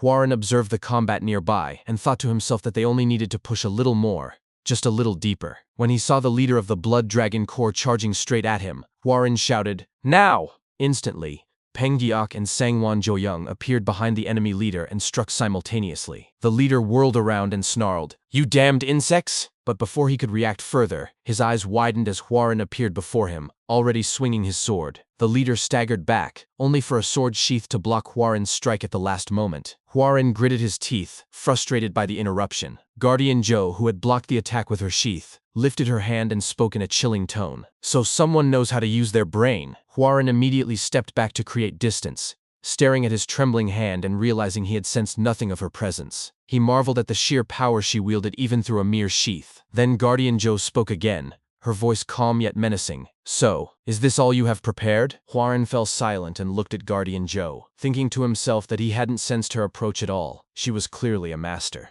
Guardian Joe then lifted her foot and stomped the ground, unleashing an immense shockwave that filled the area. Hwarin was stunned, realizing inwardly that she had destroyed the Jaegal clan's formation with a single strike. He immediately shouted a command for everyone to retreat, disperse the outer formation, and fall back into the inn. Peng Giok echoed the order, calling out for everyone to get inside. As the allied warriors withdrew, the leader of the Blood Dragon Corps turned toward Guardian Joe, catching his breath, and thanked her for saving his life. She gave him a sidelong glance and replied coldly that he should not misunderstand. She merely needed him for her future plans. The leader stared at her in confusion and stammered, "What?" At that moment, Blood Demon warriors began closing in from all sides, surrounding them.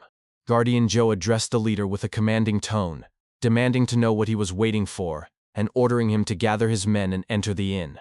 Outside the inn, Peng Giok turned to Hwarin and asked who those people had been. Before Hwarin could answer, Seomun Yuan stamped the ground in fury and shouted repeatedly that they were going to die a dog's death. He then stormed toward Hwarin with a furious expression, blaming him entirely for their predicament, and accusing him of risking everything just to save a group of fools. As he reached to grab Hwarin, Mo Byung seized his wrist and glared down at him. Seomun Yuan snapped back, demanding if she dared lay hands on him. Before the confrontation could escalate further, Hwarin spoke firmly, telling everyone to stop. He asked if they truly wanted to die there, then added that he did not wish to perish in such a place. He still had too much left undone. With resolve in his voice, he shouted for everyone to get a grip, warning that the enemy was attacking again. He ordered them to activate the Bamboo Garden soul-shattering formation as planned and to throw poison. Peng Giok grinned and declared aloud that he agreed with the Yong clan heir. He could not die before completing his blade arts. He hurled a poison bottle onto the ground. After a brief silence, the other warriors followed suit, shouting in unison to throw the poison, activate the formation, and give it their all. As the Blood Demon forces slowly advanced, Hwarin raised his foot and shouted, "Key stomp!" He slammed his foot into the earth, shaking the area, and the other warriors echoed the technique, stomping in unison.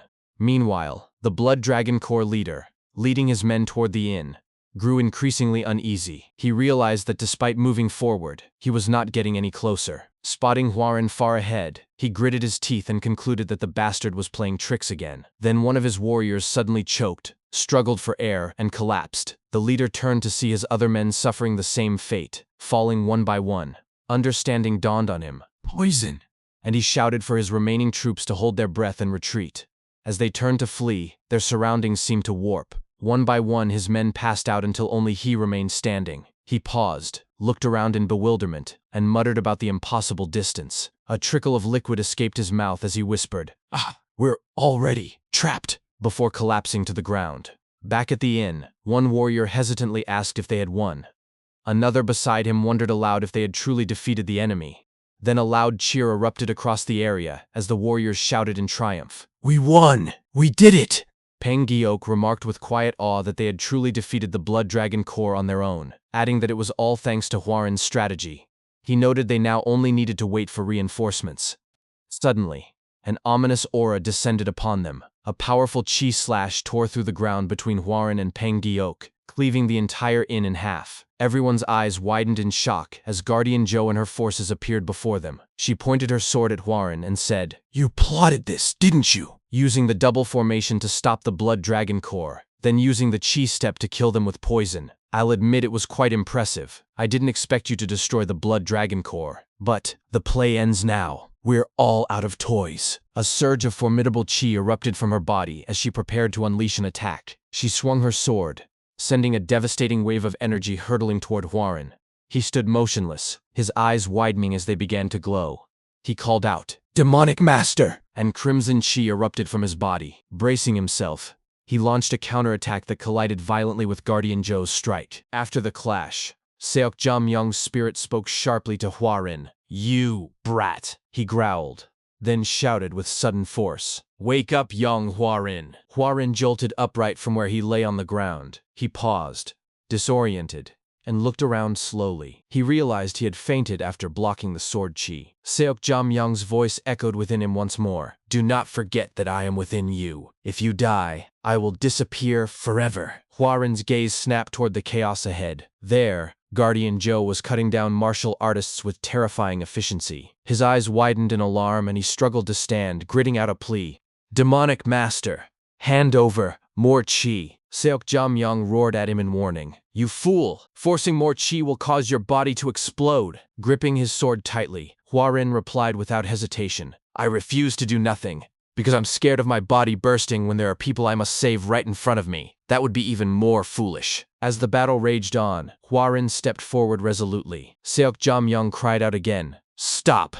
If you die, I'll die as well." Hwarin answered firmly, "Then make sure I don't die." With those words, he lunged forward to aid the twin rising ghost blades and Mo Byong. The demonic warrior noticed him immediately and charged. As they rushed toward each other, Seokjam Yong yelled urgently, You foolish brat! Dodge upwards! Now!" Hwarin leapt into the air just in time. From the side, Mo Byong shouted, "Two rising ghost blades!" And in an instant, the twins seized the demonic warrior, locking it in place. Seizing the opening, Hwarin executed his technique, Waterfall Reverse Dragon Ascent. The strike landed true, defeating the demonic warrior. Nearby, Guardian Zhou, who was still locked in combat, noticed her comrade fall. She froze for a moment, thinking to herself, how did he handle Guardian Meng? His skills were nowhere near that level. Her eyes narrowed, and she resolved coldly, "No matter, I'll kill you all." With a single slash, she cut down multiple warriors at once. As their bodies flew through the air,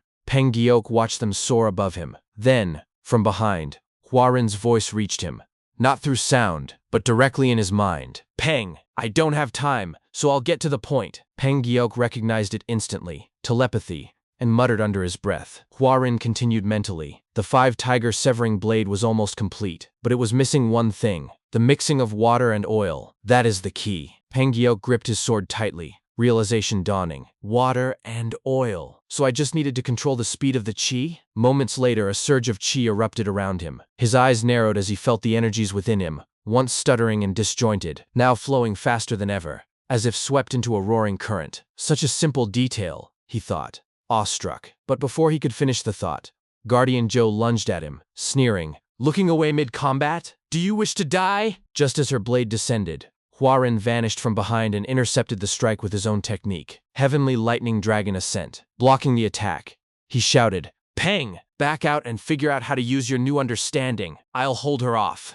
Guardian Zhou turned to him with icy disdain. "You will?" she mocked. Then, in a blur, she shoved her own sword aside, slipped past Hwarin, and struck Peng Giok squarely in the gut with a brutal kick. As Peng crashed to the earth, Guardian Zhou glanced back at Hwarin and said coldly, "How ridiculous." Hwarin roared, "Everyone, charge!" The remaining warriors surged forward, but one by one, Guardian Zhou cut them down. Hwarin watched helplessly as his comrades fell, their bodies littering the ground. Guardian Zhou stood motionless in the center of the carnage, then began walking slowly toward him. When they stood face to face, she asked, What relationship do you have with the Tianzhong clan?" Hwarin gritted his teeth, stunned. How does she know of the Tianzhong clan? Aloud, he declared, I am the heir to the Tianzhong clan, Yong Huarin. A flicker of recognition crossed her face. I was wondering how you knew the waterfall reverse dragon ascent and the heavenly lightning dragon ascent. So the martial arts of the hidden saint cult continue on.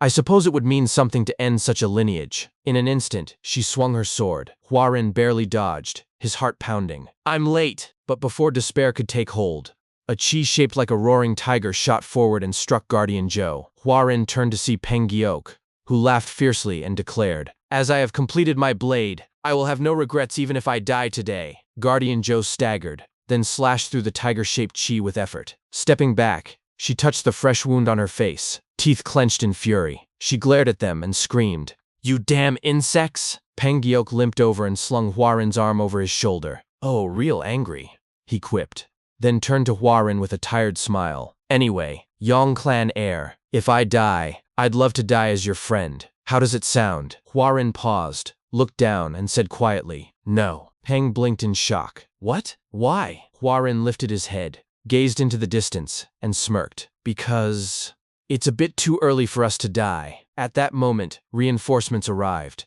Sangwan Byaokin, Yohei, and others surrounding Guardian Zhou. Mo Byong, leaning weakly against a wall, whispered hoarsely, Are the reinforcements here? Zheng Wook, lying wounded beside her, sighed in relief. Finally, Guardian Zhou bared her teeth, glaring at Huarin. Brat of the Tianzhong clan, she spat. We will meet again. In an instant, she and the remaining demonic warriors fled into the shadows. Sangwan Byaokin immediately ordered his men, Don't be hasty. Focus on treating the injured. As the survivors tended to the wounded, Huarin's vision blurred. His eyes widened one last time before his body gave out, and he collapsed to the ground. Lying there, he murmured faintly, I did it.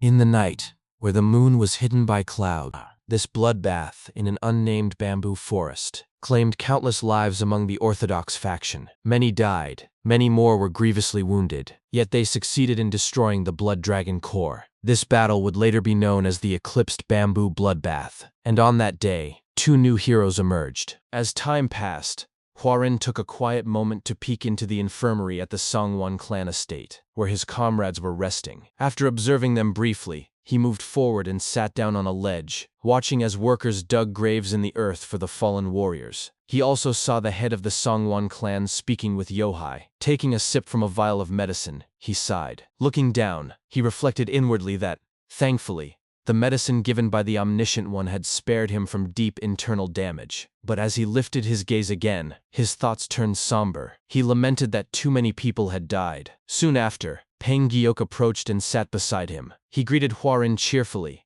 asking what he was drinking alone, and remarking that good things were meant to be shared. Huarin responded with mild confusion, questioning the word friend. Peng replied that after fighting a life-or-death battle together, nothing else could describe their bond. Huarin conceded with a quiet sure, and explained he was taking medicine for his internal injuries. He then asked how the Peng clan was faring. Peng fell silent for a moment before answering that many of his clan members had died, but they had all perished as true martial artists of the Peng clan, and for that, he was proud. Huarin remarked that the warriors of the Peng clan had fought as though they did not fear death, including Peng himself, and called it impressive. Peng gave a nervous smile, and admitted that of course he feared dying. Everyone did, but they had all believed in something more important than death, and that conviction had allowed them to lead the charge. He placed a hand on Huarin's shoulder, and said it was just like him. When Huarin questioned this, Peng affirmed it, citing Huarin's formations, prowess, and unwavering determination to protect others. He added that without those qualities, they would all have died in the bamboo forest. Even Seo Munyun would agree with him. They both laughed softly, and Huarin admitted he had to agree with that last part. Peng then stood up, declaring that he would give Huarin some carrier pigeons from their clan, since that monstrous woman might come visit you. He ended with a grin saying, well, let's have a drink next time, before walking away. Huarin remained seated in silence. He thought to himself that he never knew when such a catastrophe might strike again, which was why he needed to complete the Taiji Depth Heaven tome. To do that, he pulled a small token from his pocket and stared at it intently. Some time later, Huarin stood in a room with the twin rising ghost blades. Zheng Wook asked why he had summoned them, and inquired about the whereabouts of the Zhongs and teacher Mo. Huaran learned they had gone out to buy medicine from Miss Heir, who was unwell. Namwook then pressed him to speak his mind. Huaran announced that he must take leave for a while and would depart for Kaifeng that very day. Jungwook immediately protested, exclaiming that they had just survived a brutal battle and were all still injured. At that moment, Mo Byung entered the room and asked what was happening. Jungwook blurted out that the young sect leader was heading to Kaifeng today. Huaran fell silent as Mo Byung regarded him from behind. After a pause, she sighed and acknowledged that the young sect leader understood the situation better than anyone and must have his reasons. Still, she noted they could not accompany him in their current state. Jungwook shouted again, reminding everyone that Kaifeng was where the Immortal Paradise House was located. Mo Byung suddenly turned to Huaran with a cold expression and said in a chilling tone, "The Immortal Paradise House? Ah, where that beauty Cho Woo-hee is? I obtained her plaque recently." Huaran froze inwardly, thinking that she caught on far too quickly. Yet he knew Cho Woo-hee's martial arts were essential to completing the Taiji Depth Heaven Tome. He closed his eyes briefly and accepted that it could not be helped. Speaking aloud, he addressed Instructor Mo and Guard Zheng, acknowledging the harshness of their recent battle, how some had nearly died and others had truly passed away. He emphasized that they had survived, and now they needed to reflect, deliver news back home, and honor those who had fought alongside them. Bowing deeply, he explained that this was why he was going to Kaifeng and asked for their understanding. Jungwook relented with a resigned, "Well, if you say so." Mo Byung sighed and agreed, but insisted he could not go alone. She instructed him to take Guard Nam, whose injuries were relatively minor. Then, fixing him with a sharp look, she added coldly, "And you really won't visit a pleasure house, right?" Huaran clenched his fist and declared earnestly, "I swear that I will not go." Elsewhere, in a grand hall, Guardian Zhou knelt before an old man seated on an imposing chair. When the elder asked for the results of her mission, she rose and stated flatly that she had failed. The old man raised one finger, then another, then a third, counting off the forces he had sent: 100 Blood Dragon Corps members,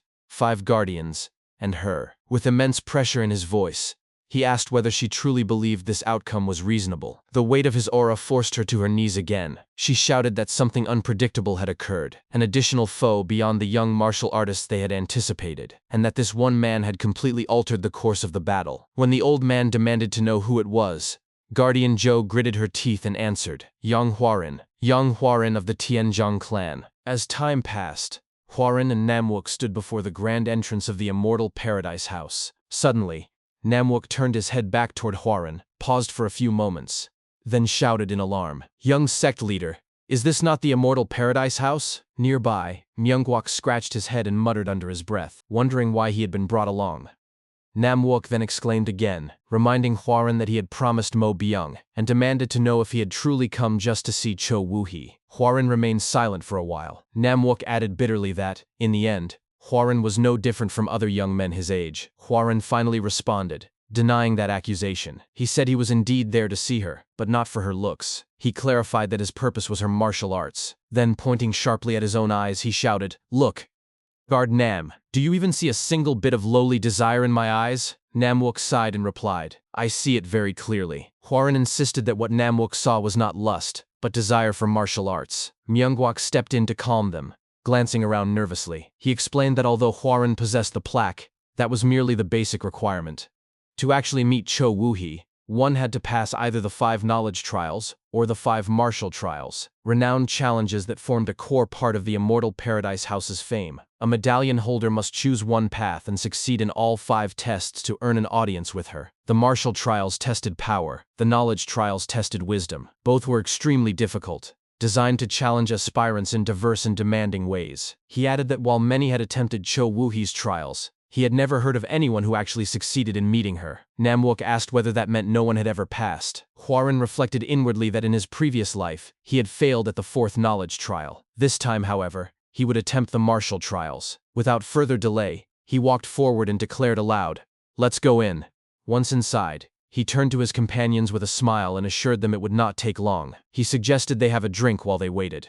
Namwook sighed, cleared his throat, and agreed with a resigned, "Well, should we?" As the two sat down at a table, Huaran approached an attendant. The attendant looked at him indifferently and asked what he wanted. Huaran responded by tossing the plaque toward the man and stating that he was there to attempt the 5 martial trials. The attendant caught the plaque, examined it carefully, then began walking away, instructing Huaren to follow him. As they moved through the open courtyard, the sound of music echoed softly. Huaren turned toward its source and saw a woman seated in the center of an open pagoda, her face veiled in red, playing a guqin. He recognized her immediately and thought to himself, so that woman is Cho Woo-hee. When they reached the pagoda, the attendant knelt and announced that someone had presented a valid plaque. Cho Woo-hee ceased playing, set her instrument aside, and remarked that he was the first challenger in 10 days. As the attendant showed her the plaque, she lifted her hand, and the plaque floated through the air into her palm. Huaren's eyes widened in shock. Telekinesis. After verifying its authenticity, she confirmed it was genuine, and addressed Huaren directly, noting he appeared to be a martial artist, and asking if he intended to attempt the martial trials. He affirmed that he did. She then declared that the first trial would be a duel with guard Byum, who stood nearby. She added that it was uncommon to see challengers so young, and expressed hope for his victory. As Cho Woo-hee resumed her music, guard Byum advanced toward Huaren, spear in hand. The moment their eyes locked, the rhythm of the guqin shifted, serving as the signal to begin. They lunged at each other simultaneously. Huaren struck first. Guard Byum barely blocked the blow with his spear and launched a counterattack, but Huaren evaded it cleanly. They broke apart, pausing briefly to assess one another. Guard Byum gritted his teeth, glancing at his spear, and thought that while such skill at such a young age was impressive, Huaren was still an inexperienced brat. He charged again, spear thrusting forward as the tempo of Cho Woo-hee's music intensified. The battle grew fiercer, an exchange of rapid, brutal strikes. Guard Byum managed to graze Huaren's shoulder, causing him to lose his grip on his sword, which flew upward. Seeing the opening, Guard Byum smirked inwardly, as I thought, but his expression twisted in shock when he realized Huaren had deliberately dropped his weapon and dove forward unarmed. From the pagoda, Cho Woo-hee's fingers struck the strings hard in surprise. Huaren clenched his fist and surged ahead, executing his technique, Fighting Dragon Fist. He struck Guard Byum squarely in the gut. In the same motion, as his sword hung mid-air, he caught it with elegant precision and turned to watch Guard Byum crash into a pillar. A moment later, Guard Byum's eyes widened as he realized the truth. He dropped his sword without hesitation. You need tons of experience to make such a decision. Huaren approached him and asked if he wished to continue. Guard Byum groaned and insisted it was not over yet. But suddenly, Cho Woo-hee rose to her feet and declared the fight finished. She stated that she had not seen someone push Guard Byum so far in quite some time, and noted that he still seemed to be holding back strength. Calling it delightful, she announced that Huaren had passed. Extending her hand, she asked if he would attempt the second trial. Huaren reflected silently that in his past life, even completing the first knowledge trial had been nearly impossible. But this time was different. Though the knowledge and martial trials tested distinct abilities, he had since learned proper martial arts and faced horrid enemies, risking his life repeatedly. He resolved to claim her martial arts this time, and perhaps, along the way, see her face.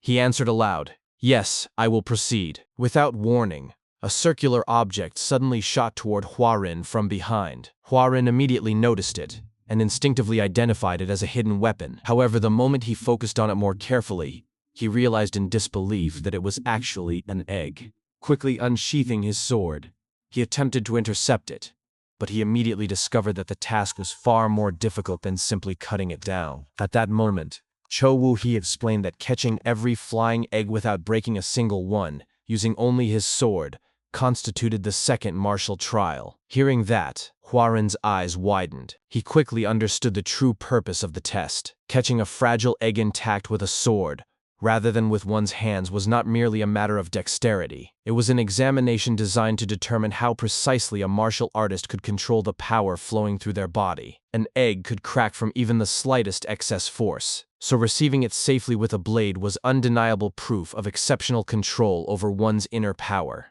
As Huaren continued tracking the incoming egg, Cho Woo-hee silently urged him to demonstrate the strength that had defeated Guard Byum, and to reveal technique that surpassed even that feat.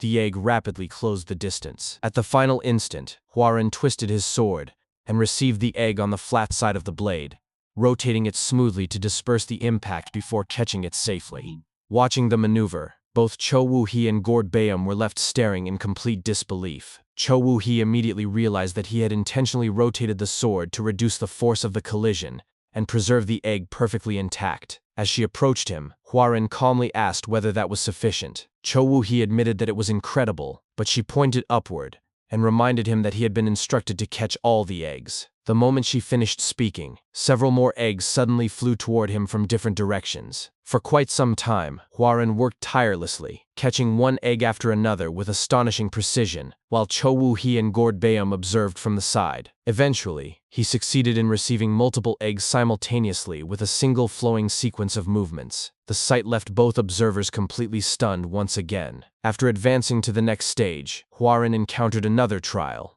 A strange liquid was poured onto both of his palms, and Cho Woo-hee ignited it with a candle. The liquid instantly erupted into a violent burst of flames. However, Hwarin reacted with remarkable composure. Rather than panicking, he quickly brought the fire under control and stabilized it before it could spread. Witnessing that level of control caused both Cho Woo-hee and Gord Baeum's jaws to drop in astonishment. Yet another trial followed immediately afterward. Acting under Cho Woo-hee's command, Gord Baeum slammed the butt of his spear against the ground. In an instant, numerous stone statues rose from the training ground and surrounded Hwarin. The terracotta warriors drew their swords and charged him from every direction. After a brief but intense exchange, Hwarin destroyed the statues with relative ease. Although the trial was meant to test formation-breaking techniques, he simply overwhelmed them through sheer power. Seeing him clear the challenge so effortlessly only made Cho Woo-hee and Gord Baeum increasingly frustrated. As the sun began to set, Hwarin walked through the hallways of Immortal Paradise House and quietly reflected on the trials. Other than the second martial trial, he felt that the rest had been surprisingly easy. The third trial had required him to hold volatile gas in his hands, ignite it, and maintain control while raising it. The fourth trial had involved creating a formation and destroying the terracotta warriors, though he had simply crushed them through overwhelming force, instead of relying on sophisticated strategy. For the current version of himself, none of those challenges had been particularly difficult. Stopping in front of a closed door, he reminded himself that only the fifth martial trial remained. From inside the room, Cho Woo-hee called for him to enter. When Hwarin stepped inside, he found her sitting alone in the center of the room before a simple table.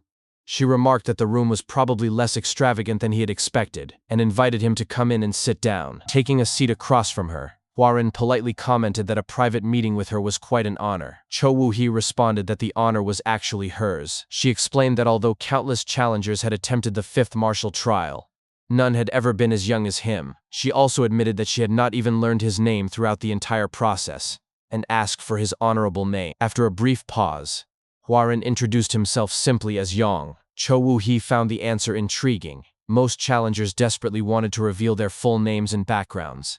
Yet this young master Yong concealed even such a basic detail. She observed that he showed neither nervousness nor anxiety in front of her, possessed a noble level of martial artistry completely unfitting for his age, and appeared far more cunning than his youthful appearance suggested. She admitted that her curiosity about him was growing stronger by the moment. Hwarin lowered his gaze. Quietly, he reflected on his previous life. Back then, he had foolishly believed that what he could not obtain from his wife, he might somehow obtain from this mysterious woman whose face he had never even seen. Pursuing her had been both an act of revenge against the wife who betrayed him and a selfish attempt to comfort the abandoned version of himself. Only much later had he realized the truth.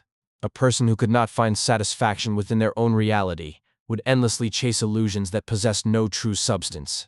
Because he had finally understood that lesson, he could now remain perfectly calm in front of Cho Woo-hee. After a moment of silence, Hwarin decided to end the unnecessary conversation and asked directly what the fifth martial trial actually was. Rather than being offended, Cho Woo-hee found his blunt attitude even more appealing. She firmly placed an item onto the table and explained that the fifth martial trial consisted of fighting her in a sword debate. She acknowledged that his martial prowess was already exceptional, but she also declared that she had never once lost such a contest before. She then asked whether he would accept the challenge. Hwarin picked up a brush from the container resting on the table and calmly declared, "I will challenge you." Before beginning, however, he asked whether the rumor was true that anyone who successfully passed all 5 martial trials would have one wish granted by her. A faint smile appeared beneath Cho Woo-hee's veil. After a brief silence, she slowly lifted the veil and met Hwarin's eyes directly. She answered that she would grant absolutely anything. The instant her face was revealed, Hwarin's composure visibly faltered. His expression changed dramatically, and his hands began trembling slightly as he repeated her words in a shaken voice, quietly acknowledging that she truly meant anything. Because she had never lost a sword debate, he began speaking about the first turn. Cho Woo-hee raised her own brush and asked whether he intended to concede it to her. With a suddenly serious expression, Huarun answered, "I'll go first." His unexpected declaration shocked Cho Woo-hee. Without hesitation, Huarun lowered the brush and began rapidly writing across the paper before him. The moment Cho Woo-hee saw what he had written, disbelief flashed across her face. Then the true battle began. Taking turns, the two exchanged strokes upon the paper, yet each written movement carried the intent, pressure, and precision of a real sword fight, as though invisible blades were clashing between them with every line they drew. A relentless battle of artistry unfolded between Huarun and Cho Woo-hee. Stroke after stroke filled the canvas as neither side showed any intention of yielding. The contest continued endlessly, each brush movement carrying the pressure and intent of a real sword clash. Eventually, Huarun spotted a tiny opening in her defense. His eyes sharpened as he seized the opportunity. With a decisive movement, he launched a powerful offensive stroke and looked toward Cho Woo-hee with confidence, declaring that the victory was his. However, in the very next instant, Cho Woo-hee responded. Her brush moved with astonishing speed, intercepting and neutralizing his attack completely. Huarun froze in disbelief. Quietly, he realized that his sword had been blocked. Cho Woo-hee calmly picked up a second brush. Now holding one brush in each hand, she reminded him that she had already warned him earlier that she had never once lost before. It was the legendary left-right split mind art. Both of her hands moved independently, weaving two separate chi arts together so perfectly that they functioned as a single unified technique. As her twin brushes relentlessly filled the canvas with overlapping attacks, Huarun immediately felt himself being pushed backward. He recognized the terrifying brilliance of the left-right split mind art. Her ability to manipulate two streams of chi simultaneously was far beyond ordinary martial theory. At that rate, he knew he would eventually lose the battle of concepts and technique. Yet even then, he refused to give up. Steadying his mind, Huarun reminded himself that he was not fighting alone. Drawing upon the memories and knowledge inherited from the demonic master Siak Jamyang, he unleashed a counter that directly challenged Cho Woo-hee's left-right split mind art. The moment the technique appeared upon the canvas, Cho Woo-hee abruptly rose from her seat. Her eyes widened as she gasped in complete disbelief and demanded to know what that attack had been. Huarun calmly informed her that he believed the match was already over and declared that the victory belonged to him. Cho Woo-hee slowly lowered her head. For several moments, she remained completely silent, breathing heavily as she stared at the completed canvas before finally speaking. She explained that many years had passed since she first opened the 5 trials, yet not a single challenger had successfully reached the end. The trials represented the goals and dreams of countless people, and Huarun had become the first person to truly arrive at that destination. Then she bowed deeply before him. Introducing herself formally as Cho Woo-hee of Immortal Paradise House, she acknowledged her defeat and offered her sincere congratulations. After a short while, she slowly removed her veil. Looking directly at him, she revealed that she already knew he was Yong Huarun, the renowned flying dragon sword hero. The sudden revelation visibly surprised Huarun. Instinctively trying to change the subject, he blurted out that she was truly beautiful. At the same time, his mind raced with confusion as he wondered how she had discovered his identity. Cho Woo-hee chuckled softly and remarked that his thoughts and his words seemed to have become completely switched around, though she graciously chose to accept the compliment anyway. She explained that the technique he had used during their battle of theory was unmistakably the Soaring Dragon Emperor sword. Since the recently famous Flying Dragon sword hero belonged to the Yong clan, deducing his identity had not been particularly difficult. Huarun's gaze accidentally drifted downward before he quickly turned away in embarrassment. Stammering slightly, he admitted that her intelligence was every bit as extraordinary as her martial arts. Seeing his awkward reaction, Cho Woo-hee smiled knowingly. She then announced that it was time to discuss the real reason for the meeting. Her voice softened into a far more seductive tone as she invited him to ask for anything he desired, promising that she would grant absolutely any wish. The sudden change left Huarun completely stunned. His body trembled as he struggled to speak about his wish. His eyes wandered toward her exposed shoulder, causing his words to catch in his throat. When he tried again, his gaze became trapped by her full lips, and once more he found himself unable to finish the sentence. Sensing his hesitation, Cho Woo-hee slowly approached him. She gently lifted his chin and brought her face close to his, assuring him in a soft, enticing voice that there was no need for shame. She promised that whatever happened within Immortal Paradise House would never be known to the outside world, and reminded him that the night was still very long. For a brief moment, Huarun appeared completely overwhelmed. Then, summoning all of his remaining willpower, he suddenly shouted, "I want martial arts." Cho Woo-hee stared at him in stunned disbelief. After a long pause, she simply handed him a martial arts manual, feeling utterly defeated in an entirely different way than he had expected. Hwarin accepted the book and awkwardly tucked it into his pocket. Rising from his seat, he helplessly announced that, since he had received the martial arts he requested, he would take his leave. As he walked toward the door, Cho Woo-hee narrowed her eyes and watched him carefully. Just as he reached the entrance and released a weary sigh, she called out to him. She asked whether he truly intended to leave just like that. When Hwarin turned around, she deliberately revealed more of her skin and suggested, in an unmistakably seductive tone, that she could still grant him another wish if he desired it. She continued gazing at him with openly tempting eyes as the night quietly passed. The following morning, Nam-wook and Myung-kwak waited outside the entrance of Immortal Paradise House. Nam-wook sighed heavily and complained that Hwarin had made it sound as though the trial would end quickly. Yet an entire day had already passed.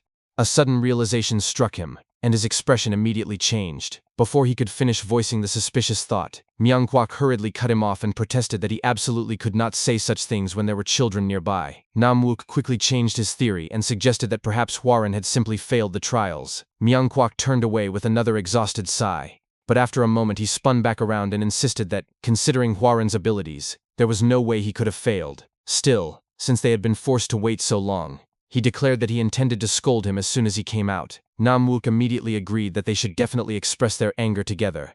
At that moment, the entrance doors slowly opened. Hwarin finally emerged. The instant they saw him, both Nam-wook and Myung-kwak turned toward him. Nam-wook rushed forward and loudly demanded to know how much longer Hwarin had intended to keep them waiting. Then he abruptly stopped. Staring at Hwarin's face, he noticed something terribly wrong. Hwarin looked utterly exhausted and completely drained of energy. After a few moments, he weakly shuffled forward and quietly muttered that they should return. Watching him stagger along like a drunken man, Nam-wook clenched his teeth and turned toward Myung-kwak. In a serious whisper, he began suggesting that the young sect leader really had.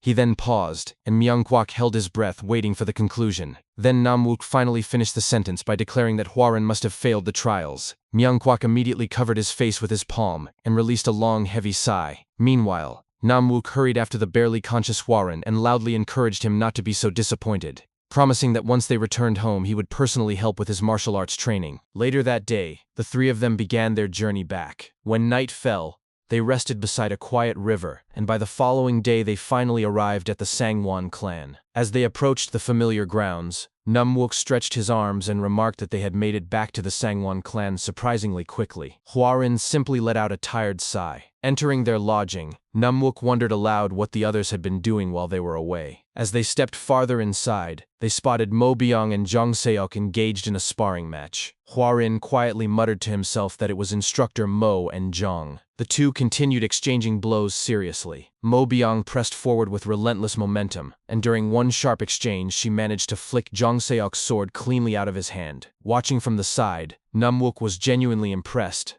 and exclaimed that her skills had improved tremendously. After the spar ended, Mo Byung and Jong Seok bowed respectfully to one another and began speaking quietly between themselves. Observing them, Hwarin noticed how serious their expressions were and wondered what they could possibly be discussing. When Jong Seok finally departed, Mo Byung immediately noticed Hwarin and hurried straight toward them. Calling out to the young sect leader, she warmly welcomed him back and asked whether he had managed to resolve what he needed to. Hwarin laughed awkwardly and replied that, fortunately, he had been able to finish everything successfully. However, before the conversation could continue, Mo Byung suddenly paused. Her nose twitched slightly as she noticed an unfamiliar scent. Without warning, she grabbed Hwarin and began sniffing him closely, causing him to panic in surprise and stammer out a protest. In a dangerously serious tone, Mo Byung identified the scent as perfumed oils. Hwarin immediately grew nervous. Fixing him with a suspicious glare, she demanded to know whether he had gone to a pleasure house, and reminded him that he had promised before leaving that he would not go to such a place. Desperately trying to defend himself, Hwarin insisted that she was mistaken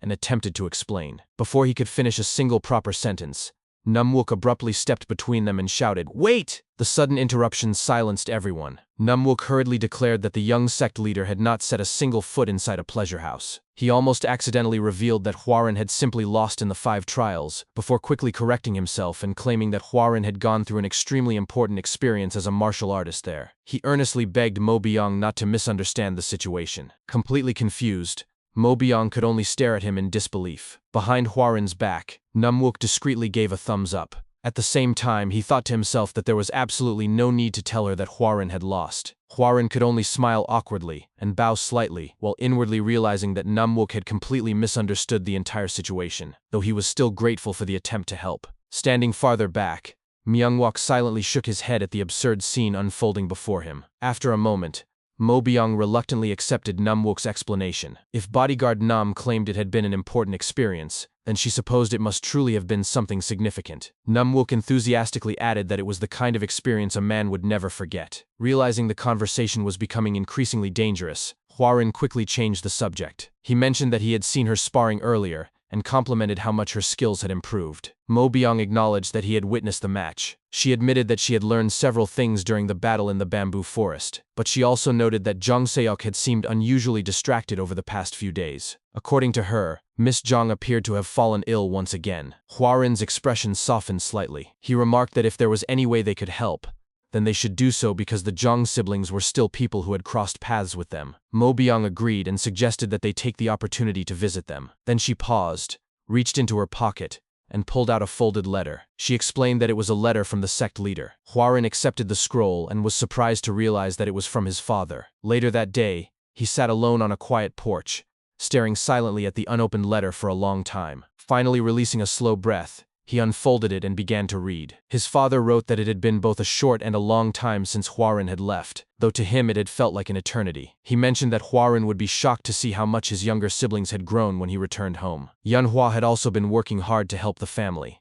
and life there had remained peaceful. The letter then asked how Hwarin himself had been doing. His father explained that, from time to time, news of Hwarin's accomplishments reached home. He had heard that Hwarin was no longer merely called the Flying Sword Hero, but had even earned the title Tianzhong Sword Hero. He admitted that it was a magnificent title. However, as a father, he could not help worrying. He knew all too well what the Jinghu was truly like, and because of that he could imagine how difficult and dangerous the path must have been for Hwarin to earn such a reputation. After a long pause in the letter, his father simply added that the weather was growing cold, and asked him to come home before winter became too harsh. When Hwarin finished reading, he remained completely silent. For several moments he simply sat there, staring at the final line. Then, unable to hold back his emotions any longer, he broke down and began crying heavily. Later that same day, Hwarin reunited with the rest of the party at the Sangwon clan. He offered his farewells to the Sangwon clan head and his wife, then also bid goodbye to Peng Gi-ok before finally turning towards Sangwon Mi-jong. Sangwon Mi-jong sadly remarked that it was unfortunate he was leaving so soon, and suggested that he could stay a little longer. Hwarin replied that he had already received more kindness from the Sangwon clan than he could ever repay, so he could not possibly impose on them any further. He added that the weather was becoming quite cold as well. Sangwon Mi-jong quietly agreed. Bowing gracefully, she told him that she would wait for the day they met again. At that moment, Sangwon Byuk-in gruffly reminded everyone that the carriage was already prepared, and ordered Hwarin to hurry up and leave. Hwarin bowed once more and sincerely thanked the Sangwon clan head for all of his kindness. Then he slowly turned toward his companions. After a brief pause, a warm smile appeared on his face as he declared, "Let's go home." Much later that night, deep within a dark forest, a cat sniffed at a pile of fallen leaves scattered across the ground. The animal suddenly let out a soft meow after detecting something nearby. A mysterious person picked the cat up in their arms and affectionately called it a cute little thing for finally finding the tracks they had been searching for. Gently petting the cat, the stranger asked whether it could smell the scent as well. The person explained that the blood demon had personally requested a favor, making it impossible to refuse. While carrying out that request, they also intended to obtain what they themselves desired. As the mysterious figure disappeared into the darkness, they cheerfully announced that it was time to go steal the treasure. Behind them, numerous dead bodies lay scattered across the forest floor. As Hwarin's party continued their journey by carriage, the atmosphere inside remained calm and reflective. Hwarin quietly remarked that he could hardly remember how long it had been since they had last returned to the Qianzhong clan. So many events had occurred in such a short span of time that it felt as though several months had passed. Now that the journey was finally drawing to an end, he sincerely thanked everyone for following him without a single complaint. Gazing out through the carriage window, Myungwook cheerfully commented that it was truly a beautiful day. Mo Byung, however, immediately raised a different concern. She asked why Master Nan was suddenly accompanying them. Myungwook proudly declared that he had made up his mind to follow young Master Yong from now on. His answer only left Mo Byung more confused. She protested that such a decision was not something he could simply make by himself. Myungwook merely snorted dismissively. He insisted that, since young Master Yong had saved his life, young Master Yong now had to take responsibility for him. His shameless declaration caused laughter to spread throughout the carriage. After the amusement settled down, Hwarin turned toward Jung Seok and brought up something more serious. He mentioned hearing that Miss Jung's condition had worsened again, and asked whether she was all right. The mood inside the carriage immediately changed. Jung Seok looked toward his sister and explained that Manhwa's condition was not actually an ordinary illness. It was the lingering effect of the purple lightning chi. Confused, Mo Bi-young asked what purple lightning chi was supposed to be. Jung Manhwa quietly explained that it was a destructive internal energy left behind in the body of anyone struck by the purple lightning demonic arts. The energy remained inside the victim, constantly eroding the body from within and growing more dangerous over time. Hwarin immediately reacted, asking whether the purple lightning demonic arts meant what he thought it did. Before he could finish speaking, Manhwa suddenly coughed violently, blood spilling from her lips. Jung Seok immediately panicked and rushed to support her. Desperately searching through his medicine pouch, he discovered that it was completely empty. Shocked, he demanded to know whether she had already taken all of the medicine, and asked why she had not told him sooner. Weakly, Manhwa admitted that the seizures had been occurring more frequently lately. She had believed she could endure for at least another day. Hwarin immediately stood up and declared that they would soon reach a nearby village where they could obtain more medicine. Leaning out through the carriage window, he called to Namwook and Jungwook and urged them to drive faster. The twin rising ghost blades immediately snapped the reins, causing the carriage to accelerate rapidly down the road. Later, after arriving at the village, Jung Seok carried Manhwa while Hwarin hurriedly questioned the innkeeper about nearby apothecaries. Returning with the information, Hwarin explained that there was an apothecary located at the foot of a nearby mountain. Since he had enough money to pay for the medicine, he suggested that they go there together immediately. From behind them, Mo Bi-young added that the rest of the group would also try to find another solution in the meantime. Without wasting another moment, Hwarin and Jung Seok ran toward the forest leading to the mountain. As they hurried through the trees,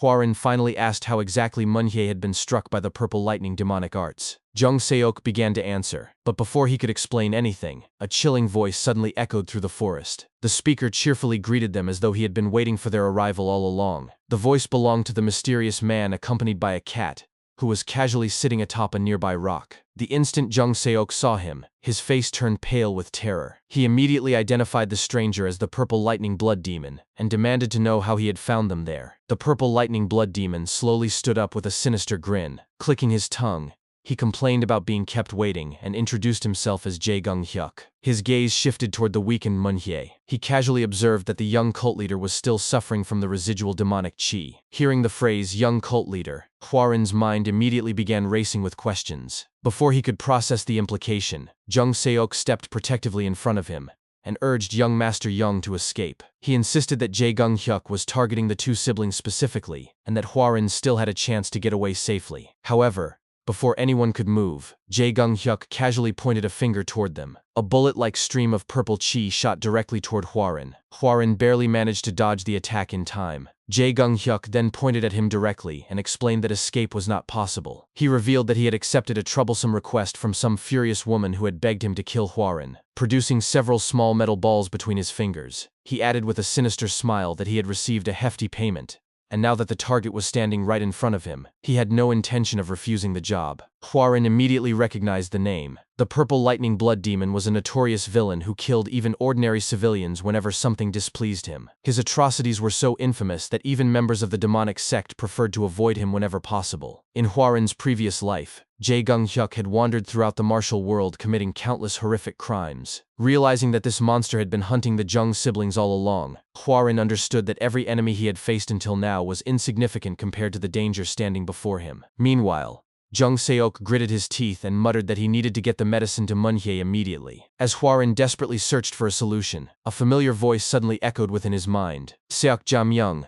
the demonic master, laughed and remarked that he had sensed a familiar energy. Curious, he asked why the purple lightning demon was standing in front of Hwarin. Hwarin immediately called out to the demonic master in his thoughts. Seok Jam-young bluntly warned him that, with his current abilities, even dying and coming back to life would not be enough to defeat Jae-gung-hyuk. Then, remembering Hwarin's strange circumstances, he corrected himself and remarked that Hwarin actually had died and returned once already. Regardless, he warned that if Hwarin did not want to die a meaningless dog's death, he needed to run away immediately. He reminded him that if Hwarin died, he himself would disappear as well. Hwarin remained silent for several moments. Then he looked at Jung Seok and the dying Jung Manhwa. Slowly drawing his sword, he firmly declared, I can't run. He immediately corrected himself and added that he would not run. Seok Jam-young stared at him for a moment before a wide grin spread across his face. Amused, he simply advised Hwarin not to die from the very first hit. At that moment, Jung Seok gently lowered Munhye onto the ground and stepped forward. Dark demonic chi began swirling around his body as he asked young Master Yong to take care of Munhye for him.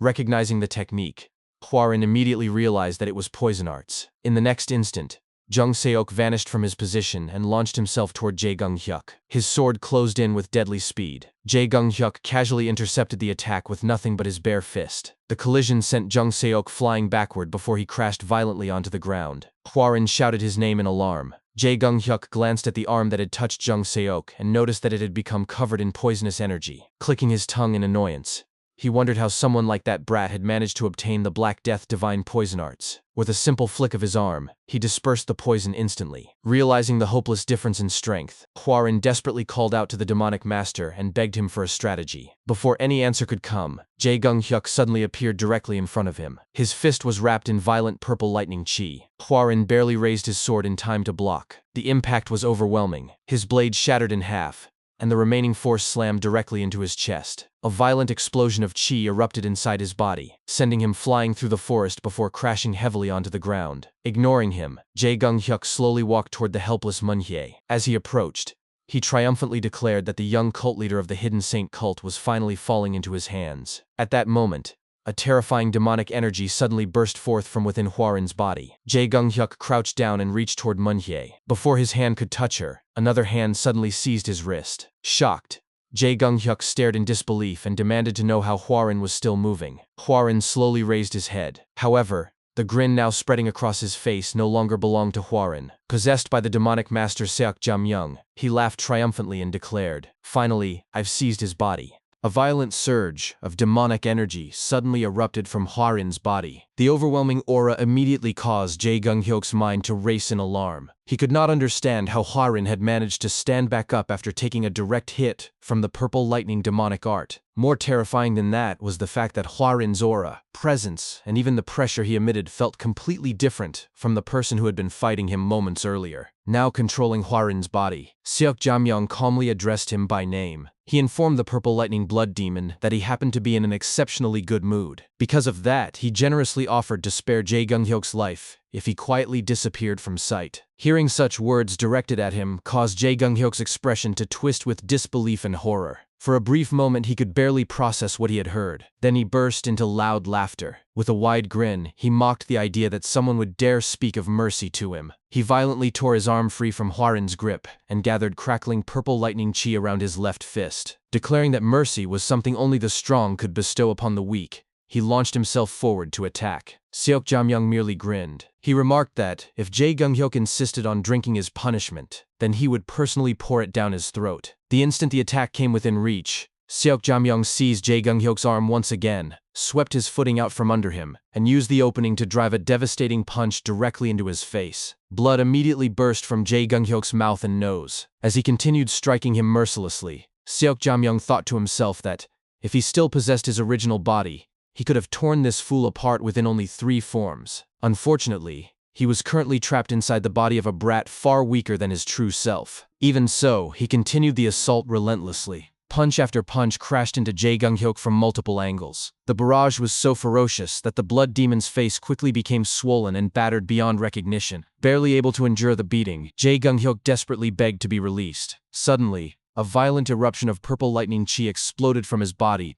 as he roared for Seok Jam-young to let go. Despite the outburst, Seok Jam-young maintained his grip without the slightest hesitation. Narrowing his eyes, he settled into a stance and delivered a crushing kick. A thunderous boom echoed through the forest as Jae Gung-hyuk was launched far into the distance before crashing violently into the ground. Looking down at the fallen demon, Seok Jam-young coldly muttered that he was weak. However, as the battle paused for a brief moment, he suddenly noticed something unusual within the body he was controlling. His gaze dropped to the chest where Jae Gung-hyuk's earlier strike had landed. He realized with growing concern that the purple lightning chi from that first punch had already infiltrated the body back then. In the distance, Jae Gung-hyuk slowly rose from the crater where he had fallen. Blood dripped from his battered face, yet a sinister smile spread across his lips as he began laughing weakly. He called Seok Jam-young a foolish bastard and declared that, once someone allowed the first strike of the purple lightning demonic arts to enter their body, defeating him became impossible. He explained that the purple lightning chi would eventually tear apart the victim's dantian from within, and when that happened, his victory would be inevitable.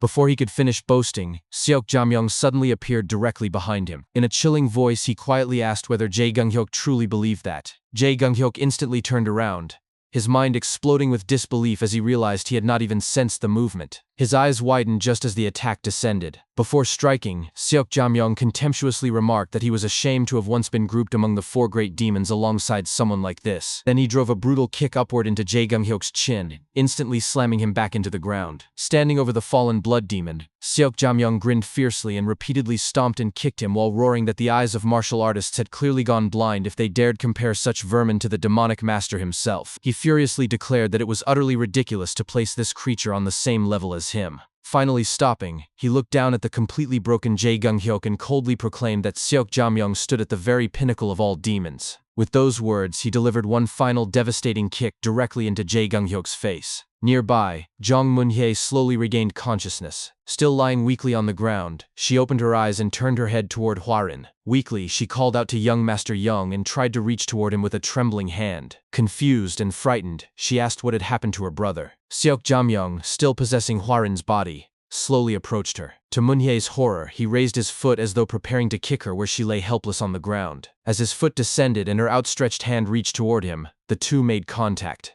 The instant they touched, a violent explosion of purple lightning erupted between them. Seok Jamyong immediately gritted his teeth in frustration. He realized that the purple lightning chi within Hwarin's body was reacting violently against the energy inside Moon-hye, causing the two forces to clash and explode against one another. Worse still, he could feel the purple lightning chi advancing rapidly toward the dantian. He finally understood that Jae Gung-hyuk's warning had not been an empty bluff. If the corruption continued spreading, Hwarin's consciousness would inevitably awaken again. Seok Jamyong shouted in panic that this could not happen. In desperation, he tore open Hwarin's shirt and screamed that he had worked far too hard to seize this opportunity. He frantically insisted that the body belonged to him now and that he would not surrender it to such a pathetic weakling. At that moment, the world around him suddenly shifted into the mind realm. There, Seok Jamyong saw Hwarin standing nearby. The chains that had once bound Hwarin's body and consciousness were slowly crumbling away. Shocked, Seok Jamyong called out his name. Hwarin coldly confronted him. He remarked that, immediately after regaining consciousness,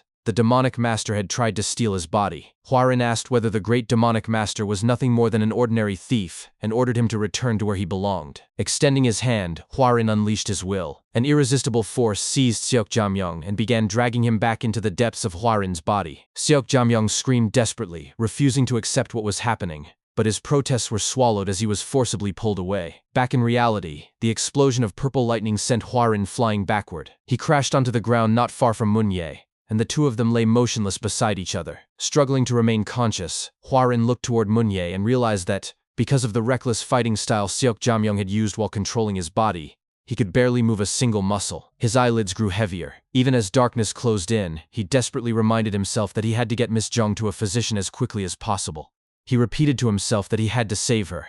However, before he could do anything more, the last of his strength faded away, and Hwarin finally lost consciousness completely. While Hwarin remained unconscious, his spirit entered the inner mindscape where Seok Jamyong was imprisoned. He walked toward the demonic master, who immediately spoke with bitter resentment. "Are you here to mock me? Or are you here to see my pitiful state? After I attempted to steal your body and ended up trapped within you?" Hwarin said nothing. He simply sat down on a nearby rock and stared directly into Seok Jamyong's eyes. The demonic master's fury flared.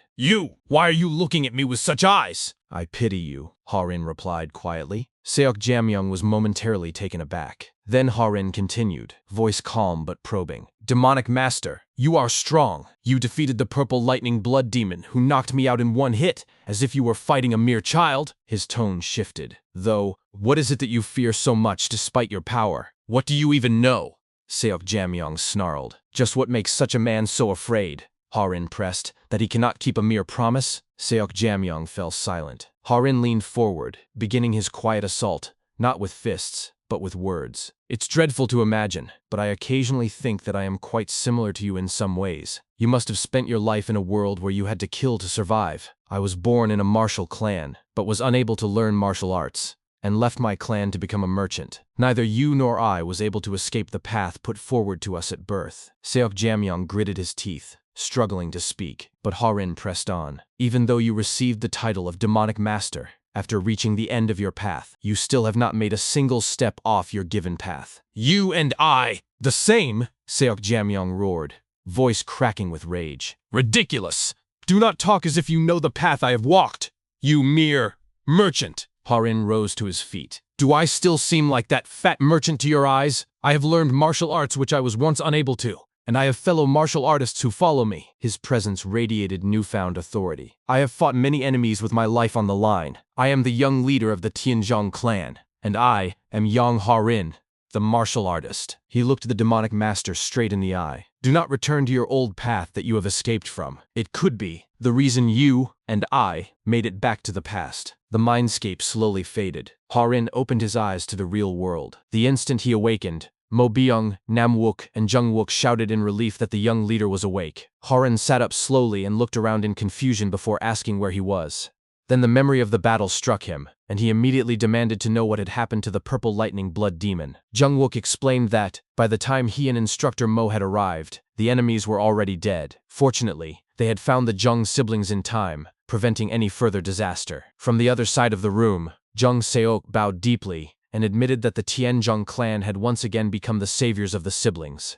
He hesitantly asked whether Harin had truly defeated the purple lightning blood demon himself. Mo Byung added that the blood demon's strength had been far beyond anything Harin should have been capable of handling at his current level. Harin awkwardly admitted that he honestly did not remember what had happened because he had lost consciousness as well. Then, forcing a cheerful expression, he suddenly remarked that he vaguely remembered seeing an old bearded man. Jung Wook immediately wondered whether Harin had encountered some hidden reclusive martial master. Mo Byung acknowledged that the Jianghu was indeed filled with mysterious martial artists, but she quickly changed the subject and insisted that they should return to the clan as soon as possible. After everything that had happened, she was worried about what other accidents might occur if they stayed any longer. Harin agreed, suggesting that they rest for the remainder of the day and leave the following morning. He then excused himself, claiming that he needed to use the restroom. Sometime later, Harin sat alone on a porch. The moment he was out of sight, he began gasping heavily for air. Blood trickled from both his nose and mouth as the pain surged through his body. After forcing himself to calm down, he sat in the lotus position and began circulating his qi. As the energy moved through his meridians, he realized just how horrifying the purple lightning qi truly was. Jung Mun-hye had endured this agony every single day, and the medicine she carried merely dulled the pain temporarily, rather than removing the corrosive energy itself. Then a new thought struck him. Perhaps this was not merely a curse but an opportunity. His original goal had always been to cultivate the Taiji Depth Heaven Tome,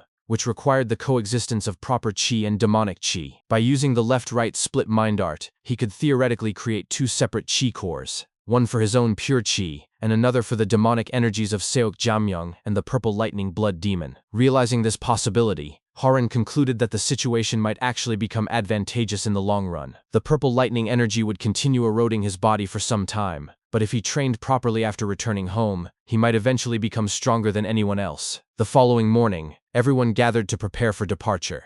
Mo Byung informed Harin that all of their belongings had already been packed. Before he could respond, a commotion nearby caught his attention. A young woman was arguing heatedly with a guard, insisting that they were not suspicious people and that they had come to capture a demonic leader. The moment Harin saw the group, he recognized them immediately. He realized they were the women who would later become known as the Three Killer Heroes. Mo Byung noticed his reaction and asked whether he knew them. Leaning closer, Harin quietly whispered that those women were the Three Killer Heroes. Mo Byung stared at him in complete confusion and asked who they were supposed to be. An awkward silence followed. Harin suddenly realized that the title had probably not been established yet in this point in time. Trying to recover, he awkwardly explained that they were simply three women who would soon become famous after defeating a demonic leader. He added that they were not bad people and had likely become involved in some misunderstanding. At that moment, a familiar voice suddenly interrupted the conversation. The newcomer calmly stated that she could personally vouch for their identities. An elegant woman slowly approached the group and explained that the three women had close ties to the Sky Ocean Merchant Union. One of the women immediately brightened and greeted her as Miss Hui's.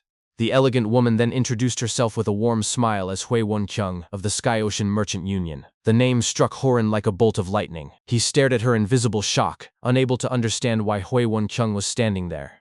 As if sensing his reaction, Hui Won-kyung narrowed her eyes, recognized him instantly, and greeted him with amused familiarity as the Yong clan heir. The moment Hui Wongyung's face came into view, memories from Huaren's previous life flooded his mind like a violent tide. He found himself standing once again inside the Sky Ocean Merchant Union. In that distant memory, he had been sitting beside his wife, Hui Wongyung, eating and drinking late into the night. While he continued eating enthusiastically, Hui Wongyung had gently scolded him, telling him that it was already very late and that he should stop eating. Huaren had jokingly replied that he was merely trying to maintain the physique appropriate for the owner of a merchant union. Hui Wongyung had stared at him for a moment before pinching his cheek in exasperation. Laughing softly, she had complained that she had originally married him because of his handsome face, yet now he had become so terribly fat. Huaren had immediately protested that it was not fat at all, and that it was simply accumulated gold. Before he could finish the excuse, Hui Wongyung had reached over and wiped the food from the corner of his mouth with her finger.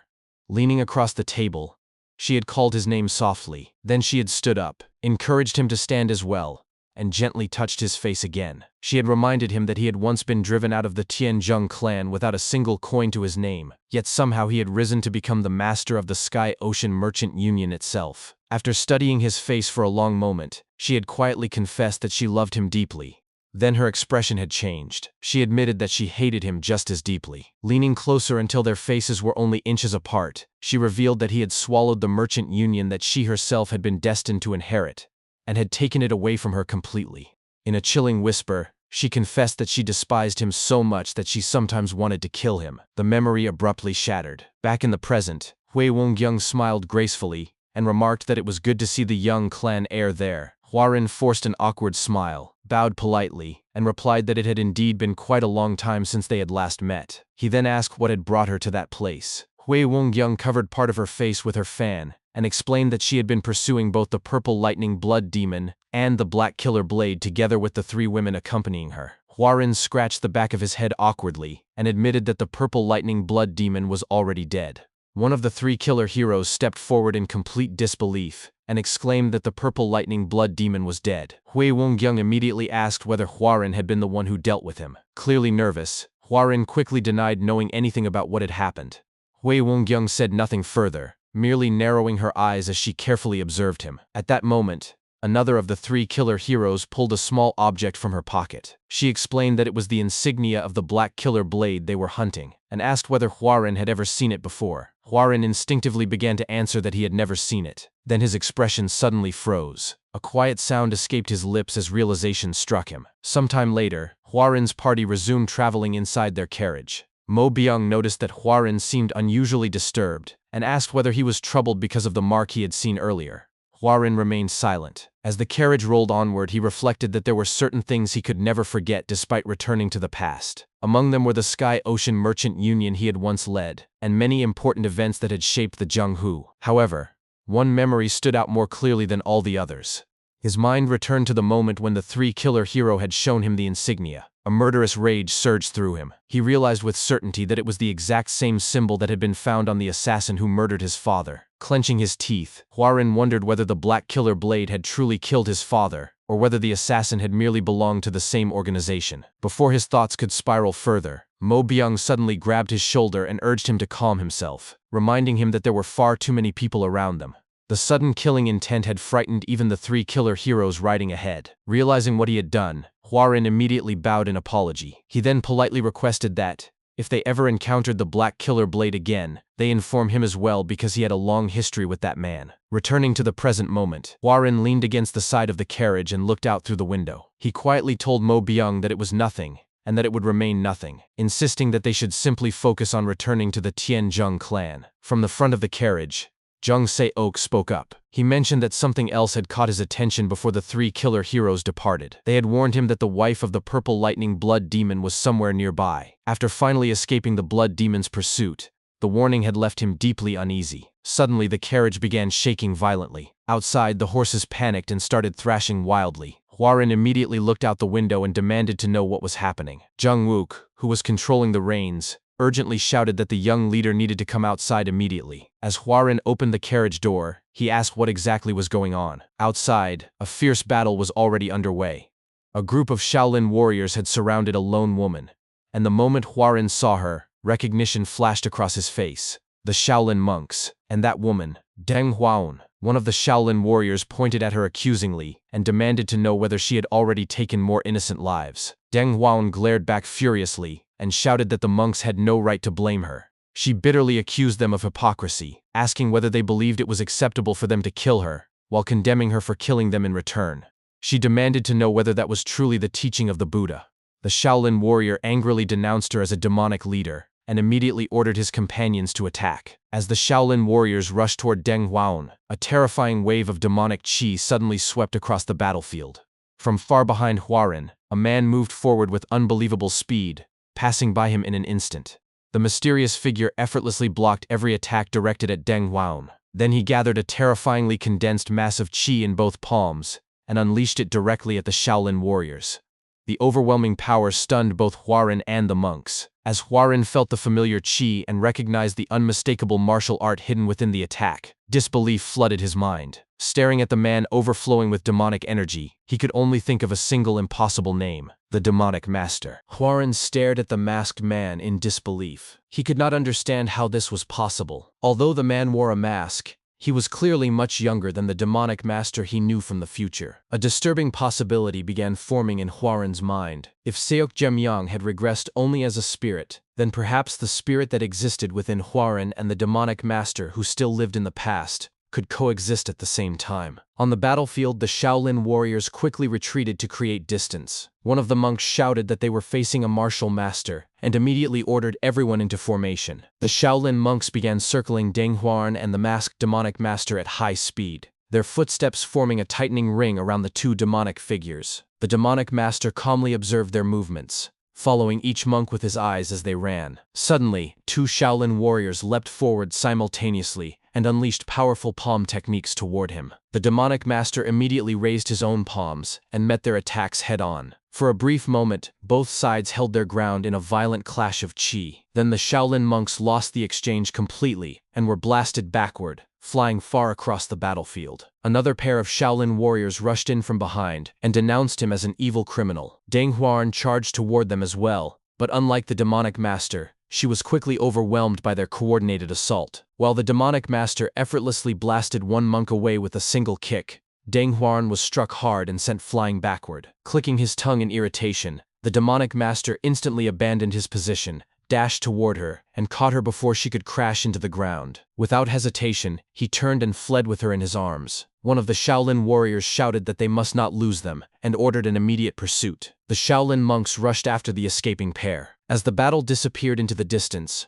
Mo Biang stepped out of the carriage and asked Huaran why the monks of Shaolin were there. Huaran explained that the Shaolin were pursuing the purple lightning blood demon's wife, Deng Huaran, along with the demonic master. Realizing what he had almost revealed, he quickly corrected himself and referred to the man merely as an evil criminal. Narrowing his eyes, Huaran immediately began pushing Mo Biang back toward the carriage and warned that they could easily become caught up in the conflict if they remained there. Mo Biang looked confused and repeated Deng Huaran's name questioningly. Before she could continue, Huaran pushed her fully inside and urgently ordered everyone to hurry. He let out a heavy sigh. Just as he was about to climb into the carriage himself, Seok Jemyang's voice echoed inside his mind. The demonic master quietly told him that he had a request. Much later that night, after everyone had fallen asleep, Huaran quietly sat up. He changed into entirely black clothing, covered his face with a mask, and silently slipped away into the thick forest. As he ran through the darkness, he recalled the earlier conversation with Seok Jemyang. When Huaran had asked what this request was,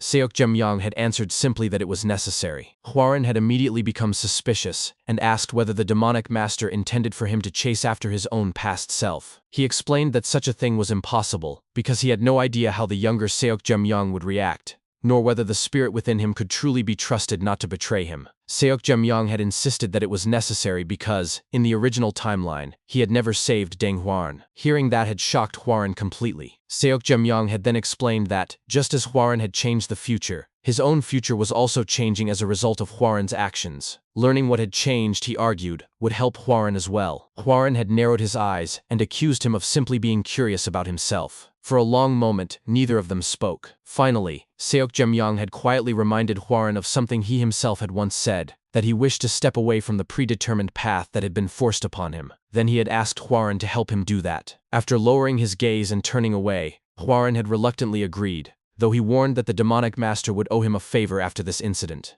Yong had responded that he could roughly sense where the younger demonic master was heading, and instructed Hwarin to leave alone during the night. In exchange, he promised to teach Hwarin a useful martial art. Then, to Hwarin's surprise, Yong bowed and thanked him sincerely for doing this. Back in the present, Hwarin continued running through the forest while reflecting on those words. He admitted inwardly that the demonic master was not wrong. If the younger Yong's actions had already begun diverging from history, then understanding those changes could become invaluable. And if the demonic master truly could change, then perhaps fate itself was not as fixed as Hwarin had once believed. Eventually he arrived at a secluded house deep within the forest. He landed silently on a nearby wall, and immediately hid behind it. Yong instructed him to recite the stealth art passage he had taught him, explaining that it was the concealment technique he had used until the very end of his life, and that, with it, Hwarin would not be discovered. Hwarin closed his eyes. After a few moments, his presence vanished completely, as though he had become invisible. Moving closer to the wall, he peered inside and saw Deng Hwarin arguing fiercely with the younger demonic master. The demonic master demanded to know how she had managed to get tailed by the Shaolin. Deng Hwarin snapped back that she had not exactly planned on running into those monks, and she insisted that the real problem was that the Black Killer Blade's tracks had been far too obvious. The demonic master scoffed in annoyance, before asking whether she had retrieved the purple lightning blood demon's divine artifact. Deng Hwarin smirked, pulled a pouch from her pocket, and proudly revealed that she had obtained the explosive iron orbs. Hidden behind the wall, Hwarin was startled. He realized that these divine artifacts were the very same steel balls the purple lightning blood demon had been carrying earlier. Even more disturbing was the fact that the Black Killer Blade's name was being mentioned in connection with them. At that moment, another figure suddenly appeared from the darkness. The newcomer walked directly past the invisible Hwarin without noticing him, and with a casual tone, the man apologized for arriving late. Deng Hwarin immediately pointed at him furiously and accused the Black Killer Blade of nearly getting them killed, asking how he could show his face so shamelessly afterward. The Black Killer Blade casually tried to deflect the blame, but before the argument could escalate further, the demonic master cut them off and asked whether he had retrieved the divine artifact. The Black Killer Blade confidently answered that he had successfully obtained the White Tiger Anti-Demon Sword. The demonic master crossed his arms and began listing the artifacts they had gathered. They now possessed the White Tiger Anti-Demon Sword of Shaolin,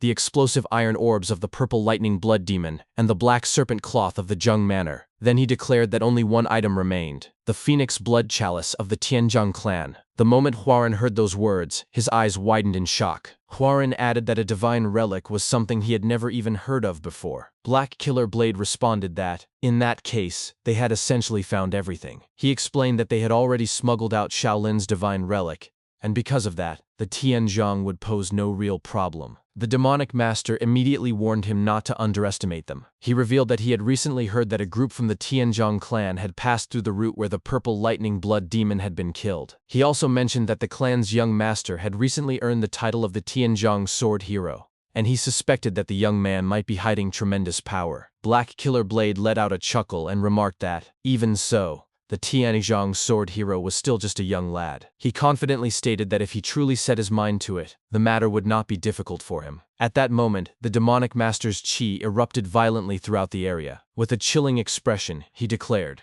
"If your arrogance causes failure, I will tear you apart with my bare hands." Black Killer Blade instantly bowed his head and answered that he understood. The demonic master then explained that they had already gathered all of the other relics, so there was no need to rush recklessly. He insisted that they should formulate a proper plan first. Hwarin silently pieced everything together. He realized that the reason the Shaolin monks had become so active was because of the relic, and that the reason the three killer heroes were pursuing the Black Killer Sword was also connected to that same relic. Most importantly, he concluded that the final relic was hidden within the Tianzhong clan. After hearing such critical information, Hwarin thought that he had no time left to waste. He immediately decided that he needed to return to the Tianzhong clan as quickly as possible, and with that determination, he ran toward the forest. The following morning, Hwarin continued the journey with the others. Inside the carriage, he leaned against the window, looking utterly exhausted. He reflected on everything he had learned about Black Killer Sword Wonho, the young demonic master, and the Tianzhong clan's divine relic. The sheer weight of that information had prevented him from getting even a moment of sleep.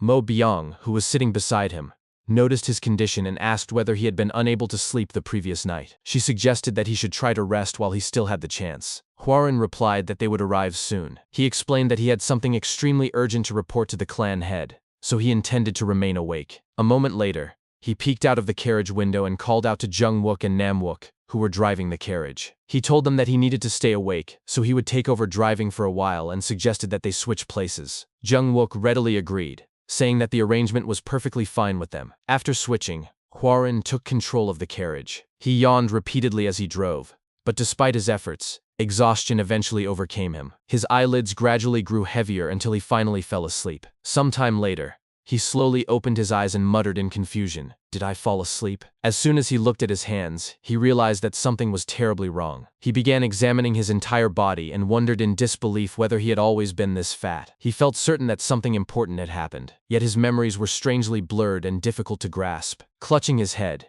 he struggled to recall what had happened. At that moment, a familiar voice suddenly echoed nearby, calling out to him. When he turned and saw the girl approaching, his eyes widened in shock, and he stammered, "Yeonhwa?" Yeonhwa shouted that he was unbelievably late for such an important day. Without hesitation, Hwarin jumped down from the carriage and rushed toward her, calling her name repeatedly and asking whether it was truly her and how she could possibly be there. Yeonhwa looked at him with obvious confusion. She placed a hand on his forehead to check whether he had a fever, then grabbed his arm and dragged him along, insisting that important guests would be arriving very soon. The two of them ran through the area, and after several moments, they arrived at the Sky Ocean Merchant Union. As they entered, Hwarin saw Mo Byung sparring with the twin ghost blades. Jung-wook admitted that he had lost again, while Nam-wook commented that Mo Byung only seemed to grow stronger with age. Seeing them together, Hwarin thought that the two rising ghost blades were present, and that mysterious woman was there as well. Mo Byung turned toward him and addressed him as the young leader. Hwarin reacted in complete shock and exclaimed, "Master Mo?" Mo Byung apologized for the familiar form of address and explained that she was simply more accustomed to calling him young leader than leader of the Sky Ocean Merchant Union. She reminded him that she had personally taught him martial arts,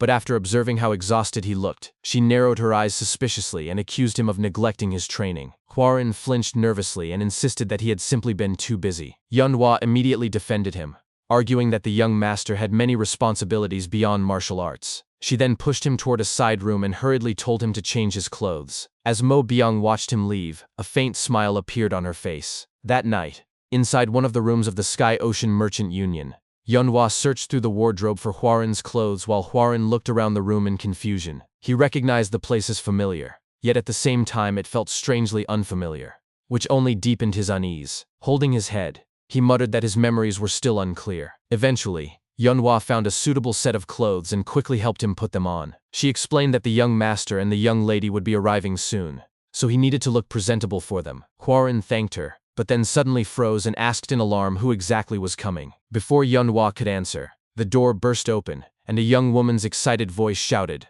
"Brother!" Hwarin stared at the newcomers for a moment. Their faces seemed incredibly familiar, and after a brief pause he recognized them as Seolan and Ki-jung. In an instant, Seolan threw herself at him and hugged him tightly, declaring that she had missed him terribly. From behind her, Ki-jung complained that young Seolan acted like a child every time she saw their older brother. He then cleared his throat, bowed respectfully, and greeted Hwarin properly, saying that it had been a long time. Yeonhwa's face turned bright red as she excitedly mentioned that the two of them had recently become famous throughout the Jianghu as the Tianzhong Deadly Duo. Still confused, Hwarin repeated the title to himself while staring at Seolan, who continued clinging to him affectionately. After a few moments, he gently patted his little sister's head. Seolan happily announced that their mother and father would be arriving soon because they were extremely excited for the moon-playing festival. Ki-jung immediately tapped her head and corrected her, insisting that she should address them as the patriarch and matriarch. Seolan dismissed the correction with a laugh, saying that it did not matter because they were all family anyway. She then grabbed both Yeonhwa and Ki-jung by the arms and excitedly announced that they were going ahead to play first. She urged Hwarin to come quickly before the festival began, then turned back and reminded him not to forget to bring Cheongyang as well. Hwarin was stunned.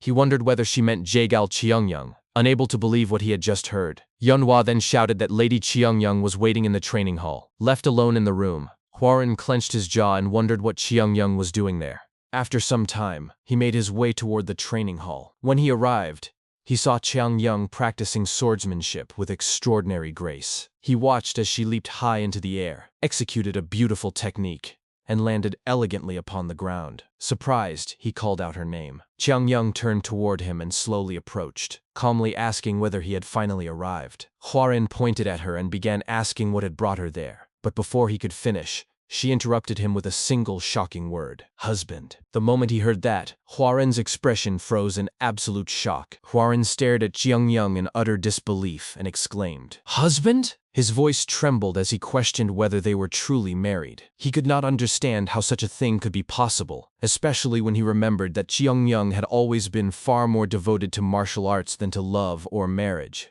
Yong responded warmly and asked whether, after all the time that had passed since their marriage, he had truly forgotten, or whether he was merely playing some foolish prank. Sweat began to drip from Huaren's face as he stood frozen in confusion. Yong gently explained that she still loved martial arts deeply. However, as she slowly extended her hand and touched his face, she softly added that she had now found something even more precious than martial arts itself. Her cheeks turned red as a warm smile spread across her face. At that moment, the two of them noticed lanterns beginning to rise into the night sky. Yong turned around and gazed into the distance, watching more and more lanterns floating upward. She remarked that it seemed the festival would begin very soon. Then she turned back toward Huaren, offered him her hand, and with a gentle smile asked whether they should go together. Huaren looked at her outstretched hand for a long moment before finally extending his own and taking it. Some time later, they met up with Salon, Kijung, and Yunhua, and the group began walking together through the crowded festival streets. Countless lanterns drifted across the night sky. Yunhua looked upward in awe and quietly murmured how beautiful it was. Suddenly, Salon grabbed Huaren's hand and began pulling him forward as she ran excitedly,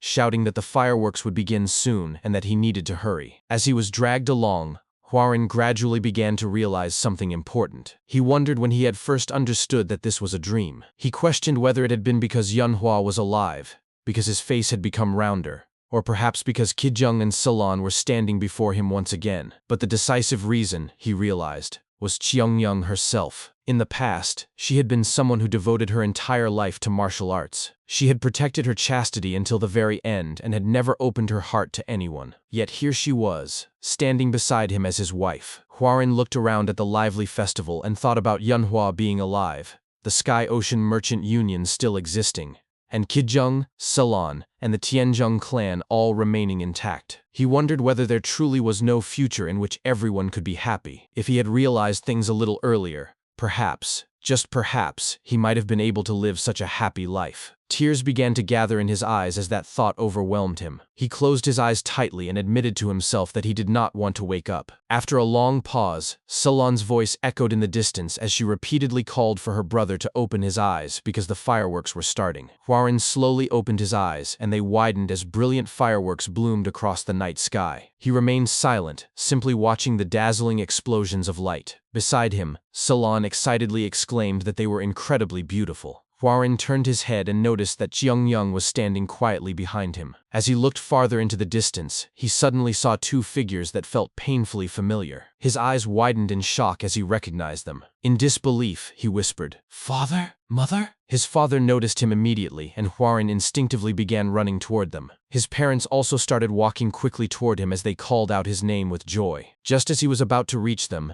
everything around him slowly began to fade away. The festival lights, the lanterns, the fireworks, and the faces of his loved ones gradually dissolved into darkness. Huaren's eyes slowly opened and he awoke from sleep. A faint sound escaped his lips as he sat there in silence with his head lowered. Mo Byung, who had been beside him the entire time, noticed that he had awakened and began asking whether he was awake, but her words stopped abruptly when she saw tears streaming heavily down his face. She gently asked whether he had suffered a nightmare. As tears continued to fall, Huaren quietly answered that it had not been a nightmare at all. It had been an unbelievably happy dream. Mo Byung could not understand and softly asked why he was crying if the dream had been so wonderful. Huaren said nothing. He simply lowered his head and remained silent, overwhelmed by sorrow. After a while, he thought to himself that the reason was because that dream could never become reality. Before he could finish that thought, however, a familiar voice suddenly called out, asking whether the young master had returned. Huaren's eyes widened instantly. He looked up and saw Yunhua standing there. The moment she recognized him, she dropped the broom she had been holding and ran toward the carriage. Huaren immediately jumped down from it, and Yunhua threw herself into his arms, crying loudly as she shouted that she had waited for him for such a long time. Huaren was completely stunned. With trembling hands, he slowly embraced her in return. At that moment, he realized that he had been wrong. The future he had seen was not an impossible dream that could never come true. He understood that he had been sent back to the past so that he could create that bright future himself, a future where Yunhua lived, where his family survived, and where everyone could smile together. Within moments, Salon and Kijung came running toward them, both calling out excitedly for their brother. From the distance, his father appeared at the doorway and looked toward him in disbelief, calling his name with shock and relief. As his family gathered around him, Hwarin thought about everything that still awaited him: the demonic master, the divine relic, and the countless power struggles surrounding the Tianzhong clan. There was still so much that needed to be done. However, as his loved ones drew closer, a smile slowly formed on his face. He realized that before dealing with relics, demons, and power struggles, there was one thing he needed to do first. Looking at the family that had been returned to him, Hwarin smiled warmly and said, "I'm home."